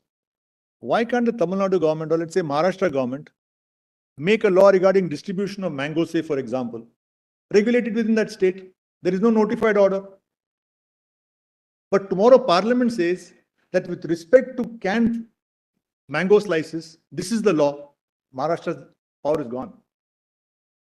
That's why I use the word occupiable field and occupied field, because there must be, that's why Tekaram says there must be a repugnancy in fact, not a de jure. It should be in fact. Otherwise, what will happen? The danger is Parliament will make a law under entry 3 and never implement it. You will paralyze the state legislatures. And if your Lordship kindly sees, there are 46 items in list 3. Technically, Parliament can make a law with respect to any of these lists and not bring it into force. No, but food industry, it is a declared industry. Exactly. The Food Safety Act. FSSA, it's no, a declared industry. No, I'm on a different point. 352, it is a declared industry. Understood. No disputes that. I'm answering my Lord Chief Justice's question. That is it your case that a state can make any laws with regard to these scheduled industries? My answer is yes. Say for example, take for example glass, ceramics, timber, plywood. The state can regulate timber, but if there's a notified order, quit timber, then I have no power. But if there's no notified order, why can't me within Tamil Nadu or Maharashtra make laws regarding movement of timber products? And the whole irony is the surprising thing, it's now become a center state issue. This act from 1979, there is no rule. We are arguing on a law which is not being implemented at all. The strangest irony is that after 1979, Lordship will see at the end of the footnote, there is no rule made under this act after 1979. In the 2019 Lordships of only 4 items are now regulated. For licensing. For licensing. This is only licensing. So what is legislatively progressing, they want to bring it back judicially in the reverse gear. With great respect, we should not do that. If Parliament has chosen, it has made the law. It has chosen not to occupy the field. It's saying the states, you please do whatever you want. We respect your autonomy. But if there's some emergency, I will step in and regulate food, soaps, timber, etc. No problem. But I am saying today that if there is no 18G order. Those industries which have been exempted today, they can always bring back. The exemption can be withdrawn. We don't know what will happen tomorrow. Suppose there's some serious deforestation. Yes. Who thought of COVID? Yes. So the final point I'm making. State will be acting under entry 33 list 3. No. The state will be acting under entry 26 or 27. What I'm submitting is when the state is regulating, let us say, for example, Maharashtra mangoes. Suppose the state is regulating the canned fruits, fruit products or milk products in Bombay. It will be acting under entry 26. Show that. 26 or 27. Trade commerce within the state, production, supply, distribution of goods. The Lordship said goods includes raw materials. Until 33 kicks in. So 26, 27 operate full vigor till a notified order kicks in under 33. That's my humble submission. Point when what the Solicitor General was mentioning, he said that even it's only in respect of potable alcohol, and even the stage of VNA, that states have no power at all. He said that part you may want to respond to. Yes. My humble submission is. Yeah, the chart which he showed us at page Yes. 53. But I have given my chart at page 12. Last page of your submissions. Yeah, page 12, I given my chart. And in this latest submission, kindly see the last page again. Again, the last page is a chart. In the latest submission, which I've Yes. where Kerala manual have shown, everything is controlled by the excise manual. Please see the last chart. All these are portable. This corner is denatured spirit. Everything is within the excise manual. It's under chapter liquor. What is happening in portable alcohol is, as per the Law Commission and as per the Parliament is, once it is portable, it is exclusively state's domain. If it is non-portable, it becomes a center's domain. When does it become non-portable? When it is removed from the factory after denaturing. And that denaturing must necessarily be controlled by the states. It can't happen otherwise. Because it's for the state to decide. These are all, as your Lordship Justice Oak rightly pointed. Of your chart for a moment. Which the latest The chart Kerala Excise Manual. So this is liquor. No, the chart that you have given in your last. 1-0. 1-0. Your latest arguments. Yes, yes. Brought except denatured spirit, ordinary special, everything else is portable. Or fit for, or it can be for human consumption. It's a red box in your Lordship's color, I think. In mine, think it's black. So according to you, except this denatured spirit, everything is intoxicating liquor.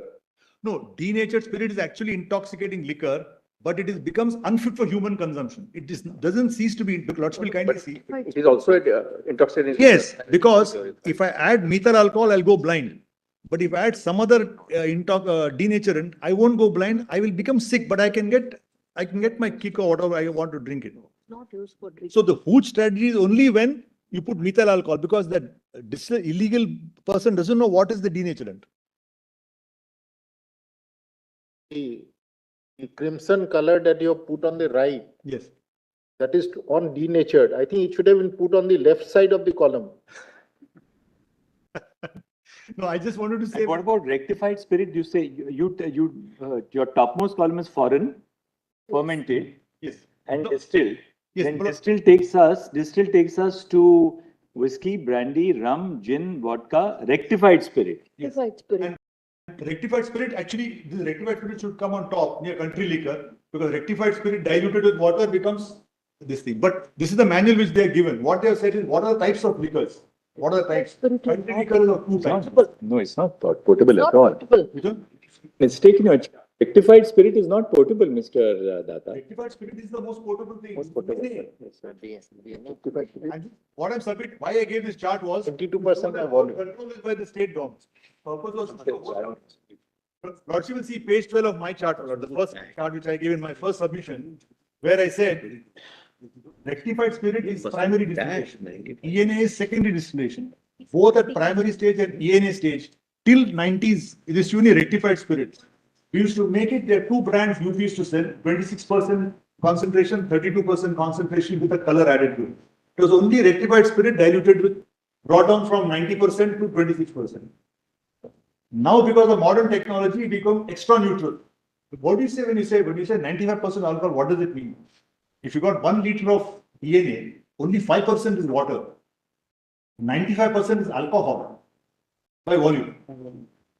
So, ENA now has taken the place of rectified spirit, and I am told by the association that except Maharashtra, most of the states want to convert only ENA to a country liquor. Right. We are intervening first for the first create some wines association first, purely on facts first. In common parlance, the words which are used is undenatured ethyl alcohol and denatured ethyl alcohol. Lords, undenatured ethyl alcohol is ENA, which as it is, is potable, which is used for a potable purpose. Lords, I buy around my share of IMFL produced is around 50% of the entire Indian market. My Lord's input is ENA as it is, which is coming to my factories, getting bottled and being manufactured, for producing IMFL. Now, undenatured has to be treated with denaturants so as to make them denatured. Once it is made denatured, all my bottlers have common plants. Because what happens is, there's a common distillery, the common distillery will manufacture both ENA My lords, once that ENA is manufactured, my lords, then a denaturant is added. There is an excise officer who's sitting there. I'm paying a license fee. I'm taking a license from the state authorities. A fee is paid. Then, my lords, it is being cleared. And my lords, once it is being cleared for, my lords, the paints, etc., then, my lords, if it is used for industrial purposes on self-assessment basis, my lords, I'm paying a union excise duty. Otherwise, my lords, everything is under the No state. GST. And Lordship, now from 1968, we got self-removal procedure. There is no officer present, but for state excise officer is present. But I clear this, and whatever goes for denatured, that goes to central excise thing. And my friend said that GST central excise, earlier central excise will be shared by the states. Now GST is centered by centrals. And all these are composite plants, just to give this. ENA product is so finally, if you 95% consume ENA as it is, you die. It's toxic. It's poisonous. My learned friend says, no, it can't even be smelled. Going back to this beverage for human It's consumption. not that. No, please. Not rectified spirit is. Yes, therefore it is used as toxic in synthetics. No, but even today under the amendment, rectified spirit is portable alcohol. ENA is portable alcohol. Under the GST, what is not portable is denatured spirit. Only when the denatured is added, it ceases to be portable. Otherwise, everything else is portable. Let us not, otherwise we'll come back to the synthetics confusion. Everything is portable. Only thing is what happens is you can't consume it fully. You have to dilute it and use it. Not even for examples, just to take, I was speaking to some doctors. Why do you suddenly get an intoxication? If the volume and the speed is very high, you get completely intoxicated because the liver can't metabolize it. That's why you get drunk. But if you take 30 ml and drink it over 1.5 hours, nothing will happen to you. That's the whole problem. Yes, IMFL, not. So, just to summarize, I would say, my lord, now what's happened is if my state's argument is accepted, the industry which is making alcohol, ENA, will neither be under state control nor central. That's the paradox. So I would only humbly submit that please restore the Balsara position. Tikaramji's good law under Article 141. I would request the Lordship to consider this theory of occupied field and occupiable field. Secondly, Mar Aprem Kuri has to be overruled. Because Mar Aprem Kuri did not consider Belsen sugar. Belsen sugar says, till you bring it into force, it is not law. It's a 5-judge bench. So Mar Aprem, apart from being per incurium, not considering a coordinate bench. Mar Aprem is 5-judge again. Coordinate bench should have considered it. And Lordship will just see the danger to federalism if you have the theory that just making a law eclipses the power of the states. The power of the state is eclipsed or taken away not only when the law is made, if that law requires a notified order or the law requires a notification or a rule, that complete process must be done. Only then occupation takes place. Deeply obliged. Thank you, Mr. Datta. Sorry, Brother, in case we have used a high decibel because it was.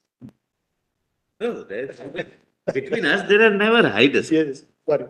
My lord, would your lordships be taking a break now, my lord, or should I start? No, I can finish in 10. Yes, we'll continue until. My lord.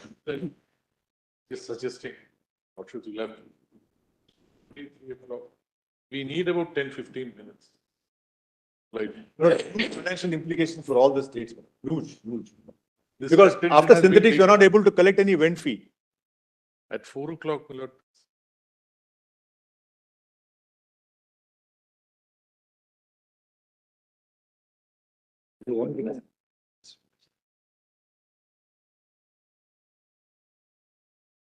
Take a 5-minute break and come back, I think, because Tuesday.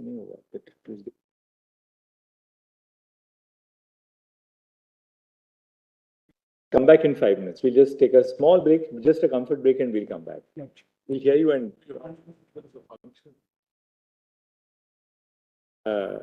entertain themselves until we arrive there. But in case I'm not there I'll try to be here as much as I can.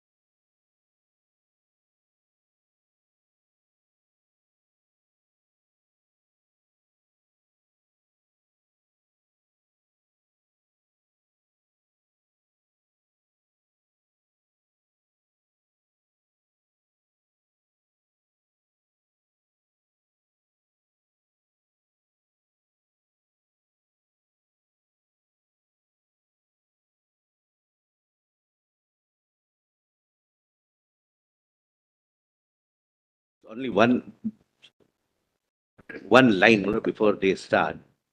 So your lordships are examining entry 52, 33, 24, etc. my lord. The real fight appears to be when the association entered. Regarding GST, nobody has argued GST. Please bear that in mind. Whether it is ENA or not will have an impact there. And one of my friends, jokingly said, one of my colleagues, that the test is simple. After completion of the matter, let us have celebration that the matter is over. We'll have IMFL and we'll also have ENA. Let's see who celebrates with what. As simple as that, my lord. They can add as much water as they can and celebrate. Mr. Are you going to participate in that celebration? No, brother O, I'm sure the SG can this thing. For the purpose of celebration only, lassi will be deemed to be alcohol. Yeah, yes, sir. That deeming provision would be. Rectified. Milord, just 10 minutes. Milord, the reason why, Milord, there is a certain amount of, Milord, doubt still floating around is because, Milord, there are two different cases, Milord, on the table as far as we are concerned. The first case, Milord, is of Mr. Dwivedi, who is saying that denatured spirit is intoxicating liquor because of Balsara. And therefore, the entire rigor of entry 8 applies not only to potable liquor, but also to denatured spirit. That's his case. The second proposition on the table, my lord, is assuming that denatured spirit is not intoxicating liquor, then also what is the consequence? That's the second aspect. Now, in the process, my lord, we have slightly lost sight of entry 8, which is the product which we are saying is covered by entry 8. Intoxicating liquor includes denatured spirit. Then production, manufacture, possession, transport, purchase, sale of denatured spirit is also outside entry 20, therefore cannot be taken into entry 52, list 1, and therefore it cannot be included in the schedule to the IDR Act. That is, my lord, the sum and substance of what Mr. Dwivedi has said. Because if Balsara is upheld by your lordship, then the phrase intoxicating liquor has been interpreted in Balsara to include denatured spirit. Just one second.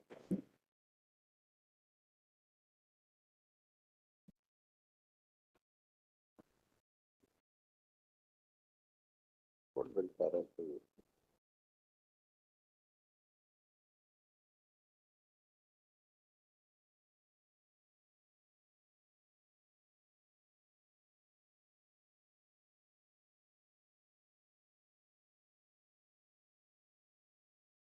That proposition. That is, my lord, his primary proposition.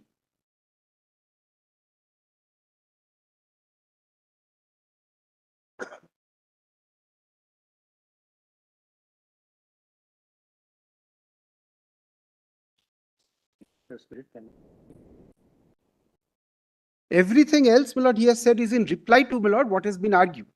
Now, the primary test here is not so much how much water has to be mixed or what is to be mixed to make it potable and what is not to be mixed to make it potable. That's not the point. The point is intoxicating liquor in its legal sense means and includes denatured spirit. That's what he has argued.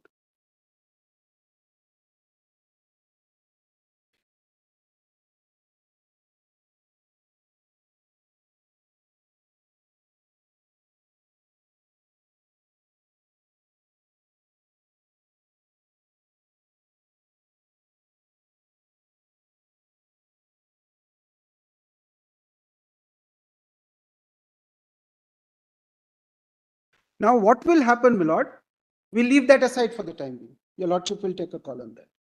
What will happen if intoxicating liquors as a phrase does not include denatured spirit is the next question.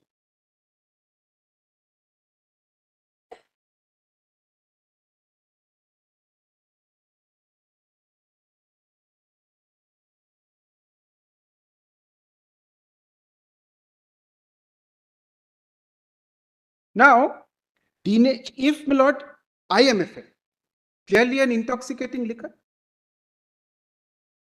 On all definitions, everybody is agreed.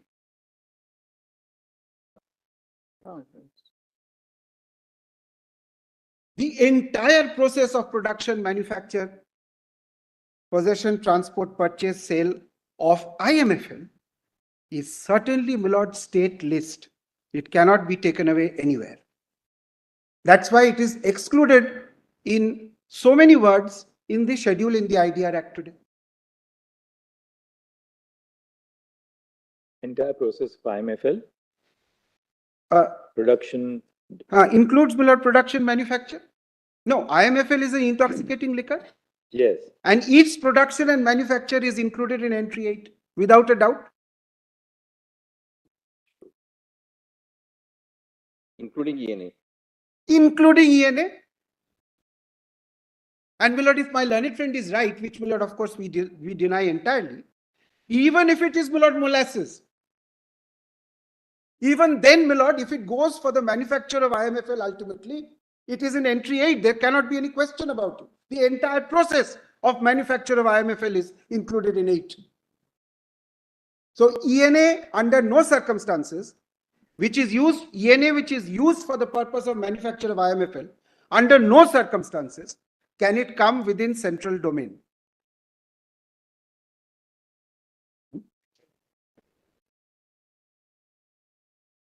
Production, manufacturing, possession, transport.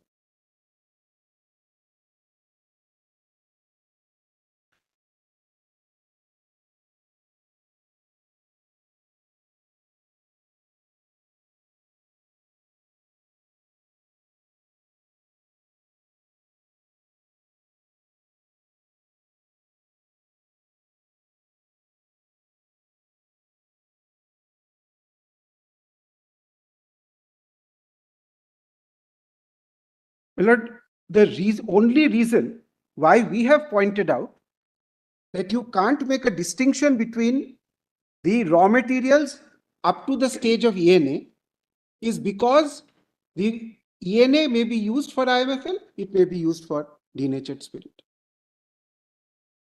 We are not saying, my lord, that something is not possible legislatively because of any administrative chaos. But, my lord, whenever your lordship decides any question of interpretation, the factual background must be clear in front of, my lord, the court.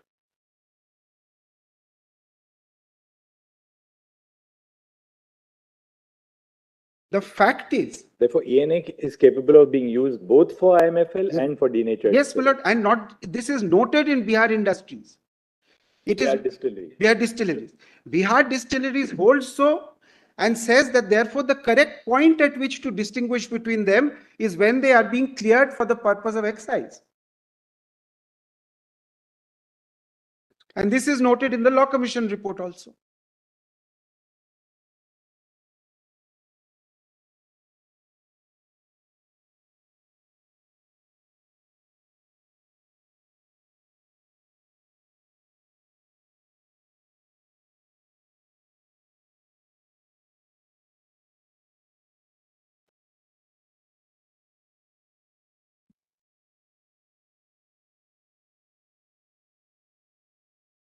For denatured spirit, yes.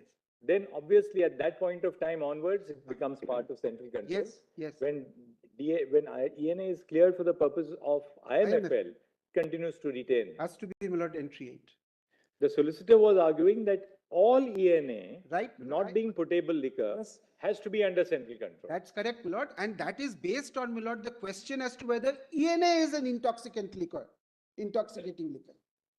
He is arguing, my lord, that ENA itself is not intoxicating liquor. It may or may not be potable. I'm not getting into that dispute.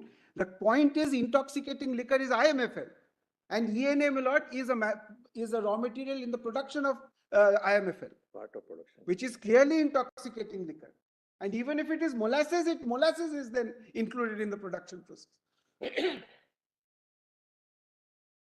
We say, my lord, that the raw material is ENA. If my learned friend wishes to say that the raw material is molasses, even then, because of entry 8, if it is ultimately used for IMFL, in that event, it will be covered by entry 8.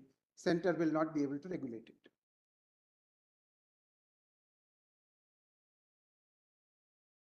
Now,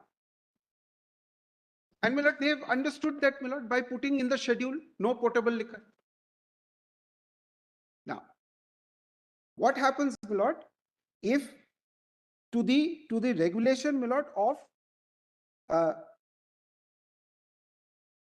anything, now, my lord, I come to, my lord, the next step. We are now not arguing on the basis of intoxicating liquor, including denatured spirit. I have explained the position, my lord, as far as this is concerned. Now, for that purpose, you're proceeding on the basis that Balsara is wrong. Now assume Balsara is wrong, or that your lordship will not uphold Balsara. Let us assume. Right. Your lordship will not uphold. The demerit that you are asking. Yes. Now then we come to, my lord, what is the consequence of Tikaramji, and whether your lordship should accept at least Tikaramji or not. Because the consequence of that is, or my lord, I don't want to go ahead of myself. Tikaramji in paragraph 24. Please note, my lord, the paragraph, because it's very difficult to find that passage. It's, my lord, in a large paragraph. Even though, my lord, it is central to discussion for over decades, my lord, it is very difficult to find it. Paragraph 24 in the middle. I'll just read, my lord. It also follows as a necessary corollary that even though sugar industry was a controlled industry, none of these acts enacted by the center was in exercise of its jurisdiction under 52 list 1. Then next sentence. Industry in the wide sense of the term would be capable of comprising of 3 different aspects. 1, raw materials, which are integral part of the industrial process. 2, the process of manufacture or production. 3, the distribution of the products of the industry. The raw material would be goods, which would be comprised in entry 27 of list 2. The process of manufacture or production would be comprised in entry 24 of list 2, except where the industry was a controlled industry, when it would fall within entry 52 of list 1.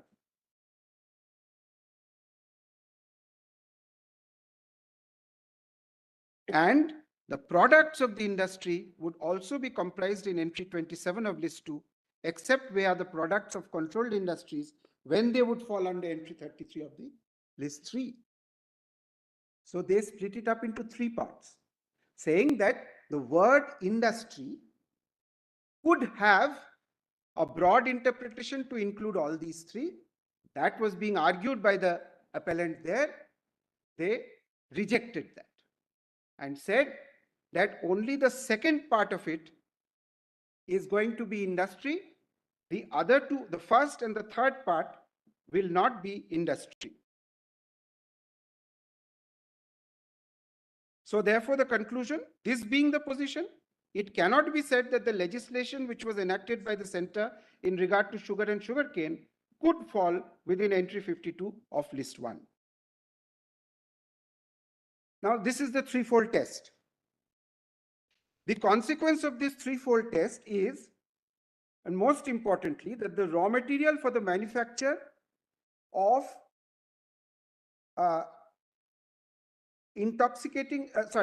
IMFL or denatured spirit, either of these 2, the raw material is not covered by IDR Act. So IDR Act has taken taken over the production and manufacture of non-potable alcohol, but it has not taken over ENA, because that is a raw material in the process of manufacture of the scheduled item.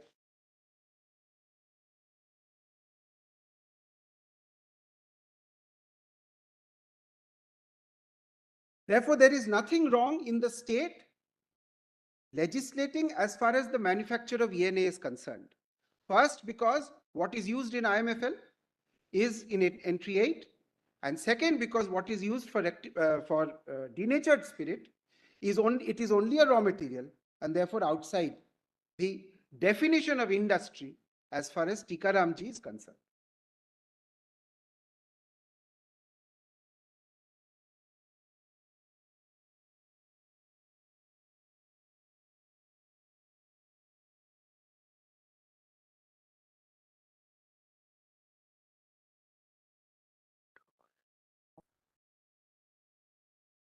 So the entire process, my lord, can be correctly, legally be regulated by the state.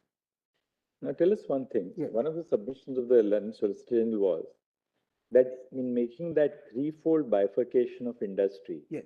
raw material, manufacture, and distribution, Yes. Tikaramji has adopted a very artificially constricted ambit Yes. of the expression industry. Yes. And bearing in mind the purpose of the IDRA, Yes. there's no reason to exclude the raw materials from the scope of regulation. Yes. What do you have to say to that? Yes, my lord. First of all, the IDR Act, my lord, cannot be taken into consideration because the question is whether IDR Act has correctly interpreted the entries in the Constitution. So we have to keep IDR Act out of the picture, Right. strictly speaking. Keep aside the idea. Yes, the first But proposition. Can you really make that when ultimately the entries 52 speaks of industries? Yes. Can you then bifurcate that industry into these artificial? So therefore, silos? my lord, Or yes. would everything which is necessary for the regulation of industry not fall in that? Yes, yes. My lord, I answer that. My lord, Tikaramji, my lord, was expressly asked to decide whether the narrow definition of industry will be taken or the wide definition of industry will be taken. It is not, my lord, obiter dicta because this question was specifically raised as question number 1. For that purpose, my lord. But even so, is Tikaramji right on that? That is the next question. And I will tell your lordship, my lord, I'll give, my lord, 2 submissions as to why your lordship, my lord, should uphold Tikaramji. Assuming that you're not, my lord, impressed by all the submissions that it has been followed for so many years. My lord, I respectfully submit, my lord, on, my lord, principle it should be accepted. Now, first of all, my lord, it is not obiter because in paragraph 14, the first question which was argued by learned counsel for the petitioner, my lord, this is at page 99, my lord, of PDF 100 of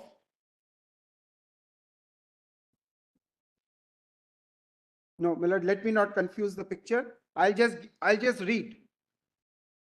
Volume 5.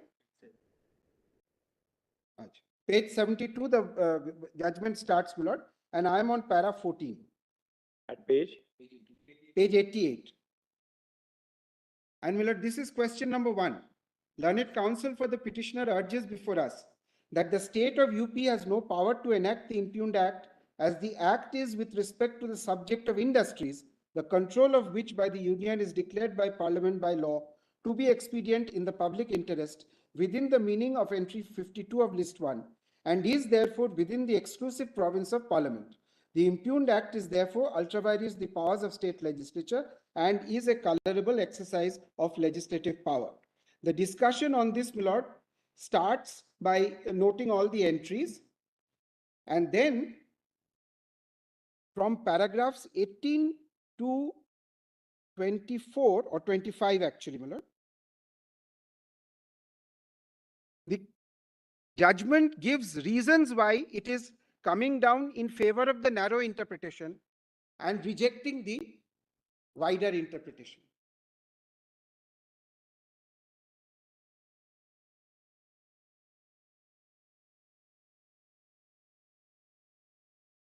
And my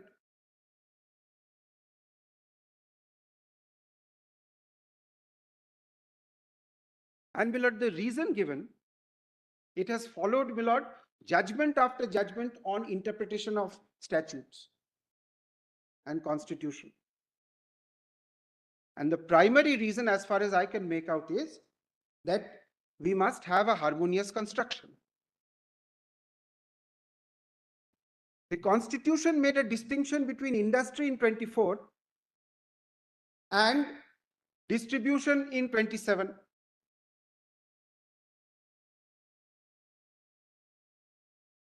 If you now say that everything is covered by 24, then you render 27 nugatory. These are questions of interpretation only. Harmonious construction.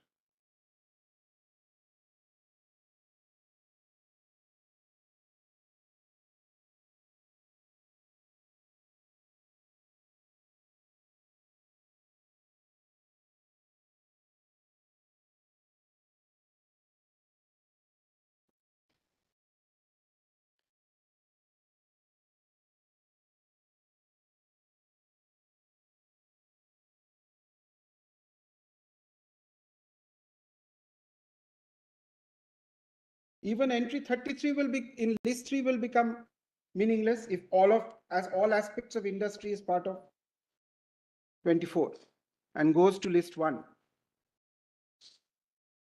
Trade and commerce.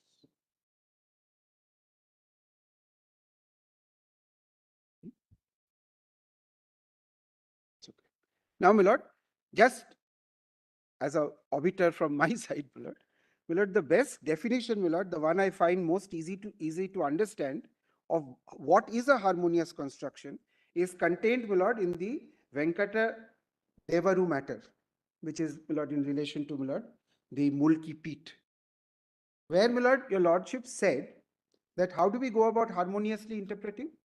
If there are two interpretations possible, one which will lead to a portion of the statute becoming ocious will be rejected in preference to one which gives some meaning to all the provisions. Yes. The citation is 1958 SCR 895 Venkatarama Devaru.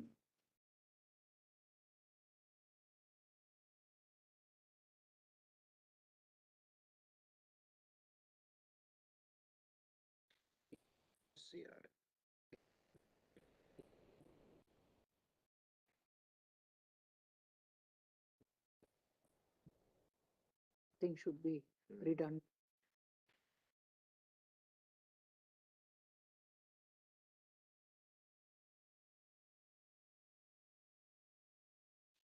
So this is the first reason, my lord, I put forward before your lordships to for your lordships, my lord, to uphold the correctness of Tikaramji on a point of principle. The second point I put forward, my lord, is this, that if my learned friend's interpretation is to be accepted, then it would invite Parliament to legislate on raw materials used for potable alcohol as well, thereby creating, my lord, an impermissible conflict with entry 8.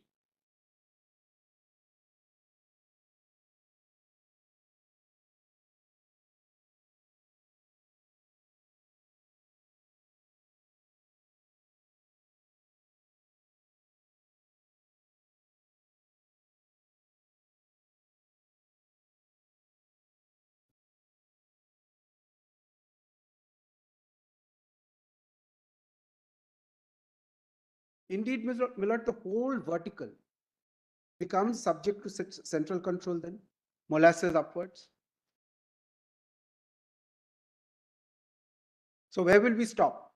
Raw materials of IMFL or denatured spirit? Raw material of ENA? Raw material of rectified spirit? Raw material of molasses? Where will we stop, my lord? If raw material is to be included in this fashion, just by mentioning the product in the schedule to the IDR Act. But more specifically, my lord, it will, in this case, your lordship sees how it will actually impinge upon the state's power to legislate as far as, my lord, the raw material of IMFL is concerned. Intoxicating liquor, admittedly intoxicating.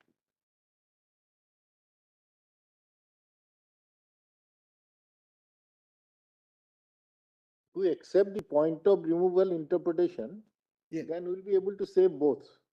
Yes, correct, my lord. If, my lord, ENA is accepted to be raw material and therefore outside in the definition of industry, and therefore Tikaramji is good law and it holds that raw materials will not be covered. If we accept that interpretation, then no conflict will result.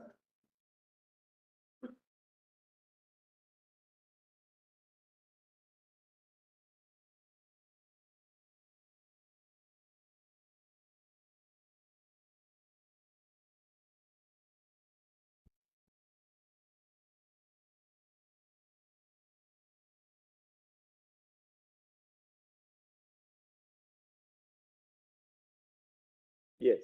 Milord, please see, Milord, in my submission, whether it conforms to, Milord, the other arguments in this segment or not, I have treated ENA to be a raw material, or let us say molasses also. I have treated, Milord, ENA to be the raw material and therefore outside the schedule of the IDR Act because of Tikaram.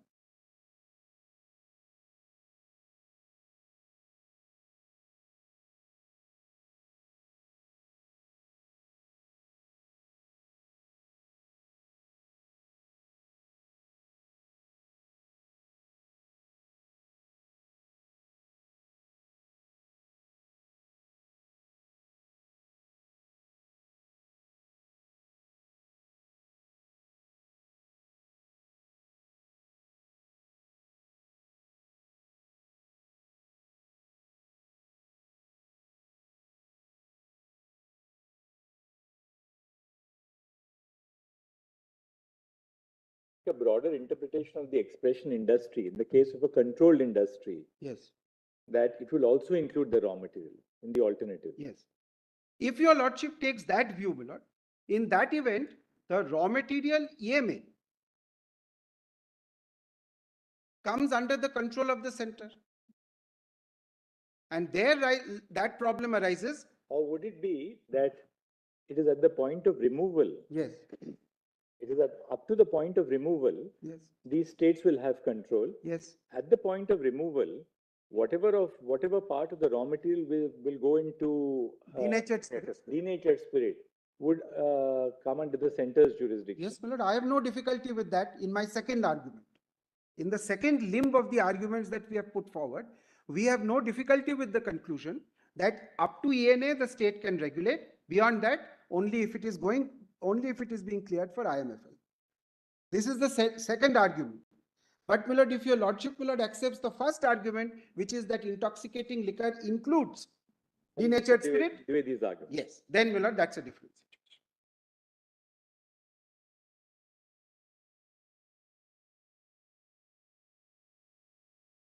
My lord, I'm trying to lay out, my lord, all the consequences, all the possibilities.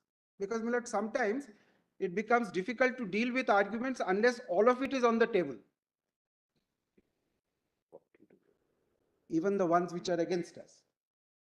Pulsar includes denatured spirit.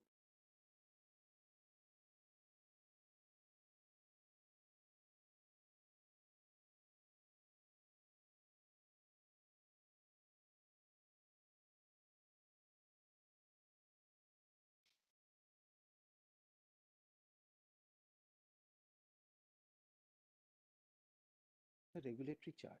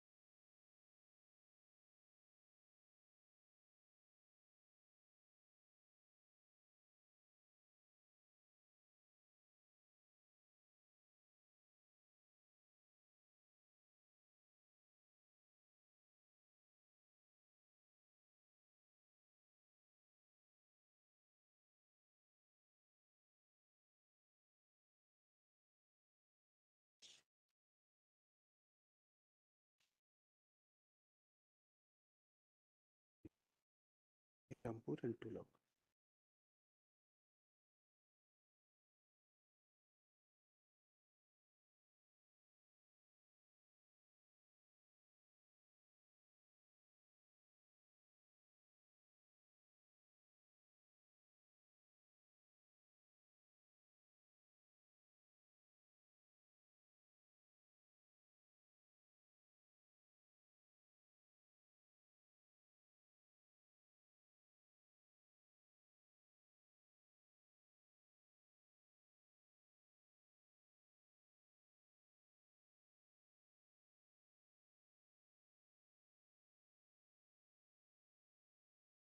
A footnote to this, my lord, and I'll move on to my next point. A small. If I am right in saying that the raw material is ENA, and because of Tikaram Ji, it is not part of industry within entry 52. If that is so, then section 18G and entry 33 also does not apply because ENA is not a controlled item. Because it doesn't fall within the. It doesn't fall within it. But what in the alternative that we don't accept your point that ENA? Yes. Is the raw material. No, that Tikaram Ji is right. That Tikaram, if we don't accept your the narrow interpretation of industry which is placed by Tikaram Ji. Yes. Then what is your alternate submission? Milord, the raw material, then I'm saying, Milord, we will have that situation where they will end up by controlling, Milord, the raw material for IMFL as well. Right. That can't be allowed. That's what I'm saying. That's why, Milord, I'm saying Tikaram Ji should be accepted. This is the second of my main arguments as to why Tikaram Ji is the correct law, is right law. Yes. First, because, Milord, they consciously applied principles of interpretation and particularly harmonious construction. And secondly, because otherwise it would entrench upon entry. The interpretation would be such that it would entrench upon. So just, I mean, if there's anything I'd like to add, the way I've formulated your submissions is, if there is, you're saying this actually, if the respondents were to be correct, Parliament could legislate on raw material used for IMFL as well. Yes, absolutely. If ENA is accepted as raw material and therefore outside the scope of industry, yes, then no conflict will result. Yes. Because ENA is raw material and therefore outside the scope of the schedule of the Lordship. Milord, I'm deeply obliged, Milord. That is exactly what we wish to say. Milord, then I go on to... So, speaking, your argument does not hinge on whether Balsara is accepted to be correct or not. No, Milord. It's my alternative argument. I am not, Milord, going to the extent of saying that the first argument I am opposing. I am accepting the first argument. My instructions are... in the alternative. Yes. It's only in the alternative. My instructions are very clear that we are accepting the first argument as well. This is the alternative argument. Right. Now, I go on to, Milord, only one other area which I wanted to, Milord, deal with. And that is this confusion, Milord, about occupying a field.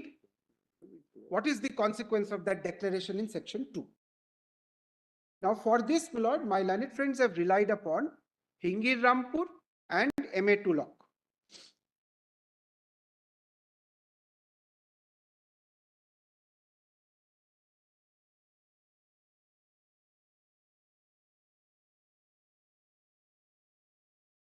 And forum. And Milord? My judgment in forum. Yes, the Lordship's judgment.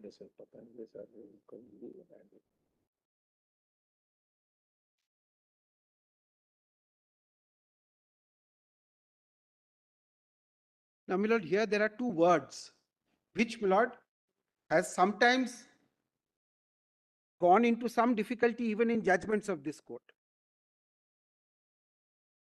Repugnancy, number 1, and denudation, number 2. It has created problems because the words themselves can be used in different senses.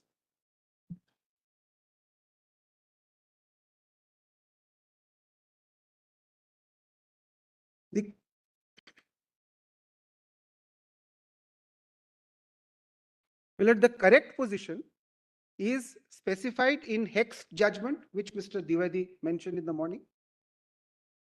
And because, Milord, there were some contradictory statements in some 2-judge bench, 3-judge bench judgments, in Innovative, your Lordships, Milord, again affirmed Hex quoted the entire passage from Hex, my lord. That is the easiest to understand passage as far as, my lord, the relationships are concerned.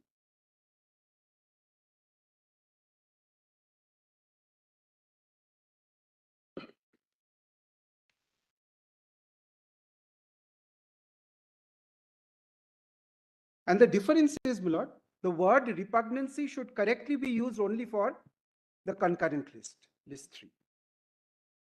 Two legislations in list 3, a central legislation and a state legislation in list 3. Repugnance. Which is Article 254. Repugnance is not to be used when there is an apparent conflict between legislation in list 1 vis-a-vis legislation in list 2.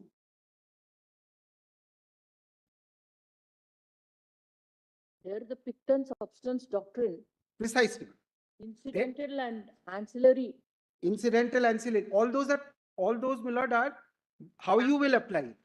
What is the principle, my lord? The principle is that if it is in its correct interpretation, pith and substance, etc., really in list 1, then list 2, you cannot legislate at all. And similarly, if in pith and substance it is in list 2, you cannot legislate. So this is different from repugnance, because in repugnance, till somebody legislates, the other legislation is valid. Now, my lord, what is denudation then? Denudation is when you remove an article, you remove an entry or some part of an entry from one list to another. So list 2 says in entry 23, regulation of mines and minerals subject to the powers exercised by the Parliament in under list under entry 53 or something. 54 and entry 54. Now, when you do that, you remove something from list 2 and take it to list 1. Then also there is no question of repugnancy. Then there is a question of denudation. It's in the nature of an abstraction. It is an abstraction. So one entry is made subject to another entry. Yes. So that that's the first entry is in that sense subordinate to the earlier entry. Yes. To the later entry. If you give the declaration. If you issue a declaration. If you issue a declaration. Now, Hingir Rampur and Tulok are both cases of entry 23. They are all without entry 23 vis-a-vis 54. So they were cases of denudation because there was list 1 and list 2 involved. No list 3 business. There was a separate argument relating to list 3. Yes. In that context, the court said, the Lordship said in both those two matters, that it depends upon the extent taken away and put into list 1. Because that's the language also, to the extent. Yes. How much is carved out? How much is taken away, how much is staying back? Denuded. Denuded. What is taken away is denuded.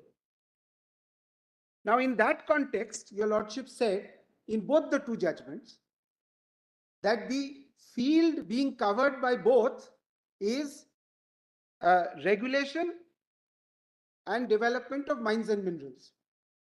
Sorry, Miller, control, I think. Control and conservation and development of minerals.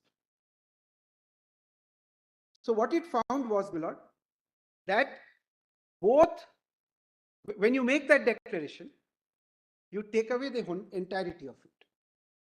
The regulation, the conservation and development of minerals, which was in list 2, the entirety of it is taken and put into list 1 because the declaration is like that. Having said that, in both the two judgments, they said that since the fields are the same, therefore nothing remains. Mere enactment is enough. The very existence of the law is enough.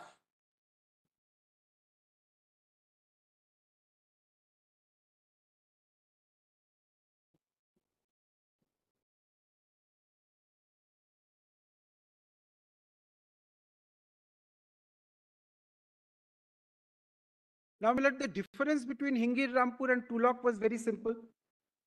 Hingir Rampur dealt with a legislation where the declaration was a pre-constitutional declaration by the central government, whereas the state legislation came in after independence. So the result was, even though they found that the entire field has been taken away, they said that this declaration is invalid because it cannot cover a post-constitutional legislation. The declaration was under a pre-constitutional law. The power was with the central government. Now it is the state law has come. You cannot declare. In those circumstances, you could not declare. Therefore, Hingir Rampur failed. It remained with the state. Then, my lord, 1957 legislation, MMDR Act came in, Minerals and Mines and Minerals Development and Regulation Act came in. This time, my lord, it said Parliament. And now that it said Parliament, when the matter went back to court, they said that from 1958 onwards, the field has got denuded completely. So you're now out. But in doing so, it said we do not even have to decide the question as to which part of the field has got denuded, because it has already been held in Hingir Rampur that the entirety of the field has got denuded. This is the distinction, my lord, between Tulok and Hingir Rampur. The same state law won the first time, lost the second time. State of Orissa. Now, therefore, it is not enough that there is legislation. Mere existence of legislation is not enough. You have to see what is the field taken away.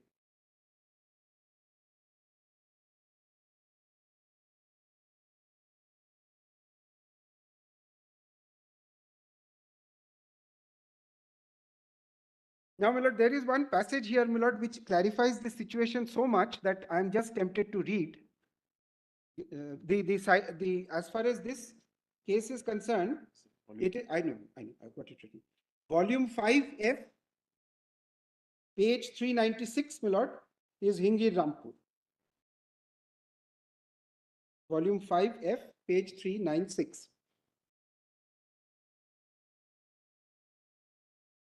Yes. The PDF page, my lord, is 409 and the paragraph is 24.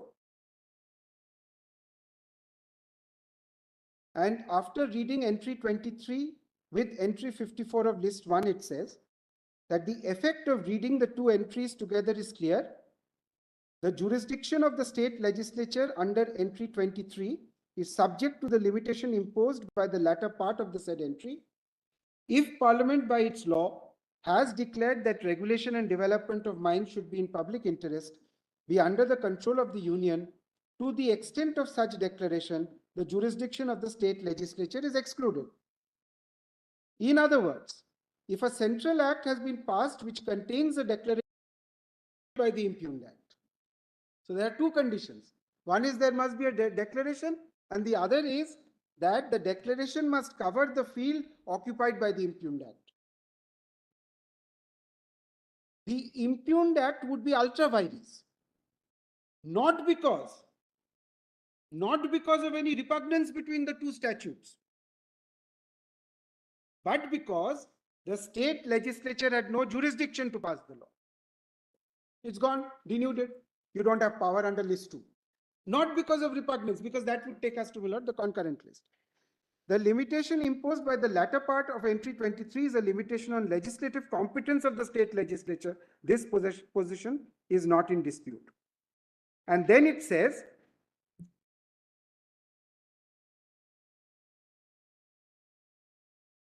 my lord, that it satisfies that test.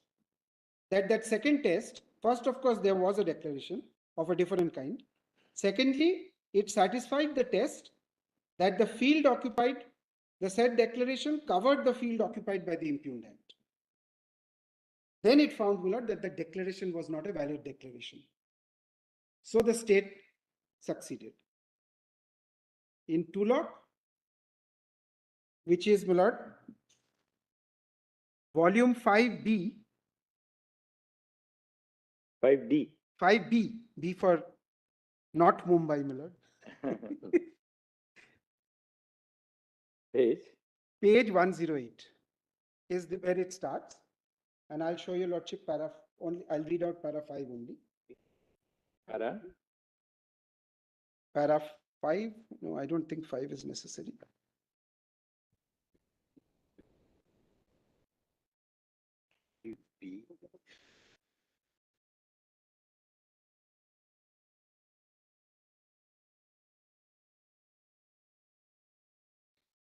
My lord, it says basically, my lord, sorry, my lord, I'll put the paragraph number. It says that it has already been decided in Hingir Rampur that the field was the same. Yes. And now that we have a proper declaration, now it is taken out of the jurisdiction of the court, of the state. In fact, since it is an existing legislation, they say now it has got eclipsed or it has, that is paragraph 14. My lord. Para 14 at page 5B, right? Yes, 5B, but the PDF page is 124. So I'm just reading the first sentence. We consider that this submission in relation to the act before us is without force, besides being based on a misapprehension of the true position. In the first place, the point is concluded by the earlier decision in Hingir Rampur. Therefore, it follows it to that extent. Now, my lord, if I have to apply it to this case, entry 52, there is a declaration under entry 52 here. If Tikaramji is correct, then entry 52, the field is not the same. So, interestingly, in this para 14 that you were reading out from Tulloch, yes, they applied the doctrine of occupied field here also. So they were really dealing with entry 23 and 54. Yes. Bottom of that para. Yes, yes. Where they say the test of two legislations containing contradictory provisions is the only criterion of the only criteria of repugnancy. For if a competent legislature with a superior efficacy expressly or impliedly evinces by its legislation an intention to cover the whole field, the enactment of the other legislature, whether passed before or after, would be overborne by the grounds of repugnance. My lord, it says so, but my lord, it is clear that this is, that's why, my lord, I've given your lordship the passages from Hext and Innovative, where they have clearly said that you cannot have repugnance.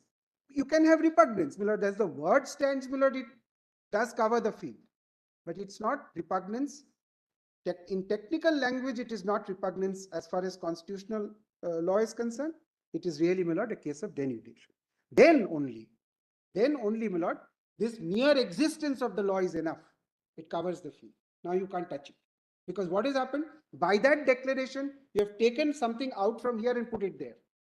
Now, what are we arguing, my lord? We are arguing that because of Tikaramji, raw materials are outside the scope of industry. So the declaration does not cover the field. The field is not the same.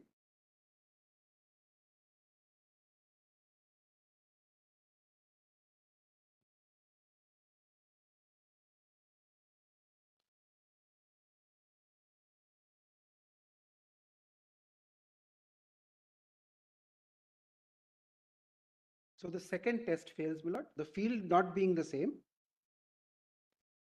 You cannot say that mere existence of a legislation is enough. Now, only one more thing and I'm done, my lord.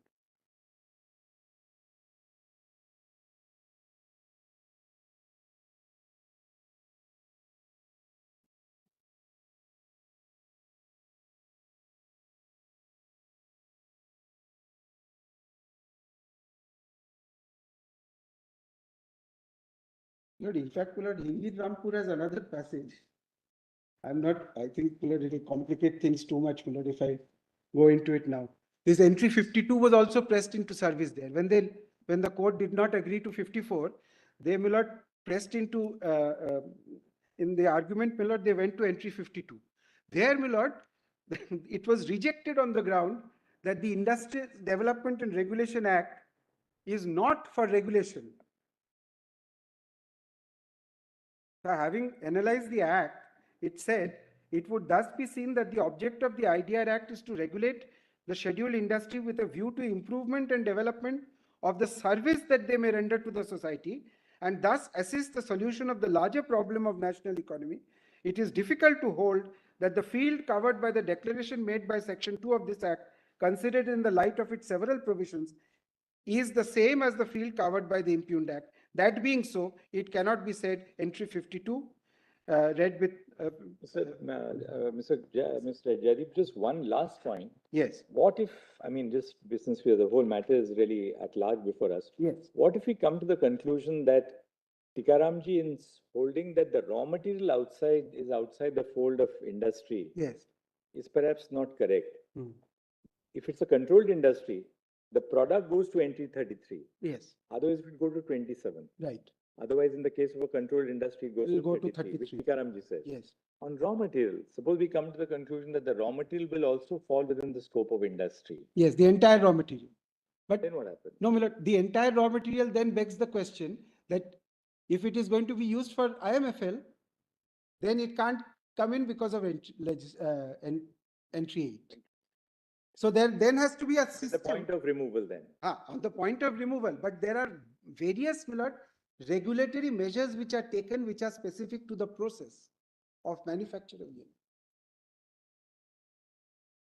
Theoretically, there is no difficulty in saying that if you say that raw material is included, then raw material for the manufacture of denatured spirit will be covered by the word industry, and it would be open to the center to Parliament to legislate in relation to the raw material for the manufacture of denatured spirit.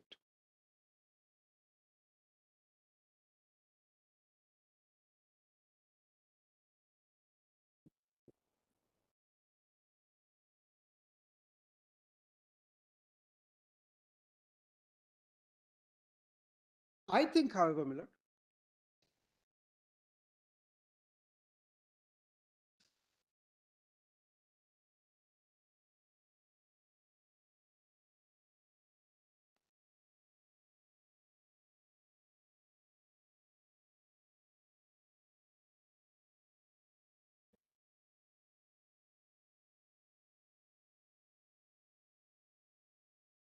I have a caveat.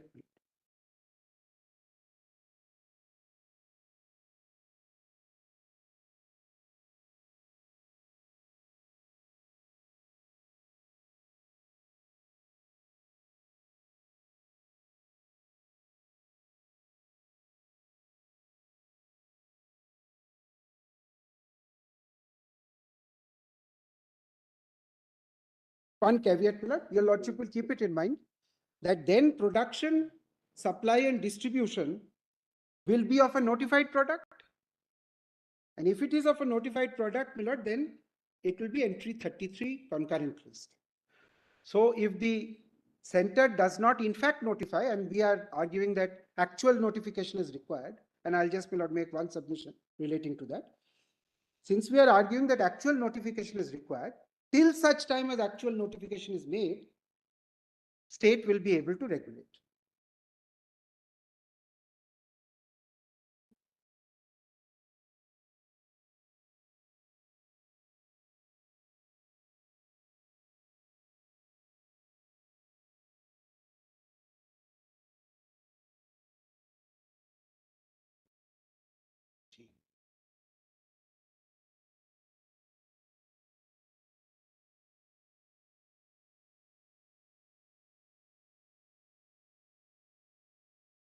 Yes. Now, on this aspect, Milord, of now let us think of repugnancy, because now your Lordship has put that question to me, and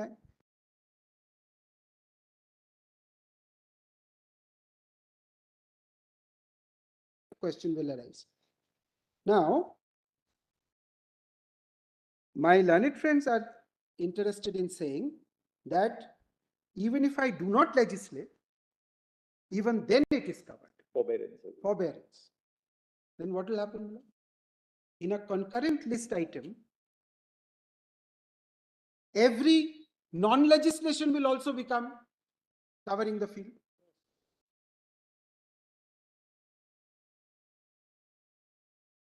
Then what is occupied field? It is legislation not acting on that legislation. No, this is That's not the- acting on the legislation. This is delegated the legislation. Notified, my lord, means delegated legislation. My lord, a submission was made in the morning that it is in the nature of an executive order. No, it's a delegated legislation. You are notified. Occupied field. Which is why, my lord, Justice Jeevan Reddy in Bihar Distillery said that we are also taking into consideration the fact that there is no actual notification under 18G. He took that into consideration. And Patna said, what is the relevant, how do you explain the doctrine of occupied field? Because we are in the area of entry 33. now we have come to repugnancy. The occupied field will mean not that there is merely a law, that it must be that there is a delegated legislation applying the law. The law must be complete.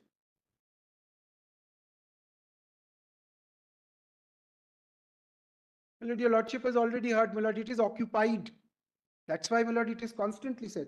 And my lord, this is important because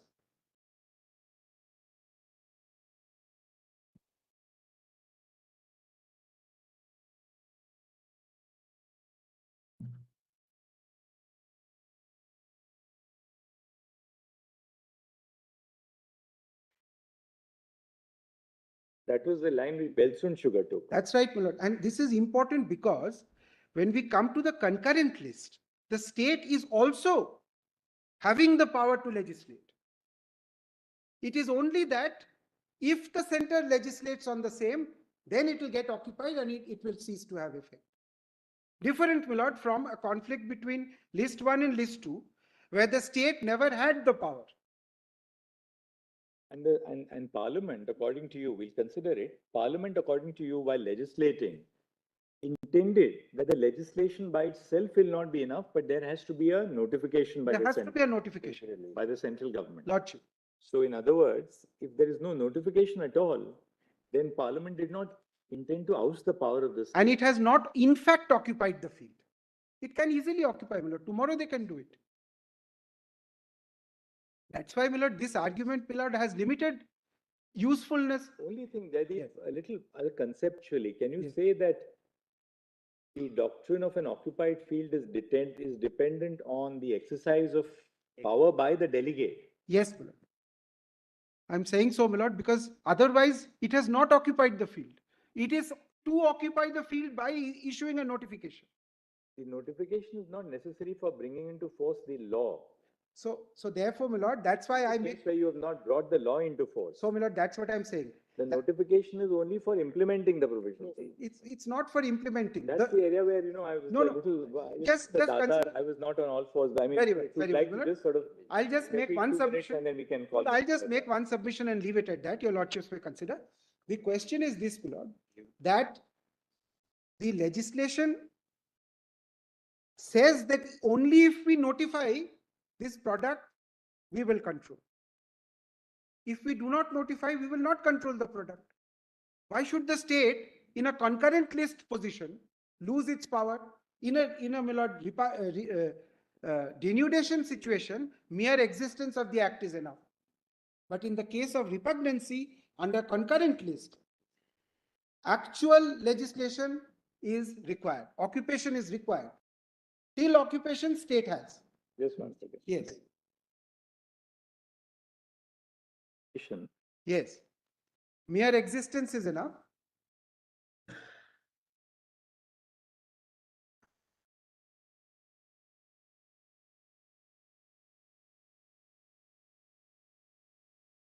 Yes. On the other hand, for repugnance.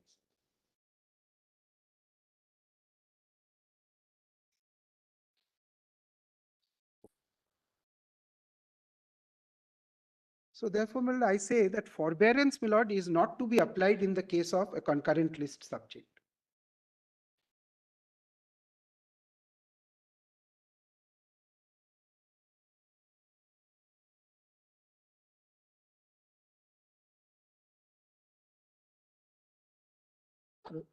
Unless there is a delegated legislation exercise, only because the law is there, the law does not occupy the field, to cause difficulty for the state?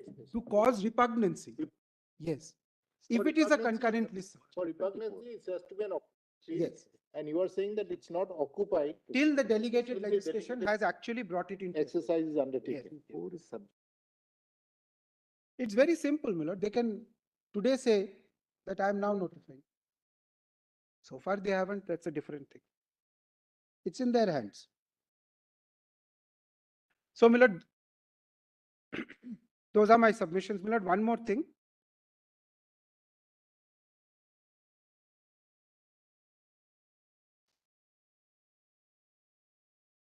My lord, we haven't spoken about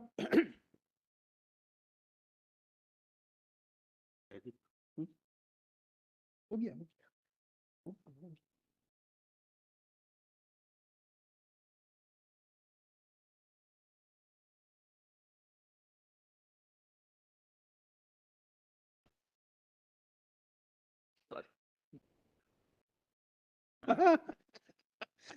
Something not on the merits of the case. Regulatory measures.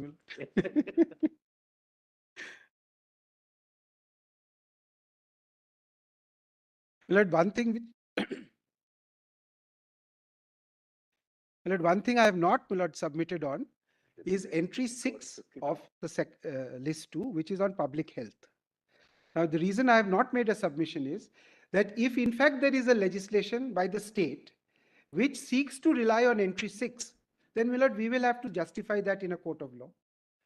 So it perhaps it's not necessary for a comment by your lordship, but only thing is your lordship may keep that in mind, that when there is a public health reason, then the state again has power to legislate, and that power is not subject to anything at all.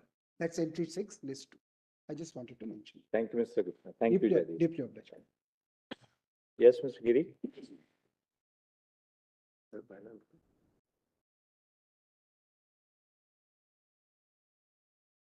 May it please your lordships.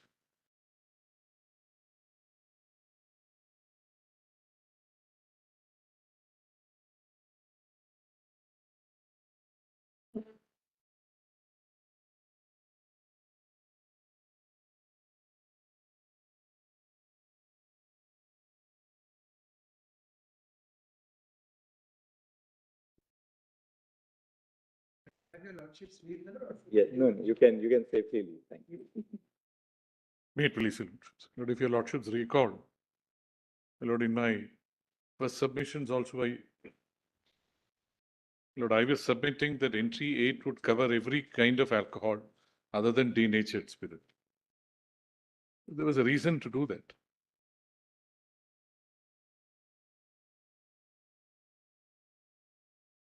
Firstly, my lord, as your lordships had taken note of, the entry starts with intoxicating liquor. Denatured spirit, which is an end product, and therefore, my lord, it could be synonymous with alcohol being used for industrial purposes, which is industrial alcohol, would not come within the purview of entry 8, my lord, because entry 8 deals with intoxicating liquor. And we have no material, my lord, to even assume on a hypothetical basis that denatured spirit could be a raw material for potable alcohol at a later point of time. Entry 8, my lord, is completely exhaustive of intoxicating liquor, my lord, coming into being. And even after that. My lord, the words manufacture and production coming in entry 8 cannot be treated as a repetition, nor can the word, my lord, production be treated as a surplusage. My lord, manufacture generally relatable to the end product, and production could be related to the products which come in between, intermediate products. But post-production and manufacture, possession, transport, purchase and sale of intoxicating liquors.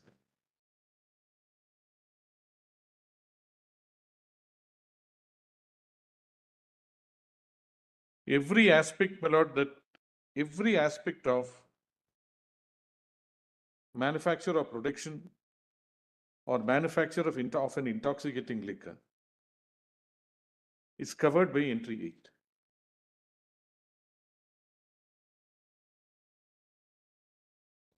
Therefore, my lords, production of ENA, which could be treated as a stage prior to the stage at which Indian-made foreign liquor or a beverage, as the center would call it, is also covered, my lord, by entry 8.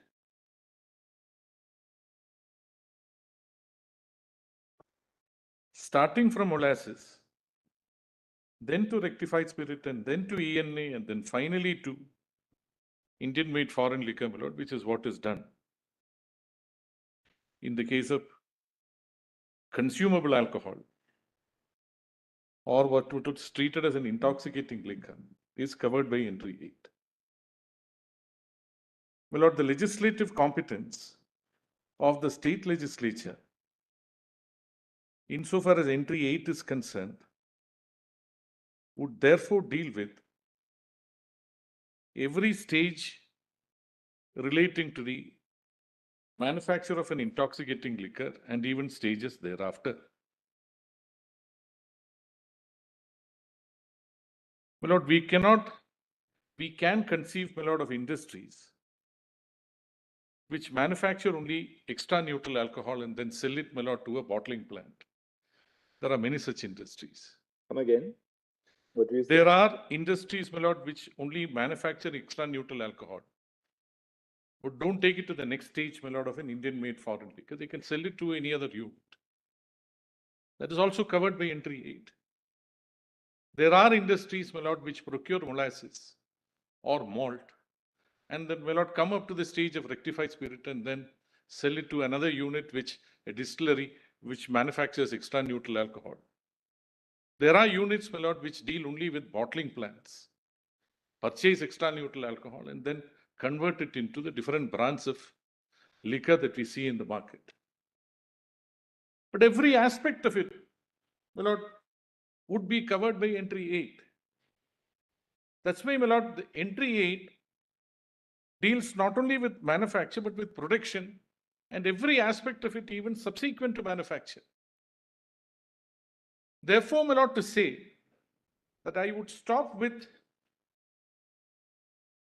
molasses, I cannot get into the stage of manufacture of Indian-made foreign liquor. I cannot get into the stage of manufacture of extra neutral alcohol. Would be, my lord, to dissect entry 8 and then say that it will not deal with production, or it will deal with production only up to a limited extent and not beyond. So, my lord, the part of the production, my lord, of Indian-made foreign liquor, as they call it, beverage, my lord, I'm taking the path of least resistance. Of Indian-made foreign liquor would be my lord, the production of extra neutral alcohol or my lord, even rectified spirit, which comes beyond that. I'm just going by. Previous stages are also covered. Yes. Lead up to production. Correct. Well, to do otherwise would be to say. Will the same argument not apply to industry under entry 52? That's my lord. That's where, my lord, I would respectfully submit. Your lordships may come to that at a slightly later stage. I am saying that if entry 8, my lord, is comprehensive, it comprehends every stage, my lord, of manufacture of an intoxicating liquor. My lord, this is not to give up the argument that ENA is also an intoxicating liquor. My lord, that's why I submit. His first argument. Yes, not denatured spirit. No, not denatured spirit. Yeah. I'm saying, my lord, that extra neutral alcohol is also an intoxicating liquor. And this is why, my lord, synthetics and chemicals has gone completely wrong. In saying that unless I'm in a position to consume it as it is, it cannot be treated as an intoxicating liquor. No. I'm saying, my lord, intoxicating liquor per se would be anything, my lord, which will give the effect of intoxication. It can be consumed without, my lord, without really. In fact, the words that is to say, yes, are words of expansion. Expansion. It's always been. My lord, suppose your lordships are pleased to, just hypothetically, entry 8, intoxicating liquors. Leave it at that. This argument could have been raised even at that point of time, but it is not necessary. I don't have to go to that extent. I'm saying, my lord, that if your lordship say manufacture production means, my lord, of an intermediate product, and then manufacture is the final product. And therefore, my lord, every aspect of, my lord, the process by which ultimately we get into the stage of manufacture of Indian-made foreign liquor would be covered by entry 8.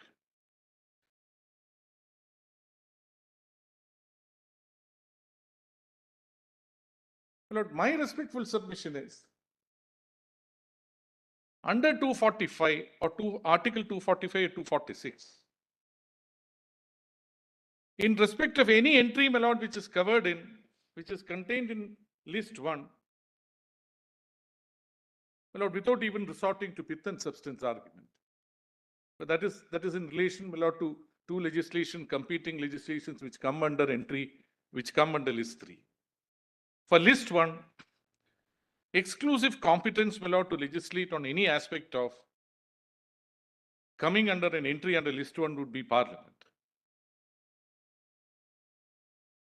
Similarly, my lord, with regard to every aspect that comes under a specific entry in list 2, the legislative competence, my lord, is solely that of the state. Now, my lords, when you lordships go back to entry 52, would it be possible, my lord, for us to urge that your lordships construe the competence under entry 52 as also, my lord, to take in something which is completely covered by entry 8?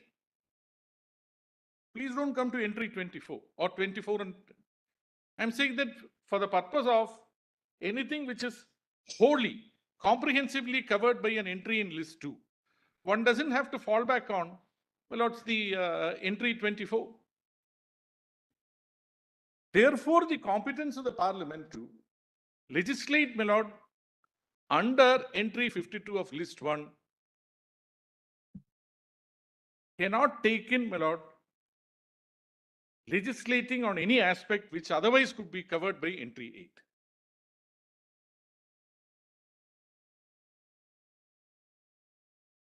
State does not have to fall back upon entry 24. Why can't the reverse apply? Anything like fermentation industries is covered under entry 52. Fermentation industry, my lord, it But is only... how much of fermentation industry is covered is the question.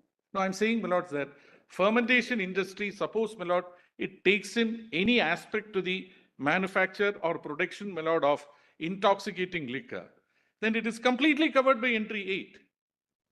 My lord, there is no question of supremacy of Parliament in this. The amendment of 2016, again, my lord, makes it clear, probably, that's what Mr. Balbir Singh, my lord, my learned friend says. But I'm saying that to construe, my lord, the scope of an entry, one cannot go into a legislation, my lord, which has been enacted under that. And therefore, my lord, I'm stopping short of it. Maybe they have done it right in 2016.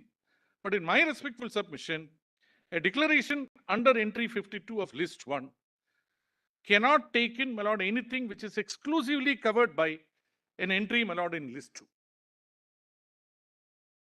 I don't have to challenge the IDR Act, my lord. I am only there before your lordships to, where your lordships can construe that this therefore will not cover anything under entry 8.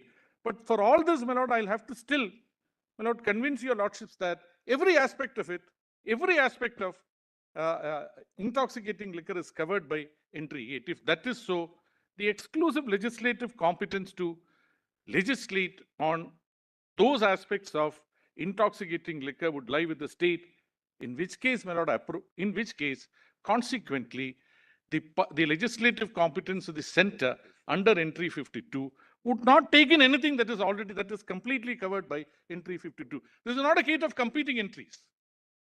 This is not a case of competing entries under list 3. For that, my lord, I'll have to, the list 3, entry 33 will have to be looked into. I'm saying that the declaration under entry 52 will have to stop short of any aspect that is covered by a comprehensive entry in list 2. And consequently, my lords, the industry or industries which are mentioned in entry 24, for this aspect, for this purpose, will not take in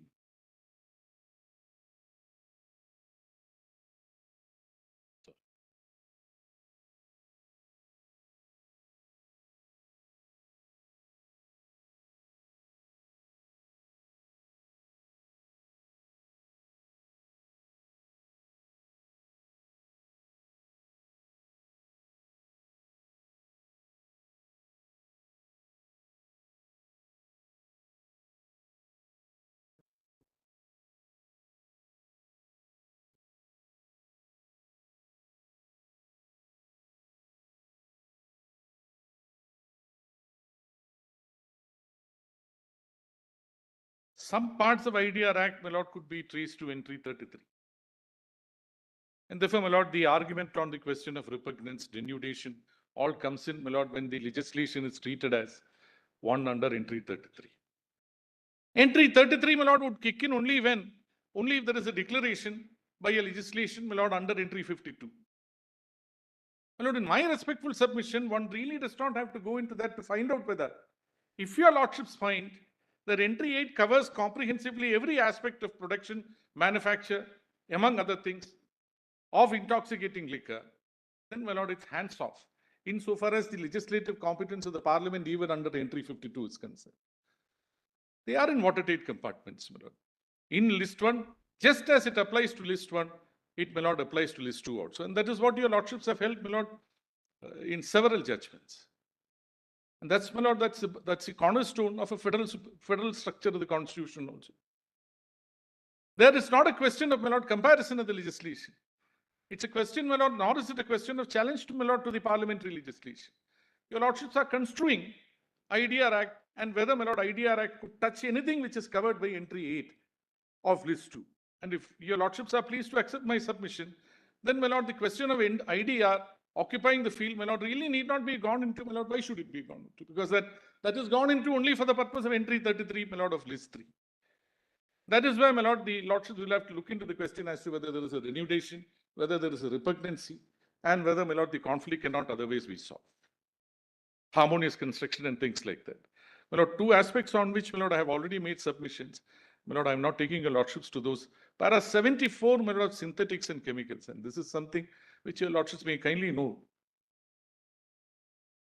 My lord, made an assumption that extra neutral alcohol is industrial alcohol. Lord, on what basis? My lord?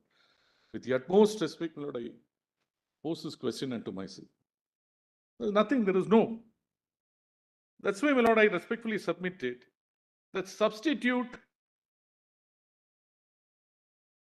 extra neutral alcohol is found in paragraph 4 with denatured spirit, my lord. Everything else will fall into place. Denatured spirit would be industrial alcohol. Lord, Mr. Datar in his second chart also mentioned that denatured spirit is manufactured from extra neutral alcohol at denaturance, and then you get industrial alcohol, which is denatured spirit. It's not an intermediate product. But extra neutral alcohol, my lord, is an intermediate product for the manufacture of potable liquor, and that is admitted. If entry 8 is, my lord, construed in such a manner as to deal with every aspect of production, including every aspect of manufacture of intoxicating liquor, including, my lord, what ultimately is the penultimate product which is necessary, my lord, in the different stages of manufacture of Indian-made foreign liquor, that is extra neutral alcohol. Before that, rectified spirit. Before that, my lord, molasses.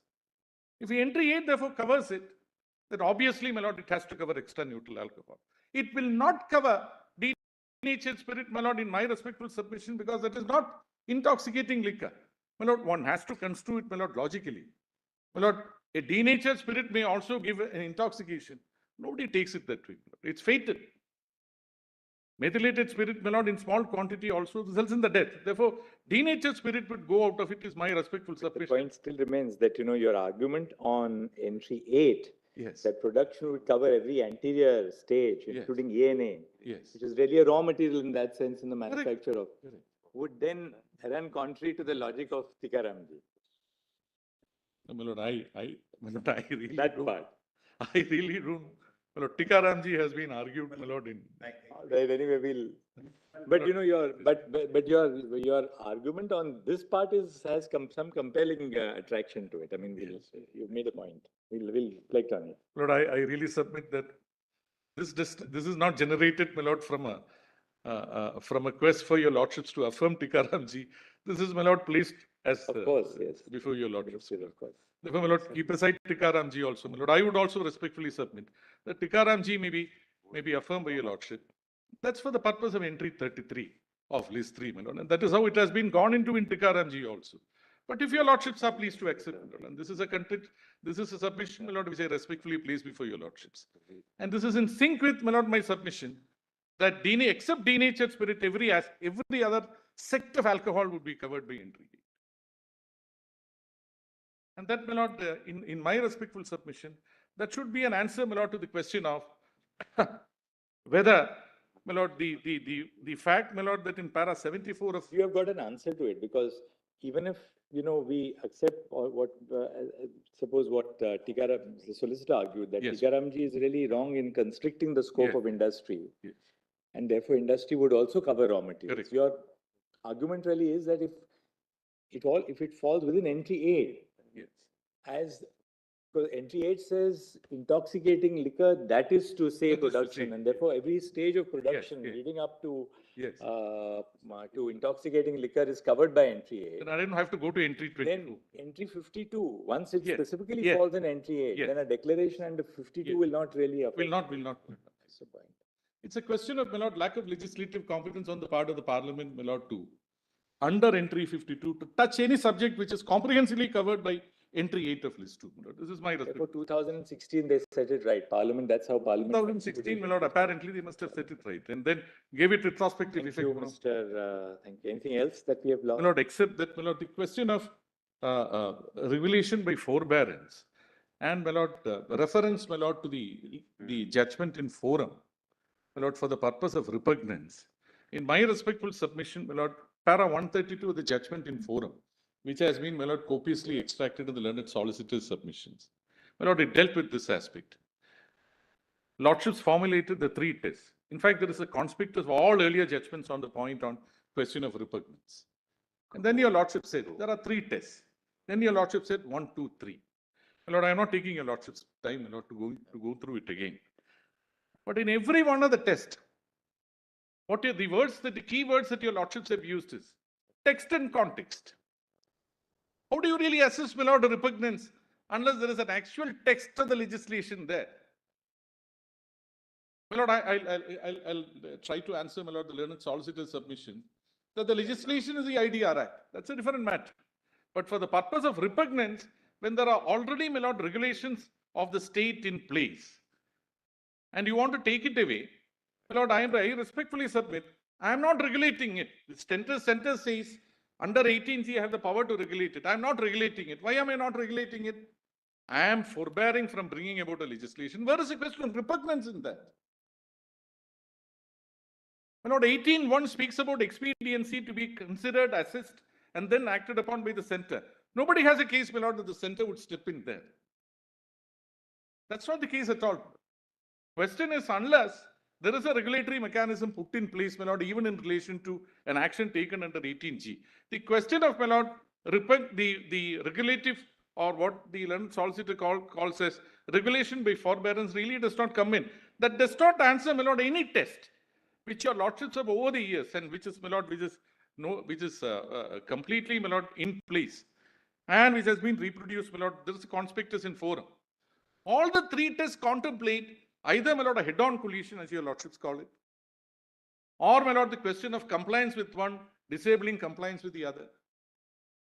Or what your lordship said, suppose there is a scheme in place, do you encroach into it by another legislation? That is where, my lord, the question of repugnance comes in.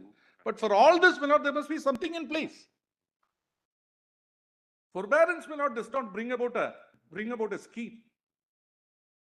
Therefore, in respect of that, my lord, I would respectfully submit that doctrine of forbearance, regulation by forbearance, really may not apply in the case, in this case at all.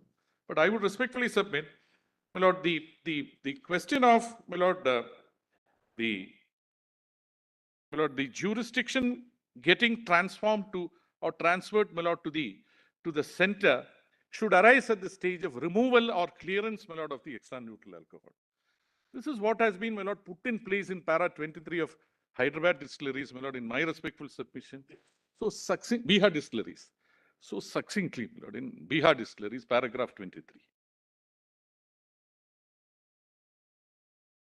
My lord, VAM Organics also, my lord, said the same thing. In fact, those two judgments are in 97-2 SEC, one after the other, my lord, back to back.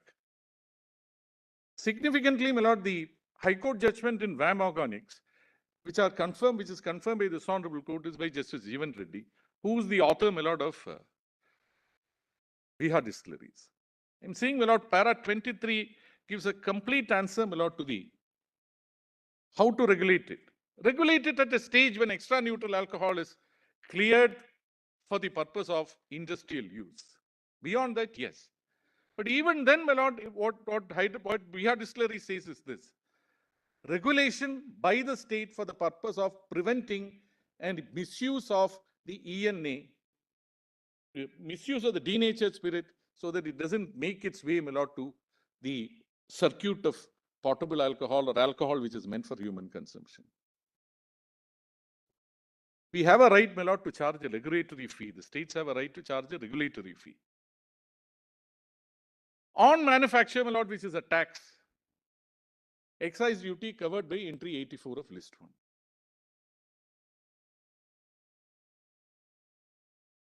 My lord, I would most humbly submit, your lordships would have been taken through para 23 of Bihar distilleries. I would most humbly submit that if your lordships are pleased to affirm that, it would solve any problem that arises out of this. There is no dual control, my lord. It's a question of control up to the stage of clearance by the state, and beyond that, my lord, by the center, if it's for the purpose of industrial alcohol. Every aspect of this movement is completely covered by Bihar distilleries, is my respectful submission, my lord. My lord, I would respectfully submit, my lord, therefore, synthetics and chemicals, my lord, your lordship may reconsider whether. Thank you. Grateful to you, lordship. 2-3 minutes. I'll just take. Plus, before this case, that the union and center never been on a loggerheads. The union has always been making a statement on the state side. So the harmonious operation has prevailed all this while. And if we see that. Still not on loggerheads. The constitutional interpretation. No, it's only on the, what I meant was only on this. Which state are you appearing for? No, state of Maharashtra. And we can't be. Well, to respond. In any case, Balbir Singh can never be. Well, certainly I can't be. I certainly can't be. But it's only on the law and the constitution. Yes. So where that red line to be drawn is, and when the baton is to be handed over by the state, it's a relay race in my respectful submission. That till the time entry 8, which is the industrial, which is the alcoholic liquor, is carried out, and till the stage of denaturing, the control till today, which has not been disturbed, remains with the state. Today, the distilleries which are operating, the state authorities prescribe forms, documents, and the processes to be carried out, including the charging of excise duty and finally handing over the product to the bottlers or to the final distributors. It's only at the denaturing stage, the product, if ANA is cleared, then it goes to the denaturing industry, and at that stage, the union's control starts. Pre that, the line is very clear. And if we see, this in the light of not only entry 8, but entry 24 and entry 52 of list 1. And if I may try and see the sense of Tikaram. Tikaram talks of the industries in schedule. Only 18G talks of articles and talks of distribution and supply. Rest of the other act talks of the industries which are given, and industries can have multiple products. And one of the objectives, if we see, of this act is control by the union in public interest. And if we look at the scheme of that act, is one of the scheme is to have a control that what is the requirement of a country in respect to a particular product in a particular industry, what is the employment, what is the capital. When these all statistics are also collected through a different committees or which are formed over in different regions in the country, one of the objectives is that in one particular industry, what is the country's requirement and what is the country's production which is there. Tika Ramji seems to be in line with that to say that when we talk of industry and why we should not look at the raw material is because raw material potentially can belong to a different industry. Let's say somebody say that the garment industry to be seen, whereas the fabric industry may be different.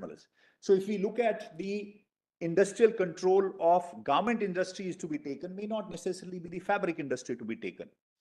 India need how many garments in a year, how many jobs to be created, how much capital to be requirement in a one industry may not be there. So Tikaram in that sense has seen that.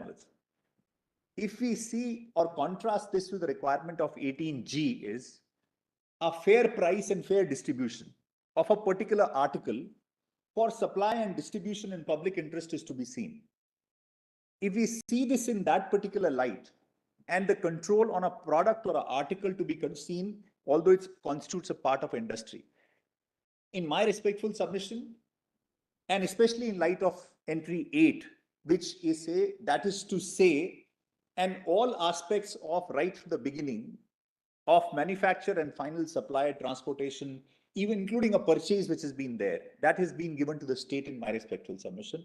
And if we see Bihar distilleries, that makes it very clear that in this sense, if we harmonize two laws, looking at entry 8, and even if we pitch it at the level that how do we resolve a conflict of entry 24, although the first submission is the entry 8 is a carve out of entry 24.